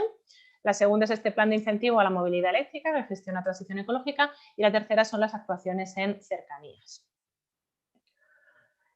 En cuanto a mecanismos de gestión, estos fondos van a ir en parte gestionados a través de comunidades autónomas, a través de una transferencia a cada una. Bueno, no lo he comentado hasta ahora, pero todas estas transparencias relativas al plan tienen la etiqueta de provisional, porque, como os he dicho, es un documento todavía en construcción, todavía en conversaciones con Bruselas, y nada de esto, aunque son los documentos con los que estamos trabajando, nada se puede dar por 100% definitivo. Por tanto, ya veréis, bueno, creo que en esta no lo ponía, pero a partir de ahora irá apareciendo en las transparencias este aviso de que todo todavía es aún provisional.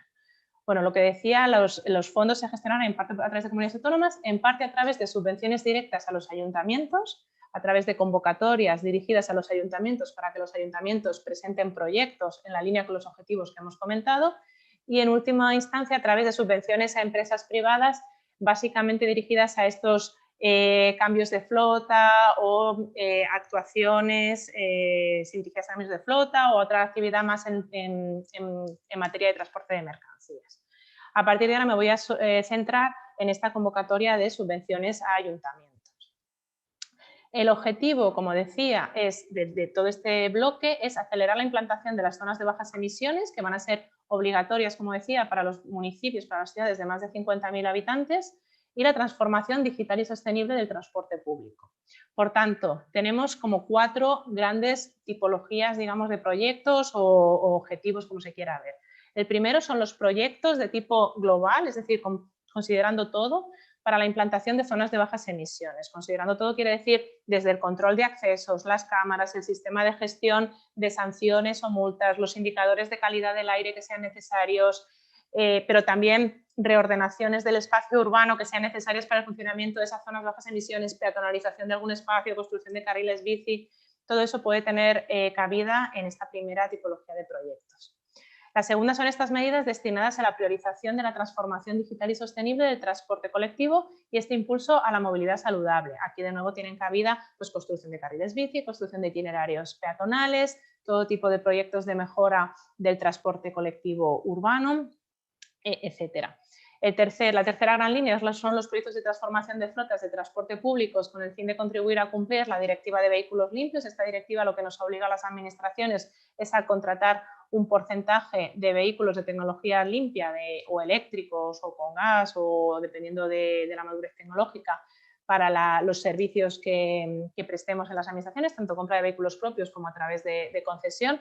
Por tanto, para avanzar en esos porcentajes, pues también habrá una línea de acción, básicamente vehículo tipo autobuses eléctricos, autobuses híbridos, autobuses que sean más limpios. Y en cuarto lugar, proyectos de digitalización, como decía, que redunden en la mayor eficacia de esa gestión del sistema de transportes, de análisis de la información, que nos permita a las administraciones pues, tomar las mejores decisiones cuando implementamos la política de transporte y movilidad, pues en este caso del entorno urbano de la ciudad.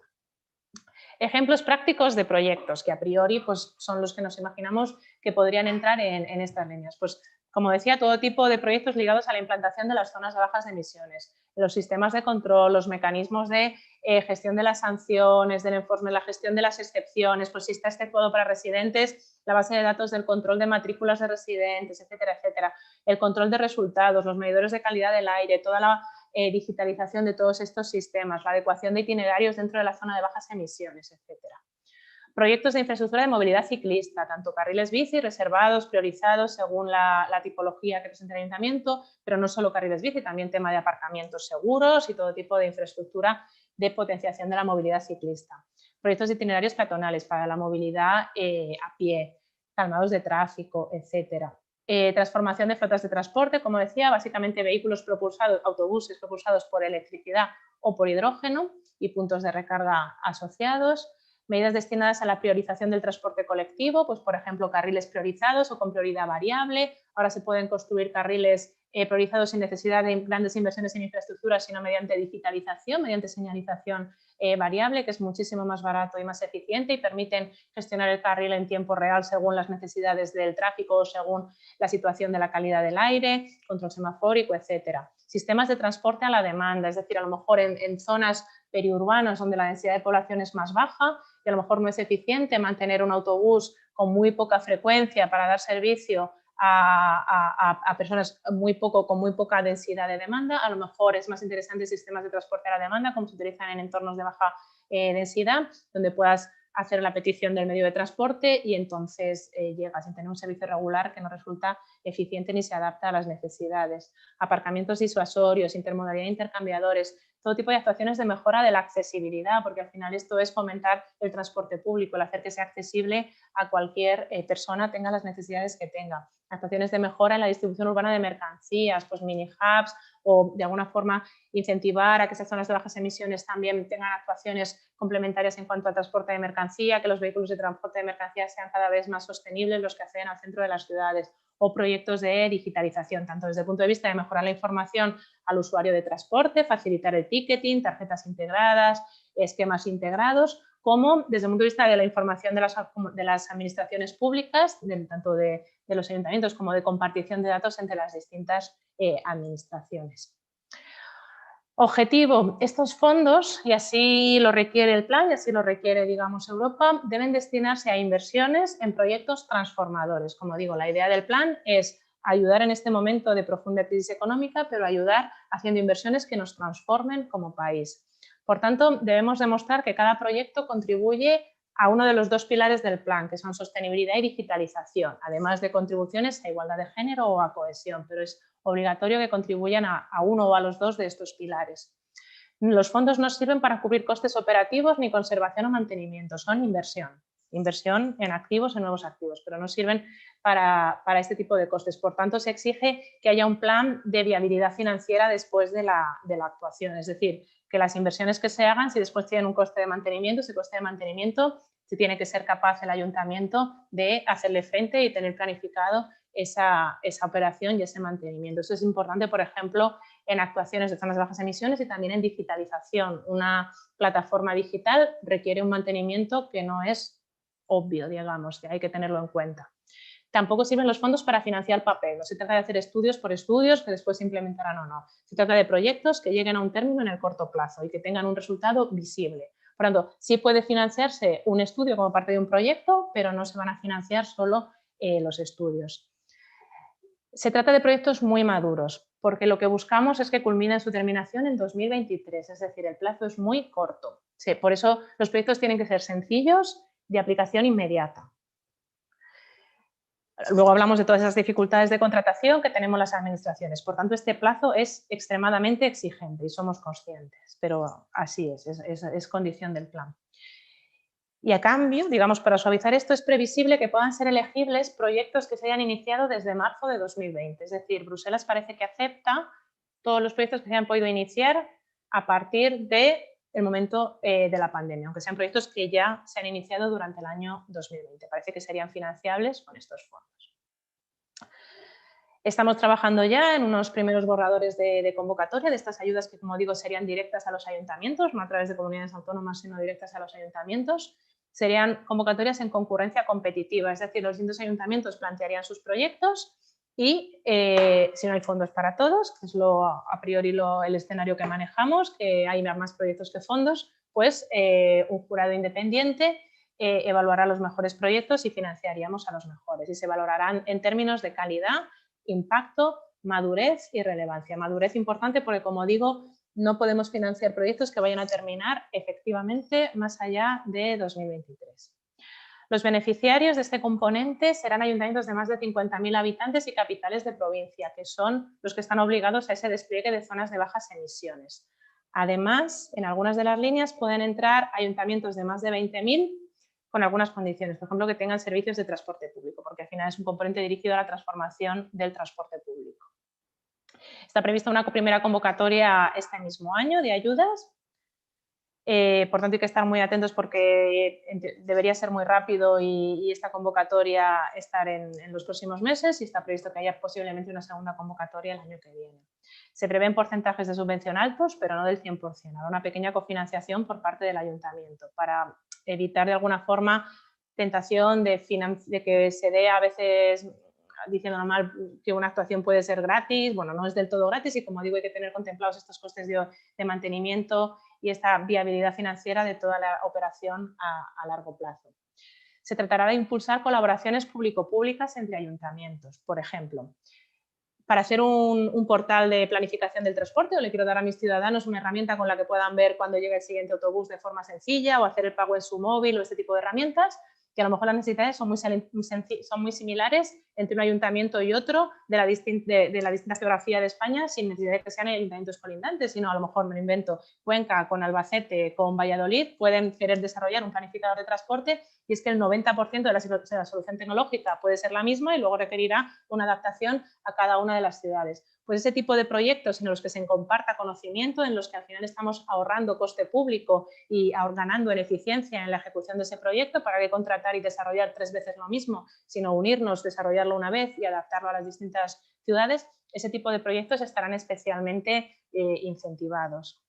Y luego también, cuando hablamos de esta dificultad, ese plazo de 2023 que es muy exigente, también contad que aquí tendremos unos pequeños mecanismos de flexibilidad que se regularon por Real Decreto Ley a finales de 2020, el Real Decreto Ley 36/2020, que básicamente viene a decir que los proyectos que se nutran de estos fondos europeos, dado que los plazos son tan exigentes, pues por ejemplo reducen a la mitad los plazos de contratación y tienen otra, en tramitación de convenios creo que también podemos exceptuar algún trámite, es decir, hay ciertas medidas de flexibilidad y de agilidad administrativa previstas en este Real Decreto Ley que les serán de aplicación a estos proyectos.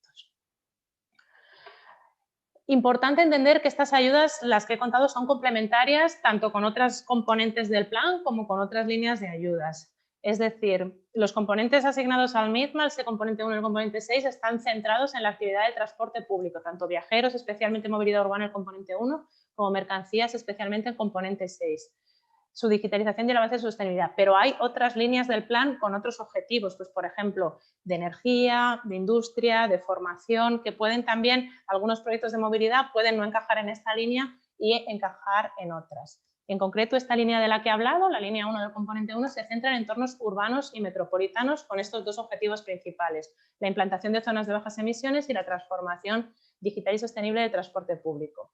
Además, en esta línea, aunque yo me he centrado en las subvenciones a ayuntamientos, va a haber también subvenciones a comunidades autónomas para inversiones de competencia autonómica que tengan el mismo objetivo. Por ejemplo, una zona de bajas emisiones en un municipio a lo mejor requiere de un parking disuasorio que no está ubicado en ese municipio, pero puede ser competencia autonómica. Entonces, podríamos financiar ese proyecto de parking disuasorio de la que lo ejecutaría la comunidad autónoma ligado a esta zona de bajas emisiones de este municipio. Por ejemplo, carriles bici de acceso o carriles busbao, tipo busbao estos digitales de priorización de tráfico que no estén en la competencia municipal sino autonómica.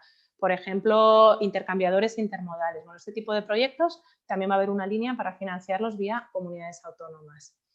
Luego también que sepáis lo que os decía, que hay otros componentes gestionados por otros ministerios. En materia, por ejemplo, del reto demográfico para ayuntamientos muy pequeños, más pequeños, hay una componente específica para la lucha contra el reto demográfico. Hay componentes de energía. Se tiene un proyecto de una planta fotovoltaica para alimentar autobuses. Bueno, eso no entraría aquí, pero puede entrar en una componente de energía, componentes de industria, componentes de innovación para proyectos muy, muy innovadores. Nosotros no financiamos específicamente proyectos muy, muy de innovación, sí de digitalización, pero pueden tener cabida en otras componentes. De agenda urbana, por ejemplo, si hablamos de una remodelación total del espacio urbano de un barrio más ligado al urbanismo, pueden tener cabida en otros componentes del plan. También estas ayudas pueden ser complementarias con préstamos ICO o BEI. Estamos también trabajando con el ICO y ya tienen líneas abiertas que pueden ser complementarias para algunos de estos proyectos. Y luego decir que a priori estos fondos son incompatibles con financiación a través de FEDER. Es decir, que si alguno de los proyectos ya se está financiando o se prevé que se vaya a financiar con FEDER, a priori es incompatible. Pero bueno, que es complementario. Hay fondos que se financiarán por aquí, hay proyectos que se pueden financiar por aquí y proyectos que se pueden financiar con las otras vías de financiación que tenemos habitualmente, FEDER o cualquier otra línea de ayudas, fondos CEF o cualquier otra ayuda europea o nacional. Y bueno, por ver dónde estamos, pues hemos realizado alguna reunión informativa ya con la Federación Española de Municipios y Provincias. Hemos lanzado a principio de año, hace algo más de un mes, una manifestación de interés dirigida a municipios de más de 50.000 habitantes, donde les pedíamos que nos trasladaran sus proyectos que tenían en mente, que tenían en cartera o de una forma preliminar, que dieran en base a esos objetivos. Hemos recibido la información y la estamos analizando y puedo decir que hay muchísimo interés en los ayuntamientos por este tipo de proyectos que contribuyen a hacer pues, esa ciudad más amigable, más sostenible, más sana de alguna forma para las personas que habitamos la ciudad. Y los próximos pasos serían, bueno, estamos remitiendo, se espera que durante el mes de abril España como país remita a Bruselas todo el plan en su conjunto, ya no solo los componentes de transporte, sino el resto de componentes del resto de políticas públicas, y ya tener la aprobación definitiva. Y a partir de ahí, pues comenzaríamos a publicar las convocatorias, las bases de ayudas y las primeras convocatorias que nos gustaría hacer este mismo semestre. Por tanto, a modo de conclusión, tenemos grandes retos en movilidad que no son estrictamente de movilidad, sino que tienen unas externalidades en cuanto a emergencia climática e impacto en la salud de las personas. O sea, no es el problema estricto de movernos, que también tenemos retos en la congestión, en la forma de movernos, pero tenemos estos dos grandes retos llamando a nuestra puerta, y es necesario incentivar esta movilidad activa, esta movilidad en bici, esta movilidad andando, por ese plus que suponen a la salubridad, a la salud pública al final en las ciudades. Deben estar encima de esa pirámide de movilidad.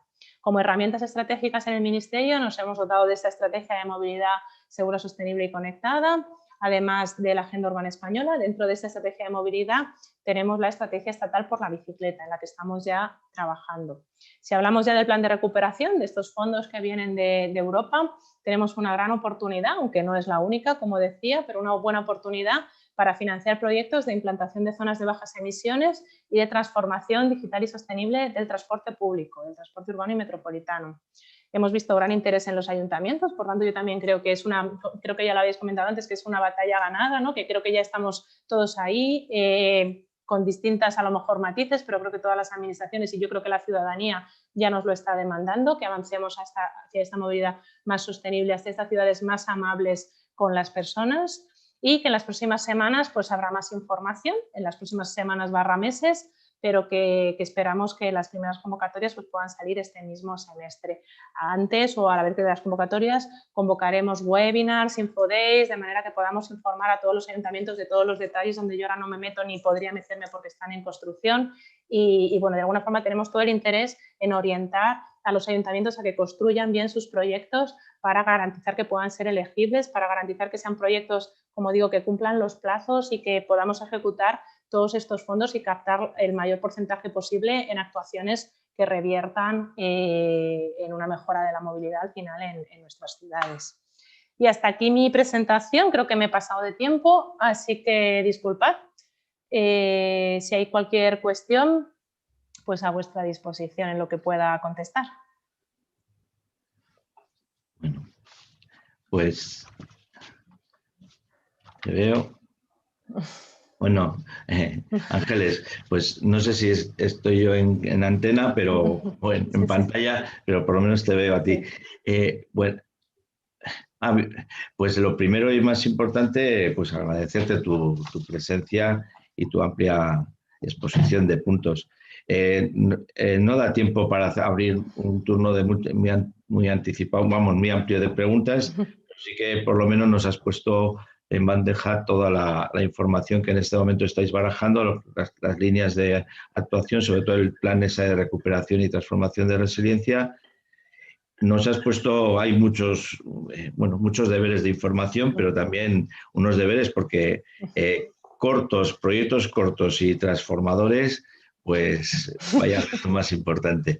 Pero bueno, sí que agradezco esa visión que nos has dado, sobre todo de un ministerio facilitador para las administraciones locales, y espero que las expectativas que ahora has abierto hoy, pues podamos irlos viendo en el tiempo. Entonces, pues nos seguimos viendo. Muchísimas gracias. Muchas gracias, Manu. Bueno, tenemos, bueno, en este momento me toca un papel muy difícil que dicen que casi soy un osado, ¿no? Hacer en una jornada tan densa y con un amplio crisol de miradas sobre la movilidad y el espacio público como el que hemos tenido en este momento, durante toda la jornada, pues lo que decía, sacar conclusiones sería muy osado. Más que primera propuesta es seguir compartiendo y repensando las ciudades en este reto que se nos ha planteado. Muy brevemente, lo que podríamos decir es que ya desde las intervenciones institucionales y políticas de la mañana, a primera hora de la mañana, se ve que hay una plasmación, una decisión política en la transformación de las ciudades, ¿no? y que supone esa transformación también del urbanismo y del espacio público para incidir precisamente en la calidad de vida, ¿no? Luego también la importancia de los medios, que nos han estado hablando en este momento también, que hacen falta inversiones. Y también se nos han hablado de que hay posibilidades de ellas. Entonces, esa dedicación, la importancia de dedicación de recursos e inversiones, también prioritarios porque estamos en situación de emergencia de las ciudades climáticamente también hablando. También la perspectiva y la importancia de transformar el marco normativo. Las leyes que se nos están planteando en este momento como borradores o marcos estratégicos de planificación, fundamental, ¿no? Pero importante también que lo han marcado no solamente las instituciones que nos han hablado, sino también los agentes sociales que las han reivindicado hoy. La coordinación institucional está plasmada en la propia jornada de hoy con 3 instituciones presentes, ¿no? Aparte de todos los ayuntamientos que nos han colaborado. La cooperación y la coordinación con la sociedad civil organizada. Esa labor de escucha que también se han planteado desde las administraciones. Y ya entrando en algunos de los aspectos, pues bueno, desde el principio de la mañana la perspectiva en la planificación de la movilidad y del espacio público desde una perspectiva de género y de generación, porque también en todo momento nos han recordado esa necesidad de empoderamiento de los niños y de las personas mayores, que si son ciudades seguras, accesibles, saludables para ellas, pues es para todo el mundo, ¿no? El reto había estado durante el debate de esa transformación, si hay una transformación cultural de la forma y el medio de desplazarse, ¿no?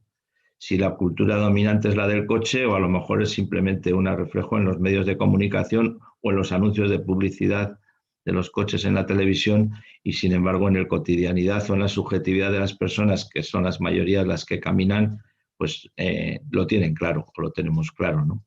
Que quien prueba repite en el andar y en el ciclar, esa movilidad activa de la que nos han estado hablando, ¿no? Que las ciudades son para vivirlas, porque no solamente es para el caminar, nos han recordado que es para no solamente para moverse, sino también para jugar, para estar, para socializarse. Nos han hablado también de que esta transformación o este momento de emergencia sanitaria, que también nos han mirado mucho para el tema de la salud, no solamente por la emergencia esta de la COVID, sino que esa es los determinantes para la salud del modelo de ciudad y de movilidad dominante, ¿no? Contaminante, ruidosa, ocupación, estresante, pues para la salud, importancia de la transformación que en los ejemplos concretos de las 4 ciudades que nos han presentado se veía, ¿no? Una llamada al uso inteligente de la tecnología y no pensar que la tecnología soluciona los problemas que tenemos como sociedad, como civilización. La ciudad, han hablado de ciudad de los cuidados, de la ciudad de las personas, en todo momento el tema este de la autonomía y de las personas, los niños y las personas mayores.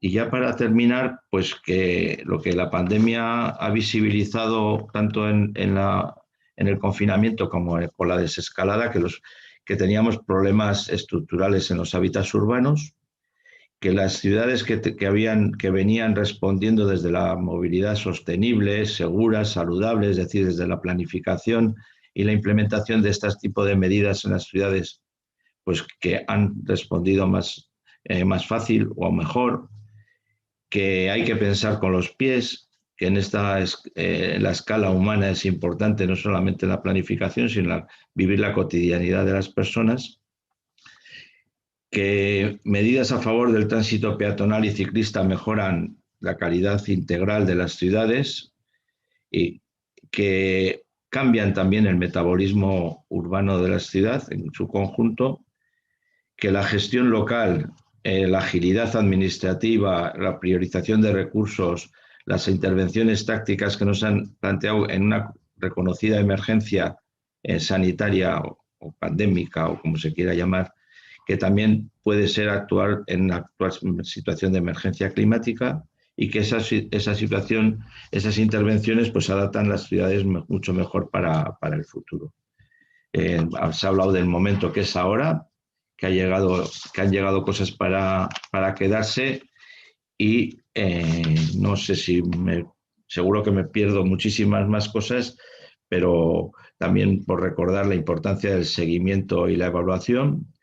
El hablar de los derechos del peatón, se ha recordado que los vehículos no tienen ningún derecho y que además es un elemento de justicia y equidad el reparto del espacio público y recuperarlo para las personas. Que no hay que bajar la guardia y que estamos se planteaban como un momento optimista para intervenir. Y yo por mi parte termino porque tenemos esperando aquí a Miguel Ángel Crespo, que es el director de Ordenación del Territorio de la Diputación Foral de Guipúzcoa, a quien agradezco su presencia porque nos va a hacer el cierre institucional. Muchas gracias. Hola, Miguel Ángel. Mila esker Manu, entzuten da? Bai, ezta? Bai. Bueno, ni Miguel Ángel Crespo naiz, Diputazio Gipuzkoako Foru Aldundi izenetik nik oso labur amaier izango barkat. Bueno, soy Miguel Ángel Crespo, director de Ordenación del Territorio de la Diputación Foral de Guipúzcoa. Buenas tardes a todos ya. La jornada realmente ha sido interesante y ya vamos un poco pasados de tiempo. En nombre de la Diputación voy a hacer un cierre lo más breve posible porque ya supongo que todos estáis pues con ganas de retomar vuestras actividades o de ir o de cerrar ya la jornada. Concluimos esta tercera jornada de retos y enseñanzas de la nueva movilidad sostenible tras la pandemia. La verdad es que ha sido una jornada muy interesante. Yo la dividiría en tres apartados, bueno, más allá del resumen y las conclusiones que acertadamente nos ha hecho Manu. Hemos podido ver en la primera parte, primero, como ha dicho, en la implicación de las instituciones. Yo creo que es clave ya y está reconocido por todos que la ciudad debe de ser una ciudad sostenible y que la planificación tiene que ir en ese sentido. Pero, en primer lugar, hemos podido ver las demandas de las organizaciones, esas demandas que nos hacen en representación de los colectivos que representan, para la redundancia, y nos dicen cómo entienden ellos que debe de ser la planificación y la construcción de la ciudad ya de este siglo XXI. Hemos podido ver que esas demandas en muchos casos ya han sido recogidas por los municipios. Es muy importante, además, yo recalco una de las cuestiones que se ha dicho, que han salido ejemplos de ciudades medias. Es muy importante porque ese es el tamaño en el que realmente se llevan a cabo las políticas y una planificación, y es ese tamaño en el que las ciudades son habitables en el día a día y en su espacio urbano. No quiero alargarme lo que pudiera ser en cómo entendemos hoy día que debe de ser la confección de la ciudad. Y por último, hemos podido ver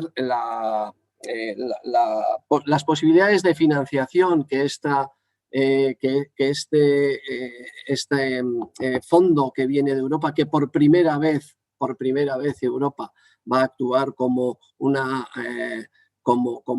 gran institución para el desarrollo y el equilibrio territorial. Pero bueno, como decía, hemos podido ver las posibilidades de financiación que pueden existir para las administraciones públicas, para los ayuntamientos, para las diputaciones también, de llevar a cabo actuaciones de no solo planificación, sino de construcción y de cambio de nuestras ciudades, ¿no? Yo creo que, para ir terminando, es clara la tendencia. Yo creo que no tiene vuelta atrás, como ya se ha dicho. No quiero repetir lo que ya ha quedado claro. Yo creo que todo el mundo que nos dedicamos o que trabajamos en la ordenación del territorio lo tenemos claro. La tendencia en una ciudad más habitable, más segura, inclusiva para todos, saludable, tiene que verse reflejado en los planes de movilidad y en los planes urbanísticos. Yo sí diría, en cuanto que nosotros somos Diputación y por lo que a nosotros nos toca también, que no nos olvidemos de la movilidad interurbana. Yo creo que también es muy importante la movilidad interurbana, porque en muchos casos hemos estado viendo ejemplos muy buenos, pero de lo que es la movilidad en el centro, en el cogollo de la ciudad. Y a nosotros, en este caso como Diputación, nos toca ordenar la movilidad interurbana. Y eso, bueno, pues creo que ahí hay un campo muy importante también para trabajar. No me quiero extender más. Simplemente, en primer lugar, agradecer a todos los asistentes la paciencia y el interés mostrado, porque lo veía, se estaba viendo en el chat, ¿no? Las preguntas, las dudas y cómo se estaba participando. A los ponentes, obviamente, a todas y a todos los ponentes por su trabajo, por la buena exposición que nos han hecho en estas jornadas, y en último lugar no me quiero olvidar tampoco del personal del Observatorio de la Bicicleta, de la Cicloteca de Cristina Enea, y al personal del propio departamento que ha estado colaborando en el buen desarrollo y que estas jornadas hayan llegado a buen puerto. Simplemente, nada más, eskerrik asko denoi, eta, bueno, ikusiko dugu urrengo jardunaldiak, eta nik uste dut, ja, Marisol Garmendiak esan duen bezala, ja,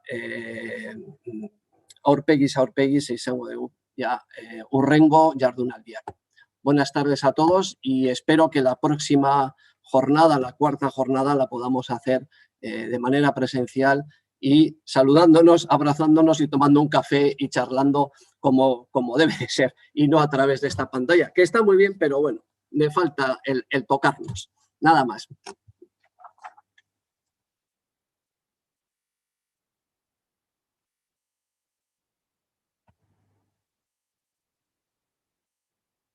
No sé ya.